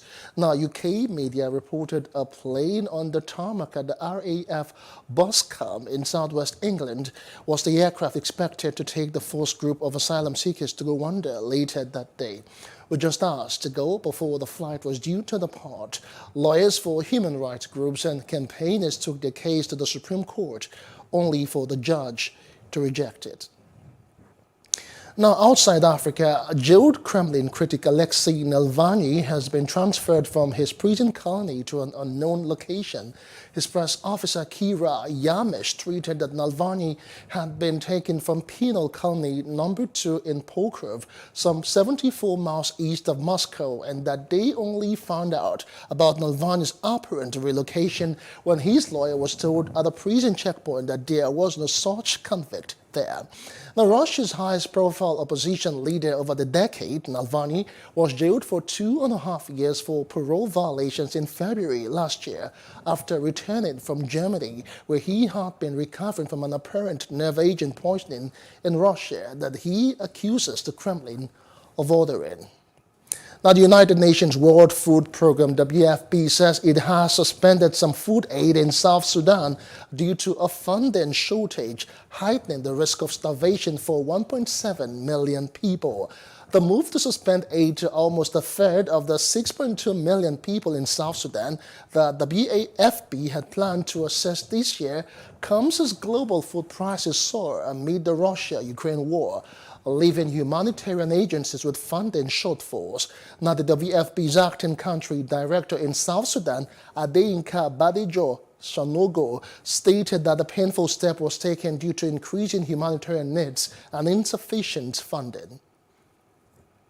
planned to provide food assistance to 6.2 million people this year, but faced with increasing humanitarian needs and insufficient funding, we have taken the painful step to suspend food assistance to 1.7 million people. And these are people that are experiencing emergency and crisis levels of food insecurity, what we call IPC4 and IPC3. In business news, now Nigeria has recorded a further drop in electricity generation and supply following a significant downward trend. Notably, energy generation fell on Monday by 2.4% to 67,172.13 megawatts from 66,398.84 megawatts recorded the previous day. This is according to information from the transmission company of Nigeria, TCN.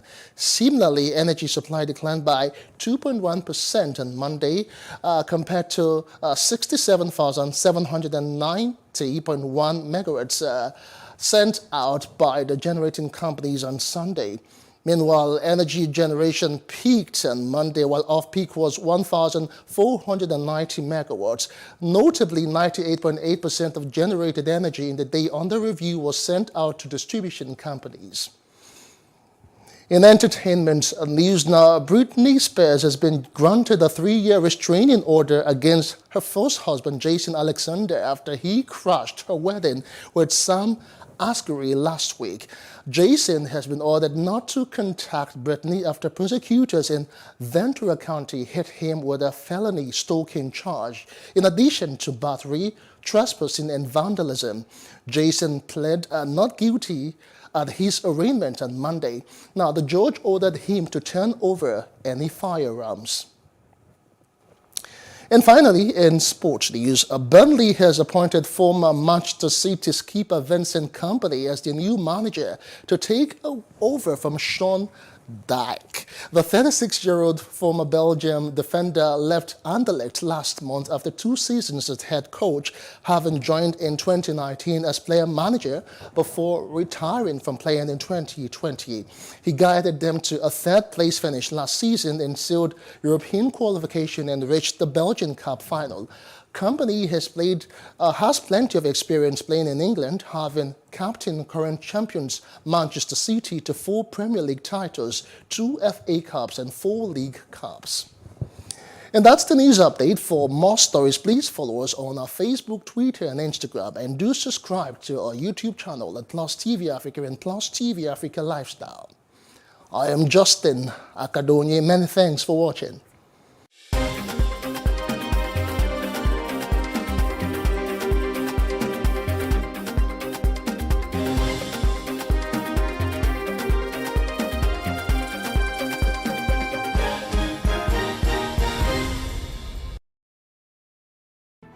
There is no voting on social media.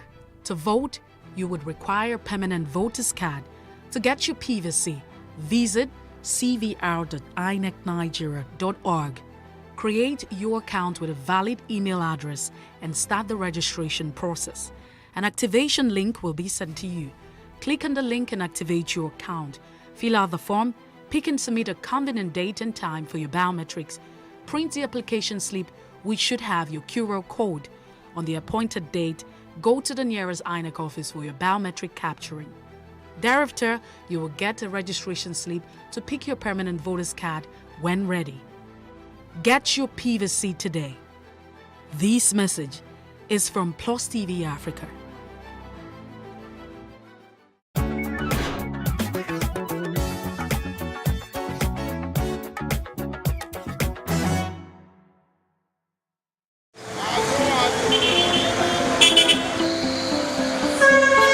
Nigeria is witnessing an increase in entrepreneurs, startup companies, and small and micro-scale businesses. Economists say one of the major reasons for this is a problem that has plagued the country: unemployment.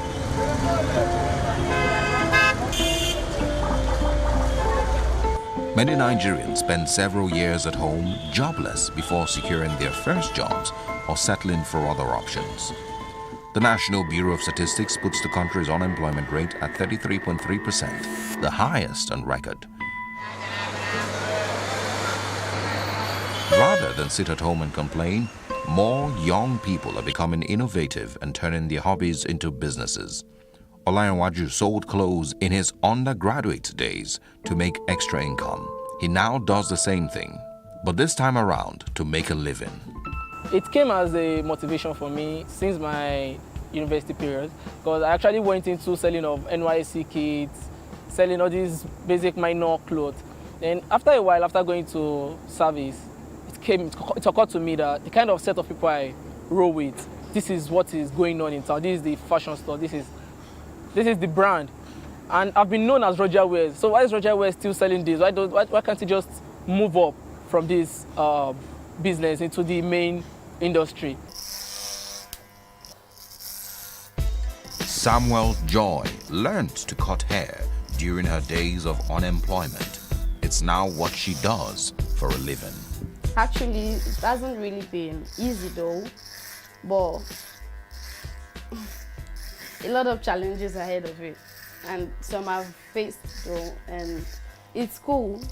But I love it being, I was once a tomboy. That's when I learned barbing.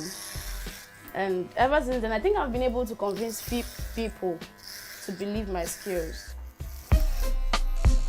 Unemployment and poverty also forced Willie to be a barber on the streets of highbrow Victoria Island in Lagos. When I was growing up, my father actually wanted me to do something good. He wanted me to go to school, wanted me to have a good grades in school. Well, you know the system in the country. When after the school stage, you come back, you graduate from school, you still don't have good jobs out there. On the flip side, unemployment has led to the stagnation of some individuals who find it tough to adapt because of their specializations. Wale Scott, a professional sports broadcaster, lost his job at the peak of his career. His unemployment journey lasted about 7 years. Moving on and getting another job was more difficult than he had imagined it would be. Wale Scott, with all that talent, doesn't have a job. But I realized that every office I went to, when I picked myself up, when I get there, the guys who are in my department there are like, I beg, I space no day, because they have job security problems. As in, if this guy comes, he's going to take our job. That was my major reason why I didn't get a job that early. Everybody felt like, it's good. If he comes, he's going to take our job and all that. So I didn't get a job for a long time. All this doesn't mean there aren't people who still get white-collar jobs. But what factors make some people employable and others unemployable? As a job seeker, you need to position yourself to get that fresh information. The longer a job opening is out there, the reduced or the more reduced your chances as a job seeker to get shortlisted. So that's the first thing first is the information and the network. Then the next step is actually your own preparedness, which is your documents, your marketing tool, your CV. Anything that will sell you best should come first on your CV or should be prominent on your CV. There are some schools that if you are a graduate of that school, just put it at the bottom of your CV. So if your CV is a 3-pager, let it be maybe like the second to the last item on your CV. There are some schools that you need to put proudly on the first page because those schools are considered to be thorough and rigorous in their processes. So how do you apply? If you're applying to an online portal, fine, you have to upload your CV still. Or you could apply to an email. Usually such vacancies, there's always an email for you to send your email. So when applying, ensure that you're applying properly. And the basic rules are the subject must be the job title you're applying for. So for instance, if it's an accounting role, the subject should be accountant or accounting opening, something like that. Everybody's got talent, but are you actually the right talent for that particular role? Then again, what exactly are you prepared? When I mean the right talent, you have the right skills, you have the right qualification, experience. So all this, and also it has to do with your behavioral attributes for the role. So if you have all this, yes, maybe you could actually get qualified for the role. But when you don't have this, it becomes like a misfit for the role. What makes people unemployable is also a determinant of your readiness. Are you available? Are you actually what we want for that role?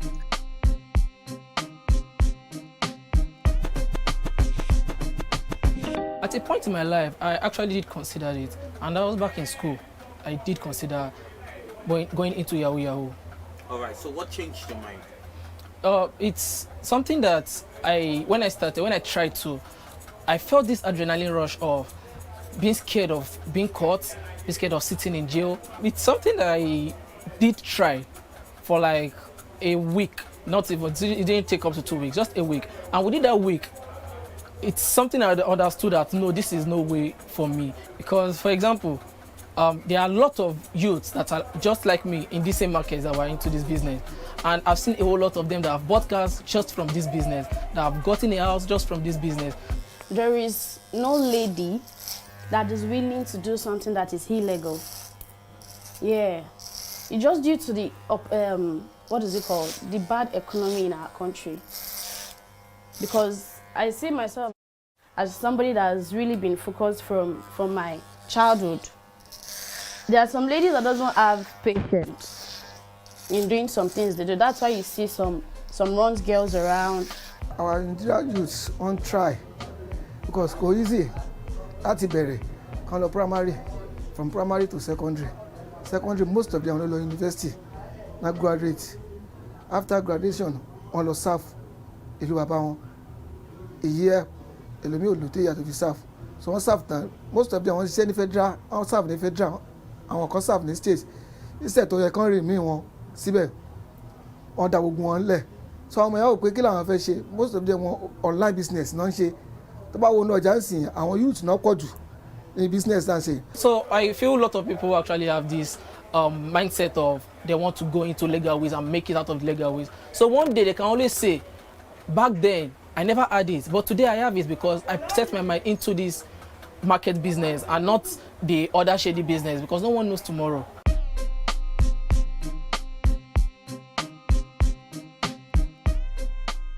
The problem is not the guys from the outside. It's actually from the inside. You don't get any more respect at home anymore. The wifey doesn't respect you anymore. Your mother, your parents don't respect you anymore. And if you are fortunate that you have siblings who actually have jobs during that period, the parents, people around you tend to actually give the respect to those people, and you lose your respect as the elderly one. So the time I felt I lost was the time that I got into drinking because people at home expect you to come back and they want to talk to you, they want to insult you, and to forget you to get a deaf ear to the insult. You get to get drunk, get high, just come home and sleep. Whatever they're saying, you can't hear them. And it's a terrible mental state when you can't bring money out to feed your family. You can't bring money out to take care of the house. The worst part is when you go out in the mornings, early in the mornings to go and look for a job and come back in the evening, your neighbors are wondering, where does he go every day, sir? As in, when it's time for them to pay for the woman that sweeps the floor, he can't pay. Time to pay for the rent, he can't pay. So where does he go every morning? But you can't stay at home as a man. But you still go out all day, come back at night, no luck. And then nobody at home is understanding that there's no luck, it happens. They're like, why would you have luck? Most of my friends are already well made. And probably there are times when they will just call me, what's up? Knowing that I'm this kind of person that likes going to parties. I like going out. What's up, Proja? Come on, let's go out. Let's hang out. But due to the fact that I'm jobless and probably have no cash on me, I will just respectfully decline the offer.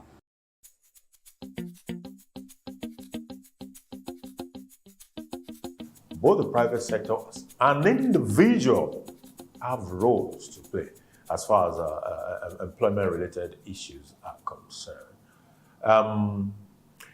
Take the private sectors, for example.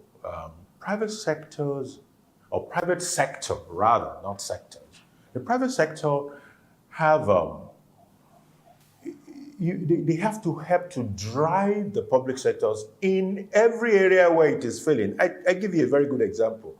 In the ongoing pandemic, the government of Nigeria has not been able to take to life any vaccine. Not because there are no researchers, not because there are no research institutes, But there were other factors that go into that space to make it happen. One of it is funding of research. We have to start changing the orientation of people. There is the mentality of quick wealth all around, all over the whole place, which is why a whole lot of young people are involved in Yahoo, in code, and all other things. And when you speak with them, they tell you, oh, it's because there are no jobs. That's why I have to go that way. But in the real sense, there is a due paying process period when people are supposed to commit to a job or a role or a work or a vocation and learn the ropes, become experts.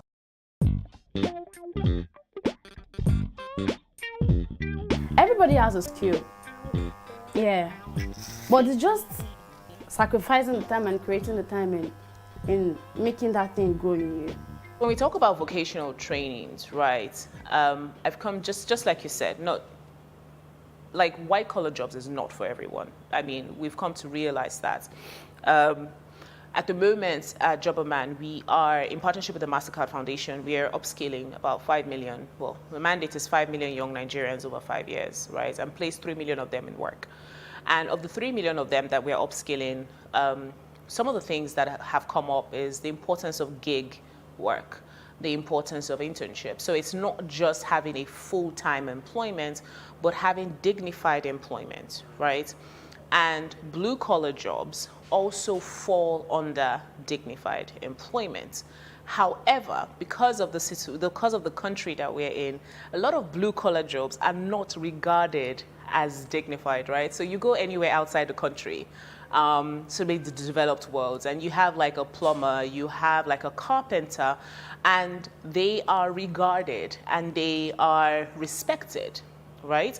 However, in Nigeria, you have carpenters, you have plumbers, and most times those professions, although not white collar, are not regarded, right? So what we really would love to do is to make these blue collar jobs dignified. And how do we make them dignified? By teaching these people, or teaching people who are going through vocational trainings, the necessary skills that will make them stand out. So yes, white collar jobs are not the only answer when it comes to employment.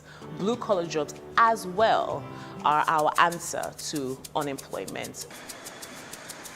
After all said and done, changing the public perception that white-collar jobs are the only dignified form of labor may just be a start in the eradication of the stigma of unemployment. More people are building businesses from their talents, passions, and hobbies.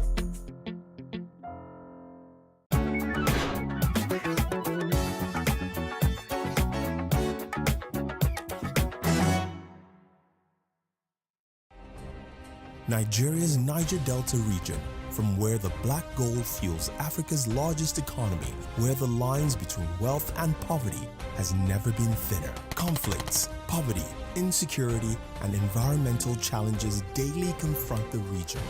How can the Niger Delta story be changed for the better? Join Mamude Akuga at 9 p.m. every Friday evening on Plus TV Africa as he probes deep in search of solutions. Inside the Niger Delta with Mamude Akuga, the authentic voice of Nigeria's oil-rich region.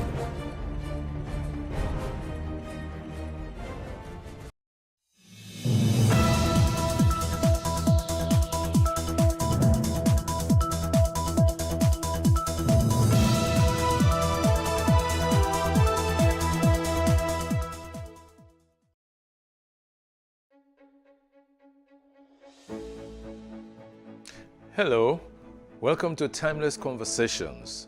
Today my guest is someone for whom I have a great deal of respect. Indeed, he's my trainer, my teacher. If someone has been your teacher once, you can't say he's my former teacher. So he's my teacher. He's an award-winning broadcaster, an icon in our industry, a very committed Nigerian. Please welcome Sonny Irabor.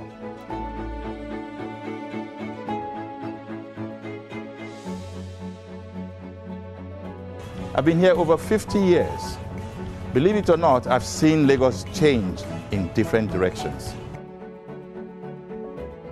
Of trying to show how totally, inconsiderate you can be, how unacceptable your actions can be, and how, you can actually get out of line, inflict injuries or wounds on innocent people, and just make people be afraid of you for the fun of it. Bully. I saw, I'm doing a monologue. My guest is right here looking at me and wondering what's going on with Sonny.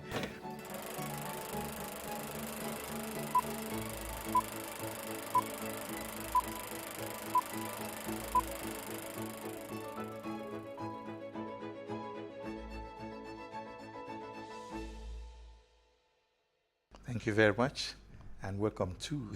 It's like you're doing my job for me. Yes, I'm doing your job for you now. Now, so you teach us. I recall that in 1982, I was one of the first people in your class. The very first class you had to take. 40 years ago. 40 years ago. Oh, wow. Yes, I recall then that you would leave us in the class to quickly go take the network news, and of course by the time you came back the class was upside down, and then you tried to restore order. Let me ask you, why broadcasting? I've said this times without number. There was a Dele Olowu, a great friend, was my senior in school, and that was in 1968. I heard his voice on Midwest Radio. The voice didn't change. It was just the same light, personable voice. And I said to myself, that must be Dele Olowu. That must be Dele Olowu. I said, okay, when I grow up, I'll be like him.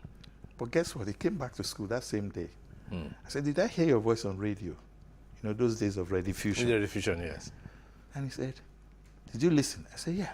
I said, really? How did I sound? I said, great, But it never left my mind. I made up my mind, one way or the other, I will have to be a broadcaster. So, to me, he was the influence. That was your influence. But your trajectory started from the prison service. Yeah. Now called correctional service. Is that what they call it now? Yes, it's called the correctional service. Hallelujah. Now. Yes. Well, would that correct them? But anyway, let's go back to, the idea of being in prisons was accidental. Okay. Or correctional center. No, it was prison service. Yes, at the time. And so I was living with my sister. Yeah. She was the officer in the Nigerian prisons. So she said, look, while you're waiting to go back to school, this was in 1971, come and work with us. I said, okay. So I joined, and I started enjoying myself. 1 year, 2 years, 3 years. Yes. Oh boy, time don't work out. So anyway, along the line, a friend came, Jones Hussein. Jones Hussein, yes. Then another friend, Iria Inakimio. Good. And another friend, Patrick Oke. Yes. And they were all from Radio Nigeria. There was a place called the Sharp Corner. Yes. And that's in Ikoyi, Obalinde. Yeah, no, on the Alagbon Close. Alagbon Close, okay. Yeah. And they would just come there, they would eat, some of them would drink. I never knew how to drink anyway, so I was like, oh, I wish I could just be like these guys. Then one day, Patrick and Jones said, you have the kind of voice that I think should make a good broadcaster. I said, really? Okay. So come, let's go. So we went to Radio Nigeria. You had an audition? No. Patrick Oke with Buma Kaliwo gave me a script to read. And I read, today I would say the email you are getting now. We read letters that took 2 weeks to arrive at the studio. Exactly. Maybe another 2 weeks to respond to. Processed, yes. And so it was called NBC Mailbag. Patrick was the narrator. I was the voice. Ooh. And sometimes Buma, who was the producer, if there was no other voice, she would join when there were too many letters. So the feedback mechanism we had was through that process. That process, where people reacted to what programs they heard, no matter how long it took. Yes. But they reacted. And there was always a feedback. A feedback, yes. Yeah. So that gave me a leeway, and that was in 74. But in 76, I was sent to apply for a job. Okay, now. At Radio Nigeria. Whoa. Meanwhile, I was still with Alagbon Close. Alagbon Close, yes. And so that's how your radio broadcast life started. And I went for training in 1977. That thing about training, in those days, people didn't go on the air as full-fledged broadcasters without training. Yeah. But these days, what do we have?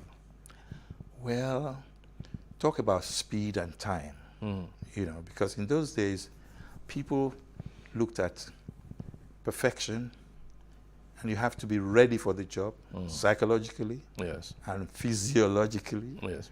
And then also, you have to be prepared to be trained, and you have to show that you were trained for the job and ready to operate as a professional. Sure. So, as luck will have it, I was trained. After 3 months, I became a junior presentation assistant.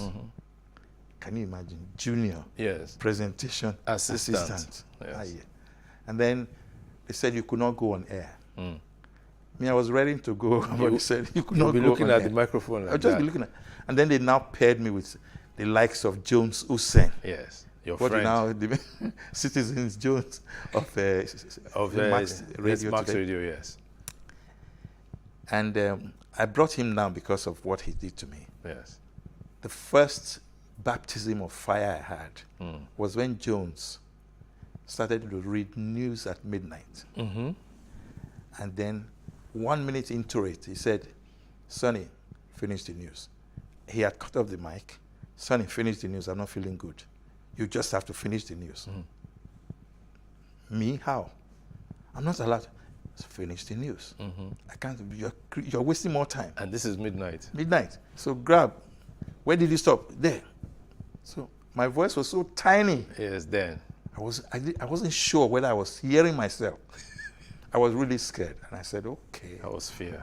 And I read it. Yeah. I read. The sound of my voice was like, probably if Butterfly has a voice. Yeah, that would have been like it. Yes. You know, and I finished it, and he said, "Sign off." That was good. Sign it off, sign it off. And I signed it off. I never forgave him. You didn't? Till today, I'm not going to forget Jones Susan, and I'm not going to forgive him. But because I felt like going to the toilet. Whoa. I could not go to the toilet. Yeah. I had to finish the news. And it wasn't funny for me. Yes. I don't know if you, okay, imagine yourself driving a car and there's traffic. Yeah. On, say, the marina. And marina is an open space. Yes. And you feel like, you know, going to the light one in the to the toilet. Yeah. And then what do you get? You can't. You cannot leave the car because it's moving, it's scrolling. Yes. You cannot go anywhere else to do whatever. You have to do what they say, what they call whole body. I was holding body. It was tough. But then you rose to become one of the main voices on the Radio Nigeria Network News. Glory to God for that. For many years. It was a baptism of fire. But what was that experience like? The experience of being that voice that people looked forward to hearing. I didn't know I was. On the news. I didn't know I was until they told me. Like you're saying it now. Yes. Well, there were times I felt, excuse me, that, okay, am I really the kind of person that would be that voice? I never saw myself as one. Because they were, can you beat Patrick Okey's voice? No, you couldn't. So, or even your voice. Well. You know, so I think it was just a stroke of luck for me. Well, what about the commitment that was required? All right. Now that you say that, yes. Yes. What about I was the very commitment? Committed. Yes. I was, and I was also particularly, I saw myself as somebody who had an assignment, and no matter what, I had to do it right. Because I was always told, put your best foot forward. Make the best of what you get. and try and live by it. Yeah. And then the rest is history. The rest is history. Well, historically, you will recall that governments used to change in the Radio Nigeria studio. I, Major General, or I, Colonel so and so. Joseph Navim Garba. Exactly. Right. Sani Did any of those Abacha. coups catch you in the studio? 7. 7 caught you there. Not in the studio. Yeah. But enough for them to come and pick me They'll at pick home. you. Oh yeah, yeah. I think Naturally. it was Rosalind Ogunro that was really caught. trapped. Yes. You know, and she spent 27 hours. Yeah. And that was the Dimka coup that killed Muritala Mohammed. The assassinated. The Abacha coup, right, caught me on the radio in Radio Lagos. Oh yes. Yes. 24 hours, you didn't go anywhere. Yes. Right. And in my own case, they came for me. They said, come and relieve whoever was on duty. And I'll be there for, in fact, there was once I was there from 2 p.m. till the following morning, yes, 10 or 11 a.m. No, but let's discuss the psychology of that. What was that like? It was traumatic. Yeah. I had never felt any joy in seeing any man in uniform, a soldier.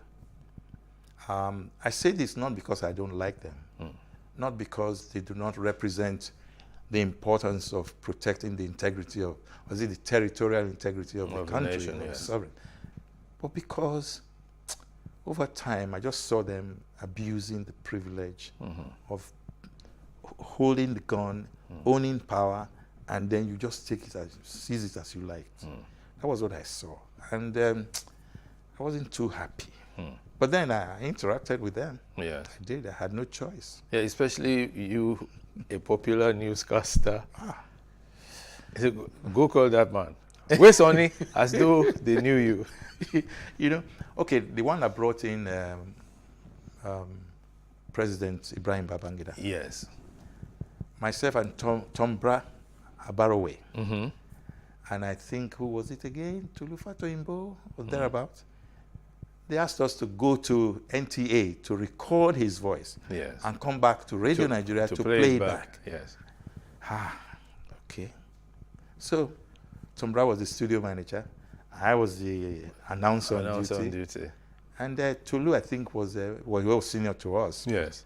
I'm not sure the role he played, but anyway, we went. We got there. And the thing is, Babangida, he has a beautiful voice. You know, he made that announcement.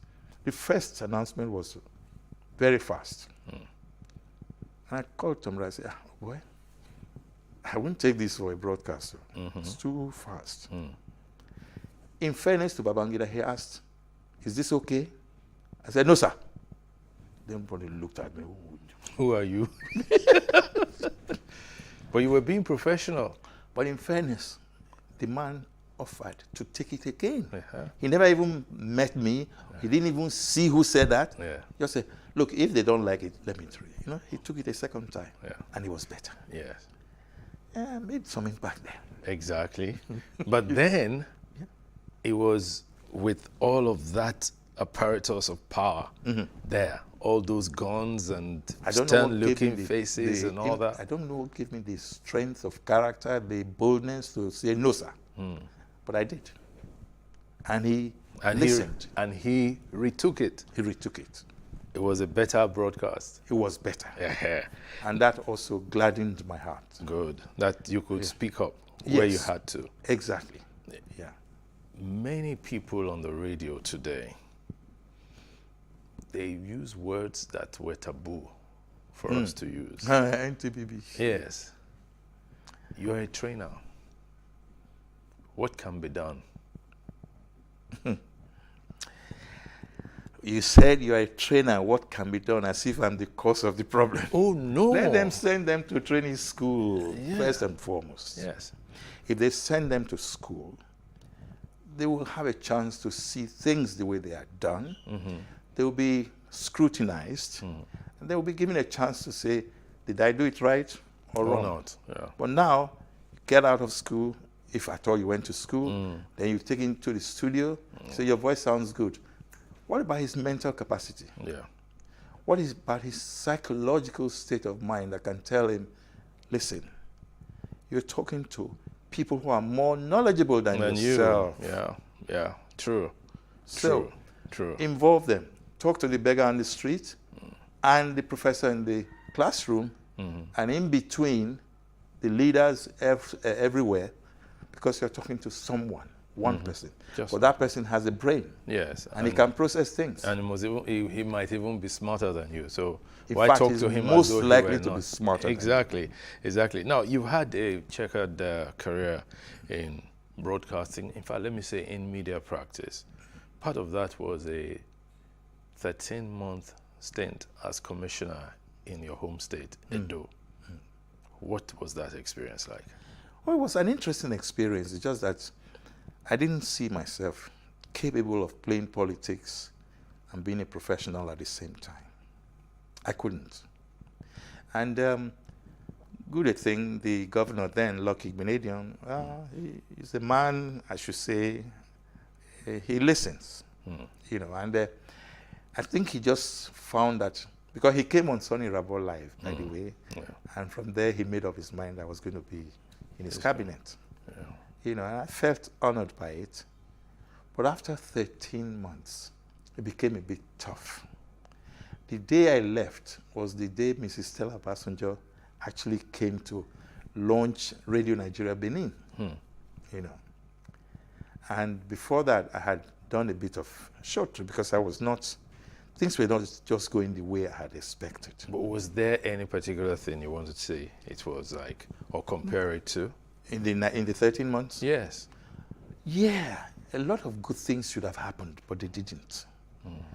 You know, and I saw a governor who was being twisted to do a lot of things for the politicians rather than for the people. And there's no way anybody can rule like that. But isn't politics meant to be for to the people's benefit? Okay, you said it. Yes. But do you feel it? Let the people tell you that they're actually getting or gaining the so-called benefits of democracy in the people. I don't see that happening, and I don't think people are really enjoying that. Otherwise, we will not be where we are today. We are going down rather than going up. That's and true. This going down started a long time ago. Yeah, but can you divorce the person from their politics? Why shouldn't he divorce himself from the politics? Who elected you there? Isn't it the people? Yes. Okay. So if the people put you there, what should you do? What should your priority be? Meet the people's needs. Yeah, and expectations. Not meet the politicians' needs. That's what's happening today. Yeah. And that's very sad, really. It is sad. It is sad. And even these days, you hear people say the young or younger generation is not ready to take power. That's a very untrue statement. And that's from a very selfish point of view. Why do you say that? Because adults are overstaying their role and time in power. Look, Trudeau of Canada, how old is he? Yeah, well, he was a baby when Gowan visited. Thank you. 1971 or yes, thereabout. 72 or 73. Yeah. Because I think he's about 48 now or so. So you can imagine how many years he's put in now. Yes. So how old was he when Bill Clinton, how old was he? 43 when he came to power. Yes. Emmanuel Macron was 39 when he came to power. Exactly. The Prime Minister of Austria, or was it, Austria, was 31. Yes. So what's happening to African leaders? Become geriatric before you can be anything? No. You see, what I'm trying to say is this. I'm not perfect. But I believe, honestly, that the people deserve a true leader, a committed leader, one who can say, I have something to offer you. Yes. Because of the needs that I see before us. Give me a chance and I'll give it to you. All right. Now, if that happens and you actually perform, then you're being creditable. Okay. And creditworthy. We're still on Timeless Conversations. My guest is Sonny Rabo. We'll take a short break now. We'll be back shortly.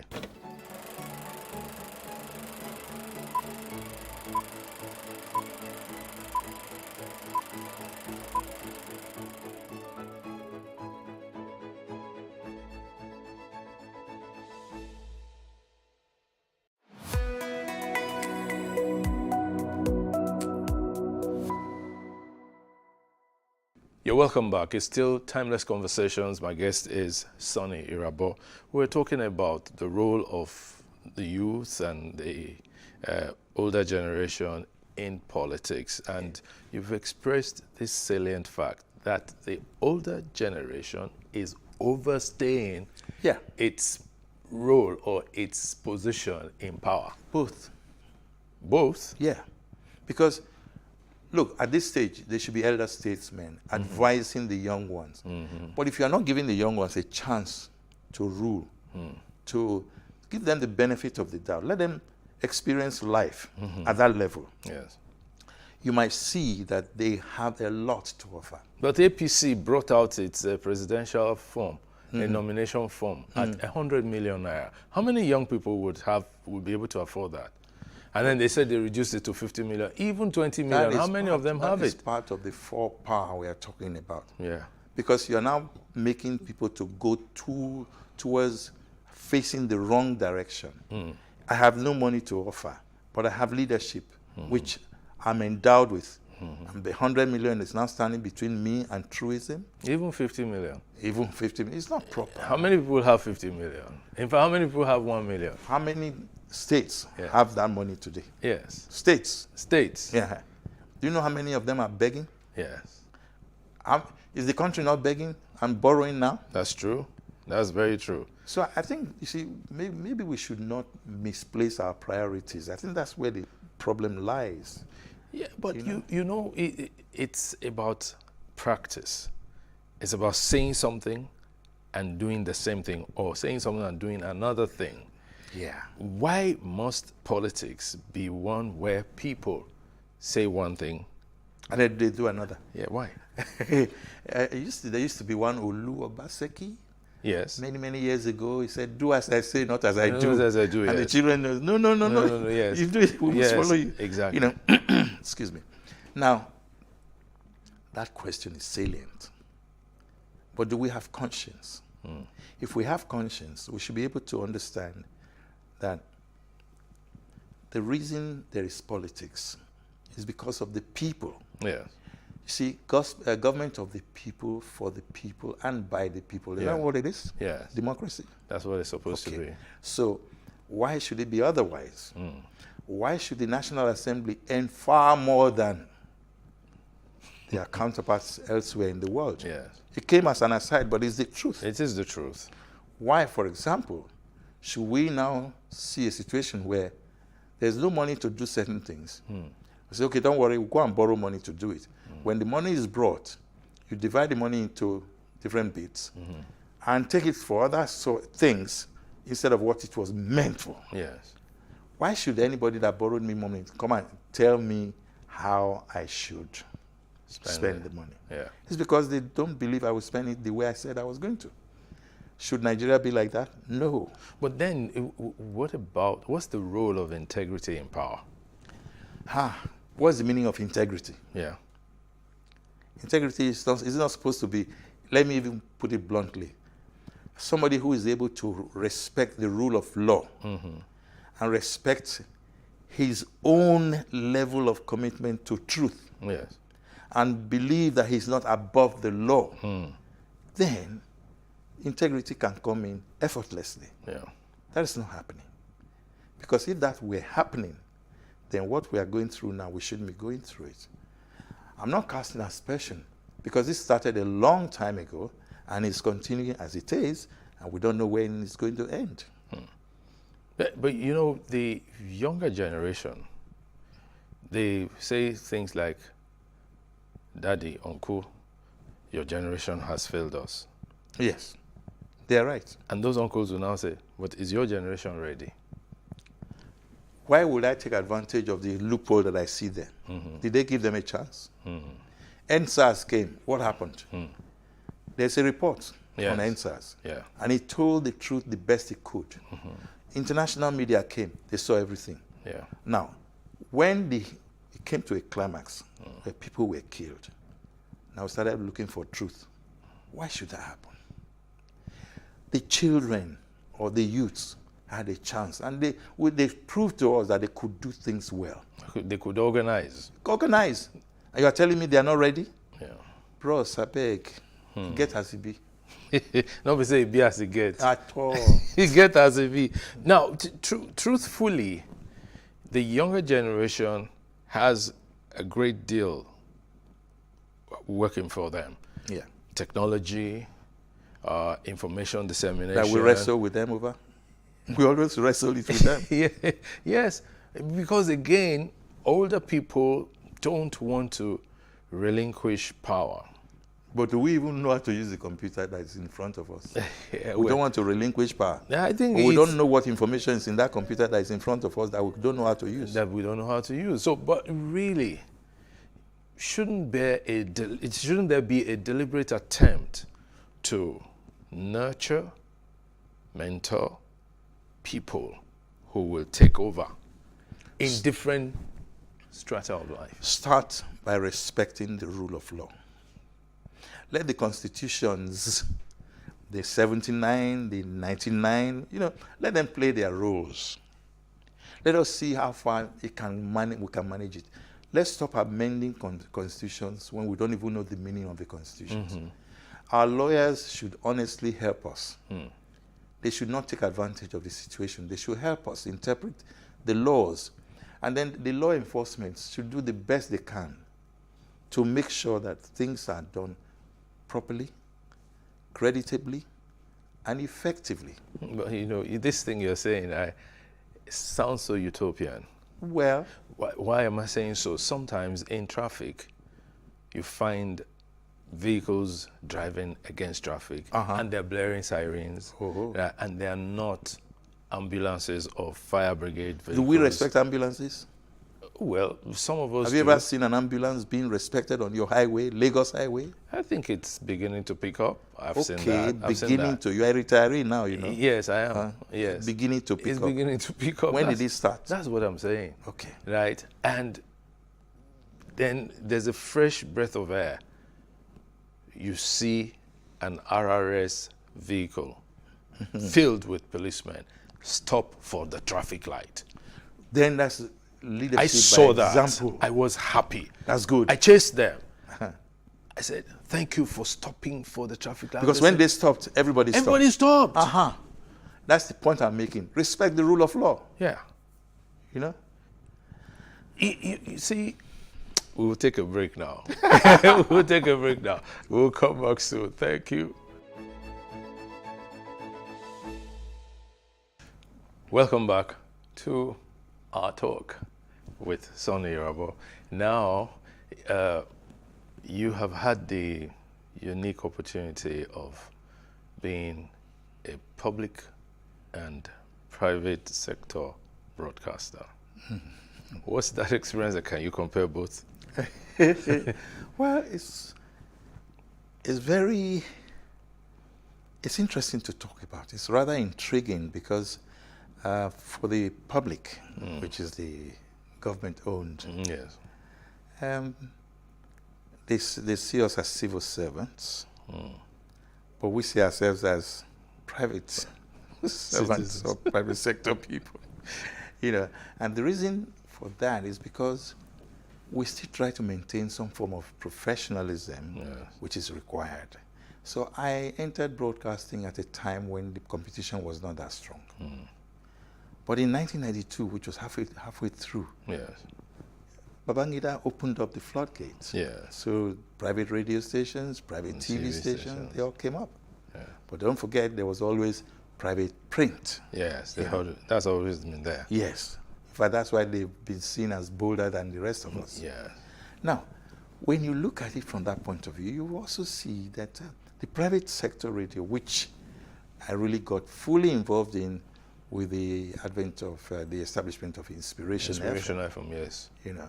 And of course, there was Sonny Rabo Live with AIT. Yes. I saw myself listening to both sides of the coin. I saw a bit of public service, and I saw a lot of private sector service, if there's any phrase like that. But what happened was that, hey, private sector, sometimes the private sector, they will do their best to make sure that salaries are paid as and when due. that was, with inspiration, that has always been the case. And I enjoyed that. I think AIT, I wasn't part of it. I was just an artist that took Sonny Rabo Life there. So my program earned its money. Yes. You know, it was sponsored by others, and then I paid my dues, and so that partnership was there. But I think the best option would be to look at it from the inspiration point of view, where I'm still serving on the board. On the board, yeah. Yeah, there's been a lot of challenge, but met with reality, met with meeting the expectations as required. Okay. But not without sweat. Yes. Not without sweat at all. Okay. The public sector, however, is you're waiting for government to do everything for you. That's not very helpful. Okay. You know. So it compromised quality, professionalism. Yeah. But at a stage, it's also started trying some people to pick up. Yes. No, but yeah, let me take you back. Was this Sonny Rabo Life that made you leave Radio Nigeria? It wasn't. I just saw my hands getting fuller and fuller and fuller. At Radio Nigeria, I was already dabbling in too many things. I mean, I was an actor, second chance. Yes. You know, and then I've been training. Training was part of public service for me. And I was reading news. I was doing so many things side by side. Yeah. Everything was just moving so fast. And I said, oh boy, Sonny, slow down. Do things your way so you can still maximize certain qualities and profits. It was tough. And then you had to leave. I just told my DG then that I needed to leave. I gave 6 months notice, and he gave me 2 weeks. 2 weeks. I said, bros, thank you, sir. And I left. So I moved from, public service to private sector because I already had Rui Communications Limited. Oh, okay, and then that was already running. Yes. That was being run by your wife. By my wife. Okay. And of course, thank God, because when she now woke up, the magazine came to birth, you know. No, now, talking about waking up, you turned 70 recently. And that was in March. Yes, March 23. March 23, you turned 70. First, you don't look 70. Thank you. Second, you've never looked your age. No, you have never looked your age. Okay. At least I've known you for not less than 40 years. Thank you. I feel talk. Okay. So, what's been the secret? Be a happy person. There are moments where you cannot afford to be not happy. Yeah. But just try your best. Yeah, everybody said I was a happy-go-lucky person. And but I think I worried less. There's a friend of mine, a very rich man, but he didn't go to the kind of school we all went to, and not many of us went to school anyway. But there was something he always said, and that made me never forget him. If you worry, you die. You don't worry, you die. So why worry? Exactly. So I kept that mantra with me, and I did my best not to worry. But there were moments of worry, and there was nothing you could do. You just had to worry. But let go. Let God. Yes. On the occasion of your 70th birthday, our dear colleague and friend of yours, a junior of yours in school, Ogie Eboigbe, yeah, he wrote something about you. That the first day he met you, that you were playing table tennis at the college, and he had just been admitted, and he was looking, he said, okay, you stay behind me and be picking the balls. Oh God, that's unfair. Okay. When I see him, I will. Yeah, but he didn't lie now. He was describing his experience. I remember the experience. Right. Oh my God. They don't do that in school these days. Or they'll call it bullying, Oh, boy. But they still bully, though. Oh, wait, I didn't bully. But people bullied me now. Yeah, well, that was an experience because, again, there was also a hierarchy of experience. Let me first reach you. Yes. I mean, Frederick School before you. Before, yes. And go behind me, pick the ball. Pick the ball. Yeah. You were even in Form 3. He was just in Form 1. Oh. So he had 3 years experience already. He was about to start. That's what he wrote. Yeah. And it was a very beautiful thing. He happened to even end up being your best man when you were getting married. Yes. See how the world goes wrong. Yes. Because Ogie is very principled. Yeah, he is. He's, I say, and he's very spiritual. You know. Yes. So he's that kind of person. Look, you won't believe what Ogie has done. Ogie was State House correspondent. Yes. Then he finished and went to work for Canadian Embassy. He was their PR officer. Then he went to work for UBA as PR officer. Now, if you look at his trajectory, you say to yourself, "Maybe Ogie be this."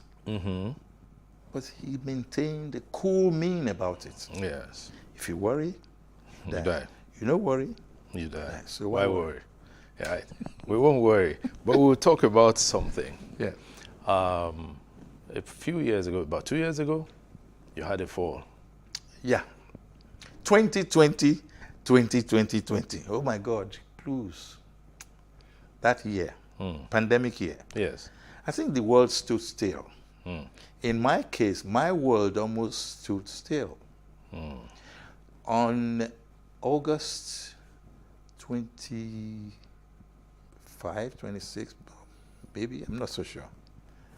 I ran through the kitchen, which was being cleaned up, washed, you know, they mop it. Yeah. So it was wet. Just to give the driver the car key. I was feeling spriteful. I just, I slipped. And then I started doing Tom and Jerry, just trying not to fall. Oh, no. I navigated my way through the back door.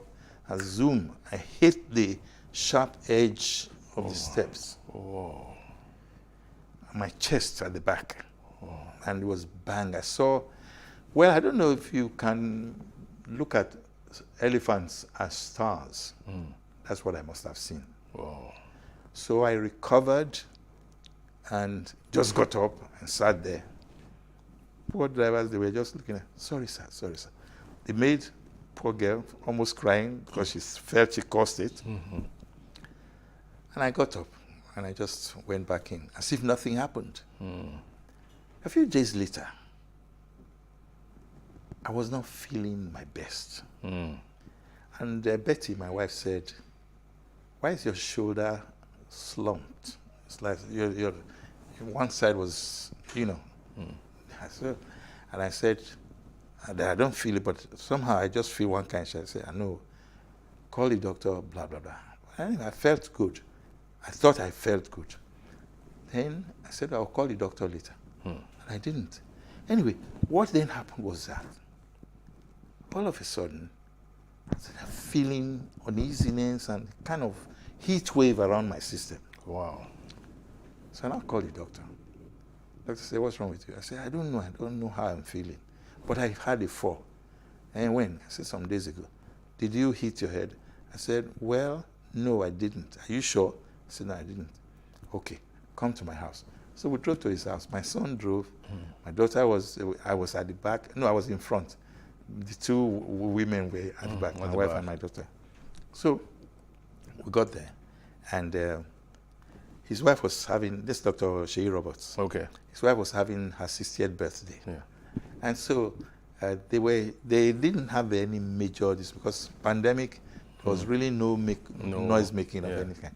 Anyway, so they came out and looked at me, examined me and said, "If you feel like this by morning, go and go and do MRI. But shake my hands. And I shook his hands with this hand. He said, "Grip me." And I gripped him. That's he your pulled right me. side. Yes. He pulled me and I pulled him back. "Oh, you're okay. So far, so good. But please, if you feel any discomfort or any change, call me and make sure. But in the morning, go and see go to Mikio and do your MRI." So everything seemed okay. I slept well. I went to do the MRI in the morning.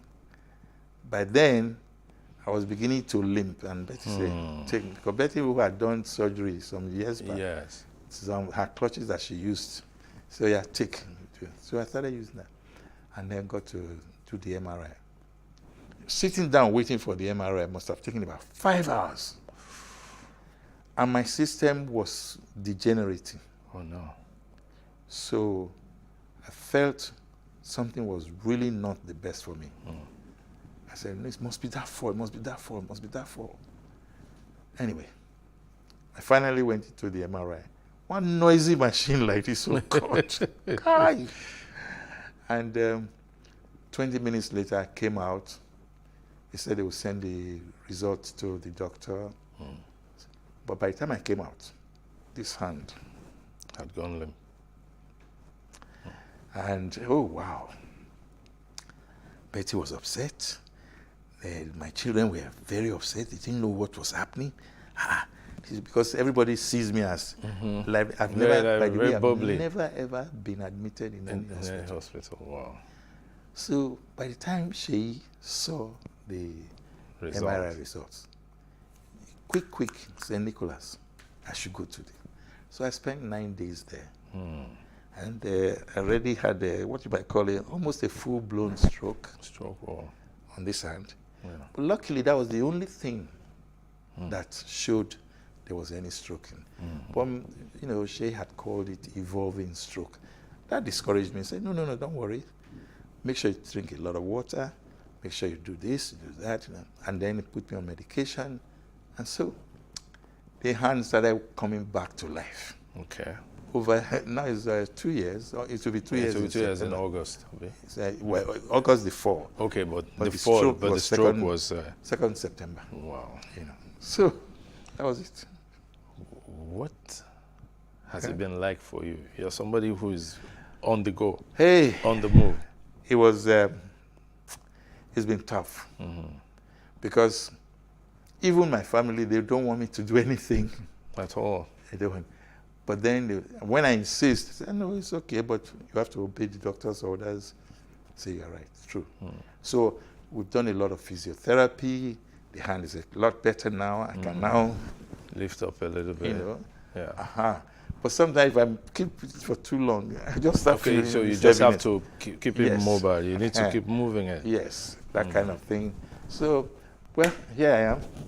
Getting back to track, back on track, as they say. Well, you know, like we joked the other day that old age is catching up with you.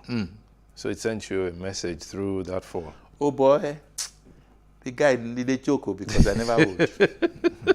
I'm just 70, going on 70. You're a septuagenarian. Okay, Septuagenarian. Septuagenarian. Yes. No, don't be conscious now. I'm conscious. I'm not teaching you. You taught me before now. I have to be conscious. I wanted to learn from you. You're a septuagenarian now, so whatever you say. You are saying I'm 70. I know, I'm reminding you that you're 70. No, but I think it was, somebody said the other day that was March 17. 23rd that you turned 70. That I turned 17. 70. Pronunciation. No, not 17. 17. T-E. But you look good for 70. Thank you. You look very, very good for 70. But body not feel good. Body never feel good yet. It will soon return to normal. Yeah. Now, as someone who is 70 now, and you have worked for about 53 years, that's it. Yeah. When are you going to retire fully? Is there any retirement? That's the question I asked you. Because really, even when I was ill and I didn't feel like doing anything, believe it or not, there was a kind of degenerating feeling that I thought I had. Of just being immobile? Yes. Of not doing anything? I didn't like that. That's what scares most people. But I didn't like about retirement. Well, why is there the word retirement? Maybe because you need to slow down as you get older. Yes, slow down. But just say slow down. Yeah, well, slow down. Say retire. Slow down. Those are two words. Retirement is one word. Well, what do we say? Go slow when we are If we say that in Nigeria, go slow. Look, my father, and in 1973, my father retired. Yes. And we said, Dad, don't go anywhere. Just, you know what he did? He escaped. Ooh. We thought he was missing. For 3 months, we were looking for this man. Wow. He went to a place called Eho on the way to Auchi in Edo State. Yes. He was Midwest there. Yeah. And the guy created a farm, a 5-hectare or acre land. Yes. Farmland. Got 8 able-bodied boys, 8 of them. Yeah. My father looked so fresh. We only saw him 3 months after we declared him missing. Yes. But one thing he did that got us a bit comfortable was that he said, "Don't worry, I'm okay. Nothing wrong with me. But if you want to know where I am, don't bother." Because he said we were hounding him to stop. To just stop working. He said, Okay. "No." So we're not going to hound you, so you won't don't escape. hound me. So you won't escape. Yes. But one thing we're going to say is that don't be in a hurry. No, to get many things done. Okay. Right, that's the point. Yes, don't be in a But hurry. body is slowing me down, so I can't even hurry anymore. But at least take it easy. Now, taking it easy will make me ask you the question, what's your favorite meal? Oh, they stopped me on that a long time ago. It was sushi and banga soup. They don't stop. So sushi, what's sushi? Sushi is that starch that they do in Urhobo land. Okay. That is very yellowish because of the palm oil. Yes. Yeah, by the time you don't beat and well. Okay. You know, then you don't do banga soup with fish. Yes. Yeah? Not frozen fish, though. You know, fresh fish now. Fresh fish. Fresh fish, yes. Not fried. Not fried, but just the one that they dry broiled. up, you know. Oh, did you dry it up? Yes, and then they cook it. And the one that they turn together is a roundish fish. Like tilapia is the best, but these days now only this thing they see. Catfish. So anyway, I left that, and now I take. So you found a new love. Plantain mash with black soup. I was going to ask you about black soup. You know, I have a lot of friends who are Edo and all that. Bitter leaf soup. Yeah, I love black soup. Give me knuckles. Yes, you know that black soup. Yes, when you take it, it keeps my body together. I love the what's that leaf now? No, I don't take pounded yam. Me too. Yeah. But I still at it is a little because no. The mixture love be good. I love the efirin, ewuro, the ewuro bean. You know, when you mix it together and it's a beautiful But there was one I took in Ibadan, Gbegiri soup. Gbegiri is out there. Gbegiri and Lafun and all that. Gbegiri and amala. You understand me? And then when they add Gbegiri to the amala, and then with the soup, the other soup, that's Ogufe soup. Ewedu. So that's why they call it Nigeria abula. is so rich. Yes, it is. Yes, it is. But if you talk about Nigeria, 2023 is around the corner. What's going on? How do you feel? You're an old man now. You're an elder citizen now. Well, of the above. I'm seeing untruth. I'm seeing falsehood. I'm seeing a desire not to allow the young ones play their roles.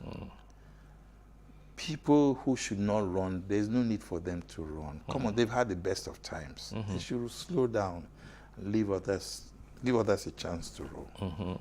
Honestly, I think what we are doing right now is like Shakespeare's Comedy of Errors. It should not be so. Some people said that Nigeria is at a precipice right now.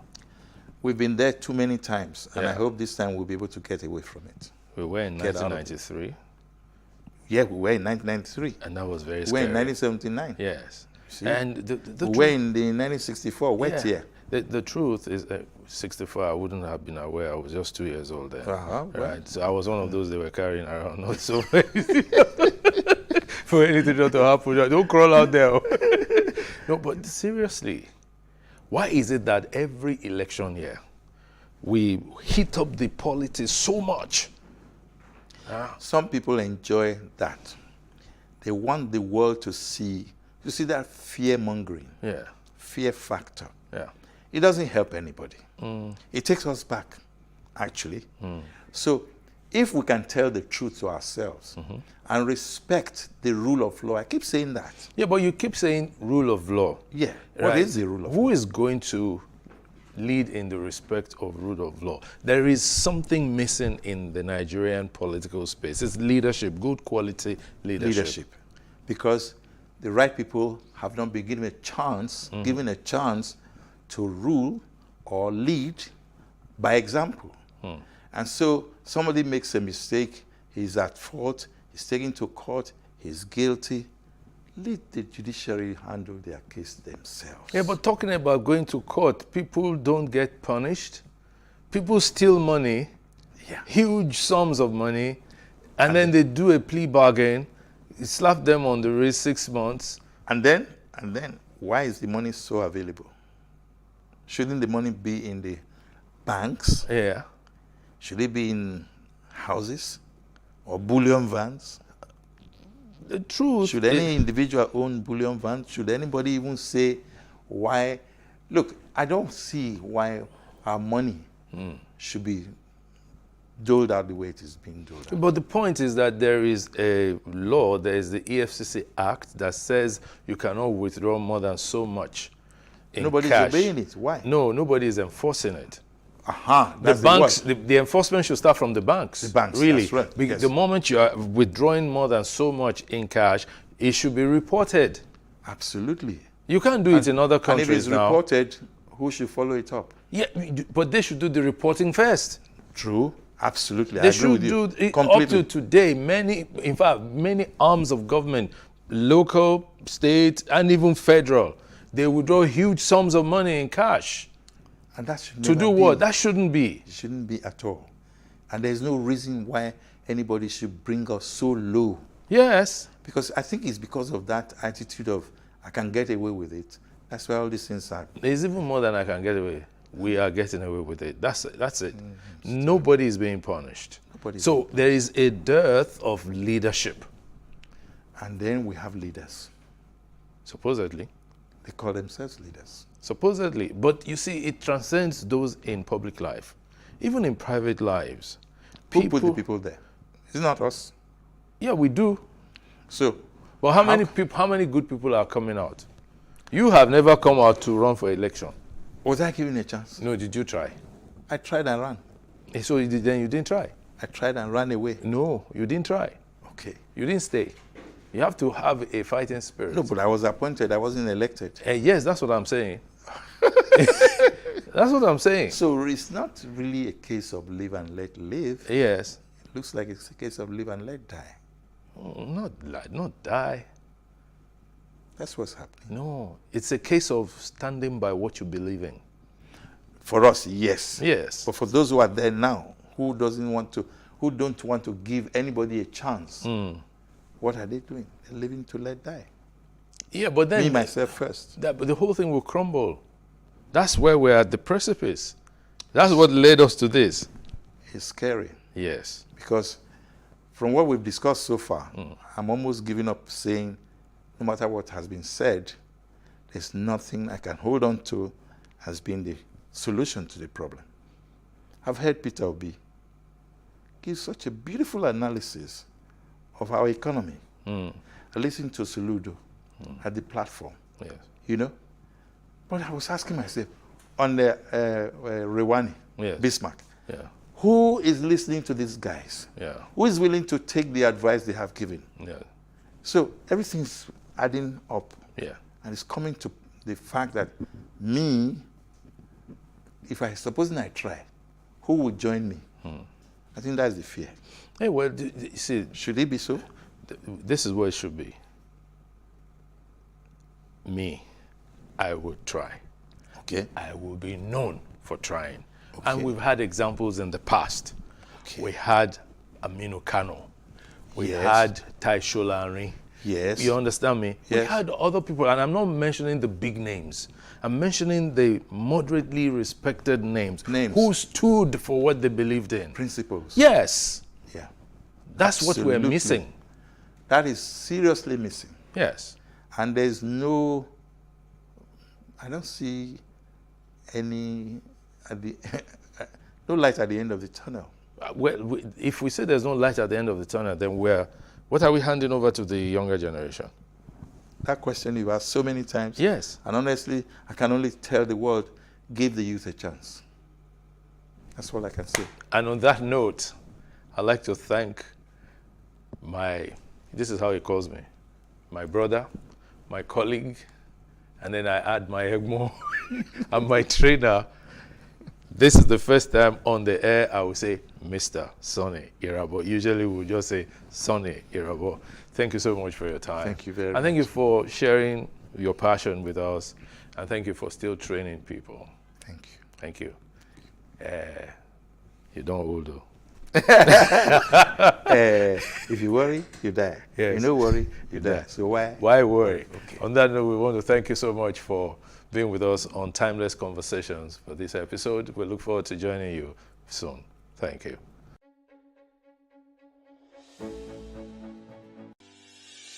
Increase the reach of your events or business services.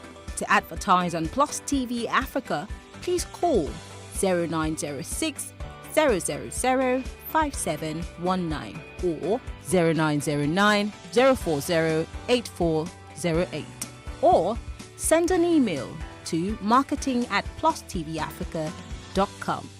Plus TV Africa. Big stories live here.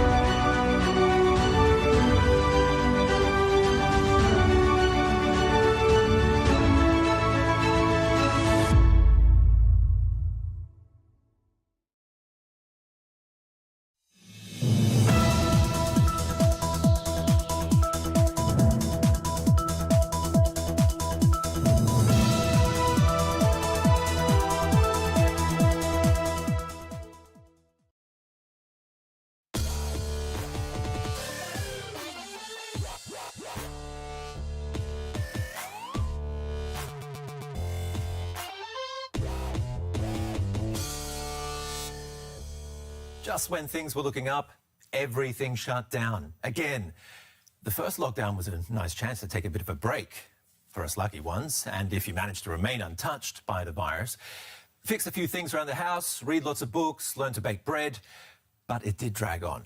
And now, partly because some people let their guard down a little, a lot of us are back in lockdown.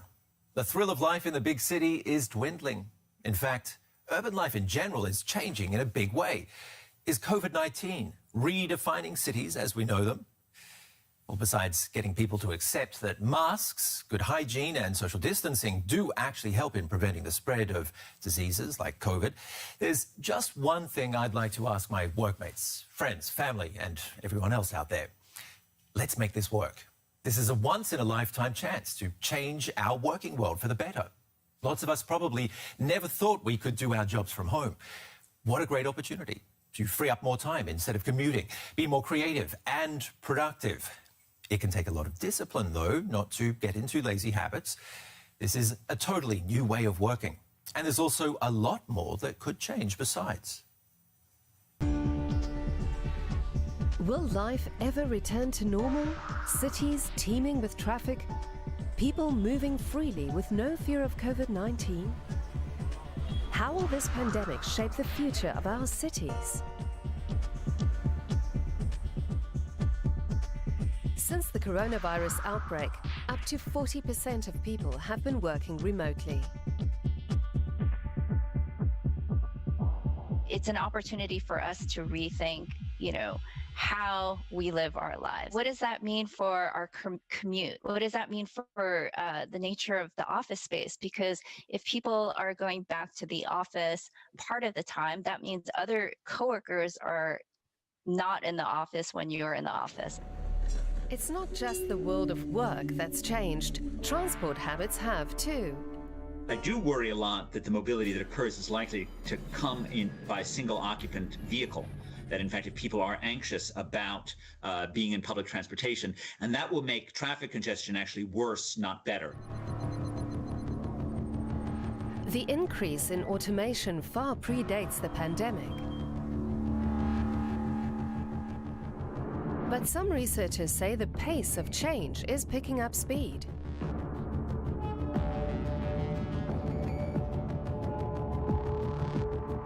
We've seen the rise in use of drones, as well as, facial recognition, technology for monitoring, surveillance. The pandemic has certainly accelerated the use. I think those technologies were moving pretty quickly already. So I think it's pretty hard to know whether or not it's actually going to get faster or not. I think the technologies that really do interest me a lot are the self-driving car technologies, because those actually shape urban form. And I think unquestionably there's a desire for things that don't involve human interaction. But what about the people who don't have access to all this technology? Aren't we at risk of widening the digital divide? I worry that this phase of COVID-inspired digitalization, remote work, will be even more of a source of global inequity and will be even more of a dividing line between those people who are skilled enough to dial into the technological world and those people who are left behind. And that's not all. As remote working develops, jobs are increasingly likely to get outsourced. The technological connection across the globe is going to increase as a result of this. So it's going to be even more natural to turn to India for software support, even more natural to outsource various things to Southeast Asia. So the technology revolution is going to continue. While workers might be scattered all over the world, commutes are set to get shorter. That could lead cities to have a smaller radius. In other words, urban dwellers will be able to get everywhere they need within 15 minutes on foot or by bike, to work, the shops, or the doctor. And that could affect the design of inner cities. We saw that in this pandemic, we are inside all the time. But imagine if there were semi-private or private outdoor spaces which were integrated into our houses. That would improve our quality of life quite considerably. What we've noticed since this pandemic is the importance of outdoor space, right? Or access to outdoor space. And so in thinking of building design, it might include, a difference in lobby design or the way staircases are accessed so that people can go up and down without having to use an elevator. But will people also leave big cities as a result of the pandemic?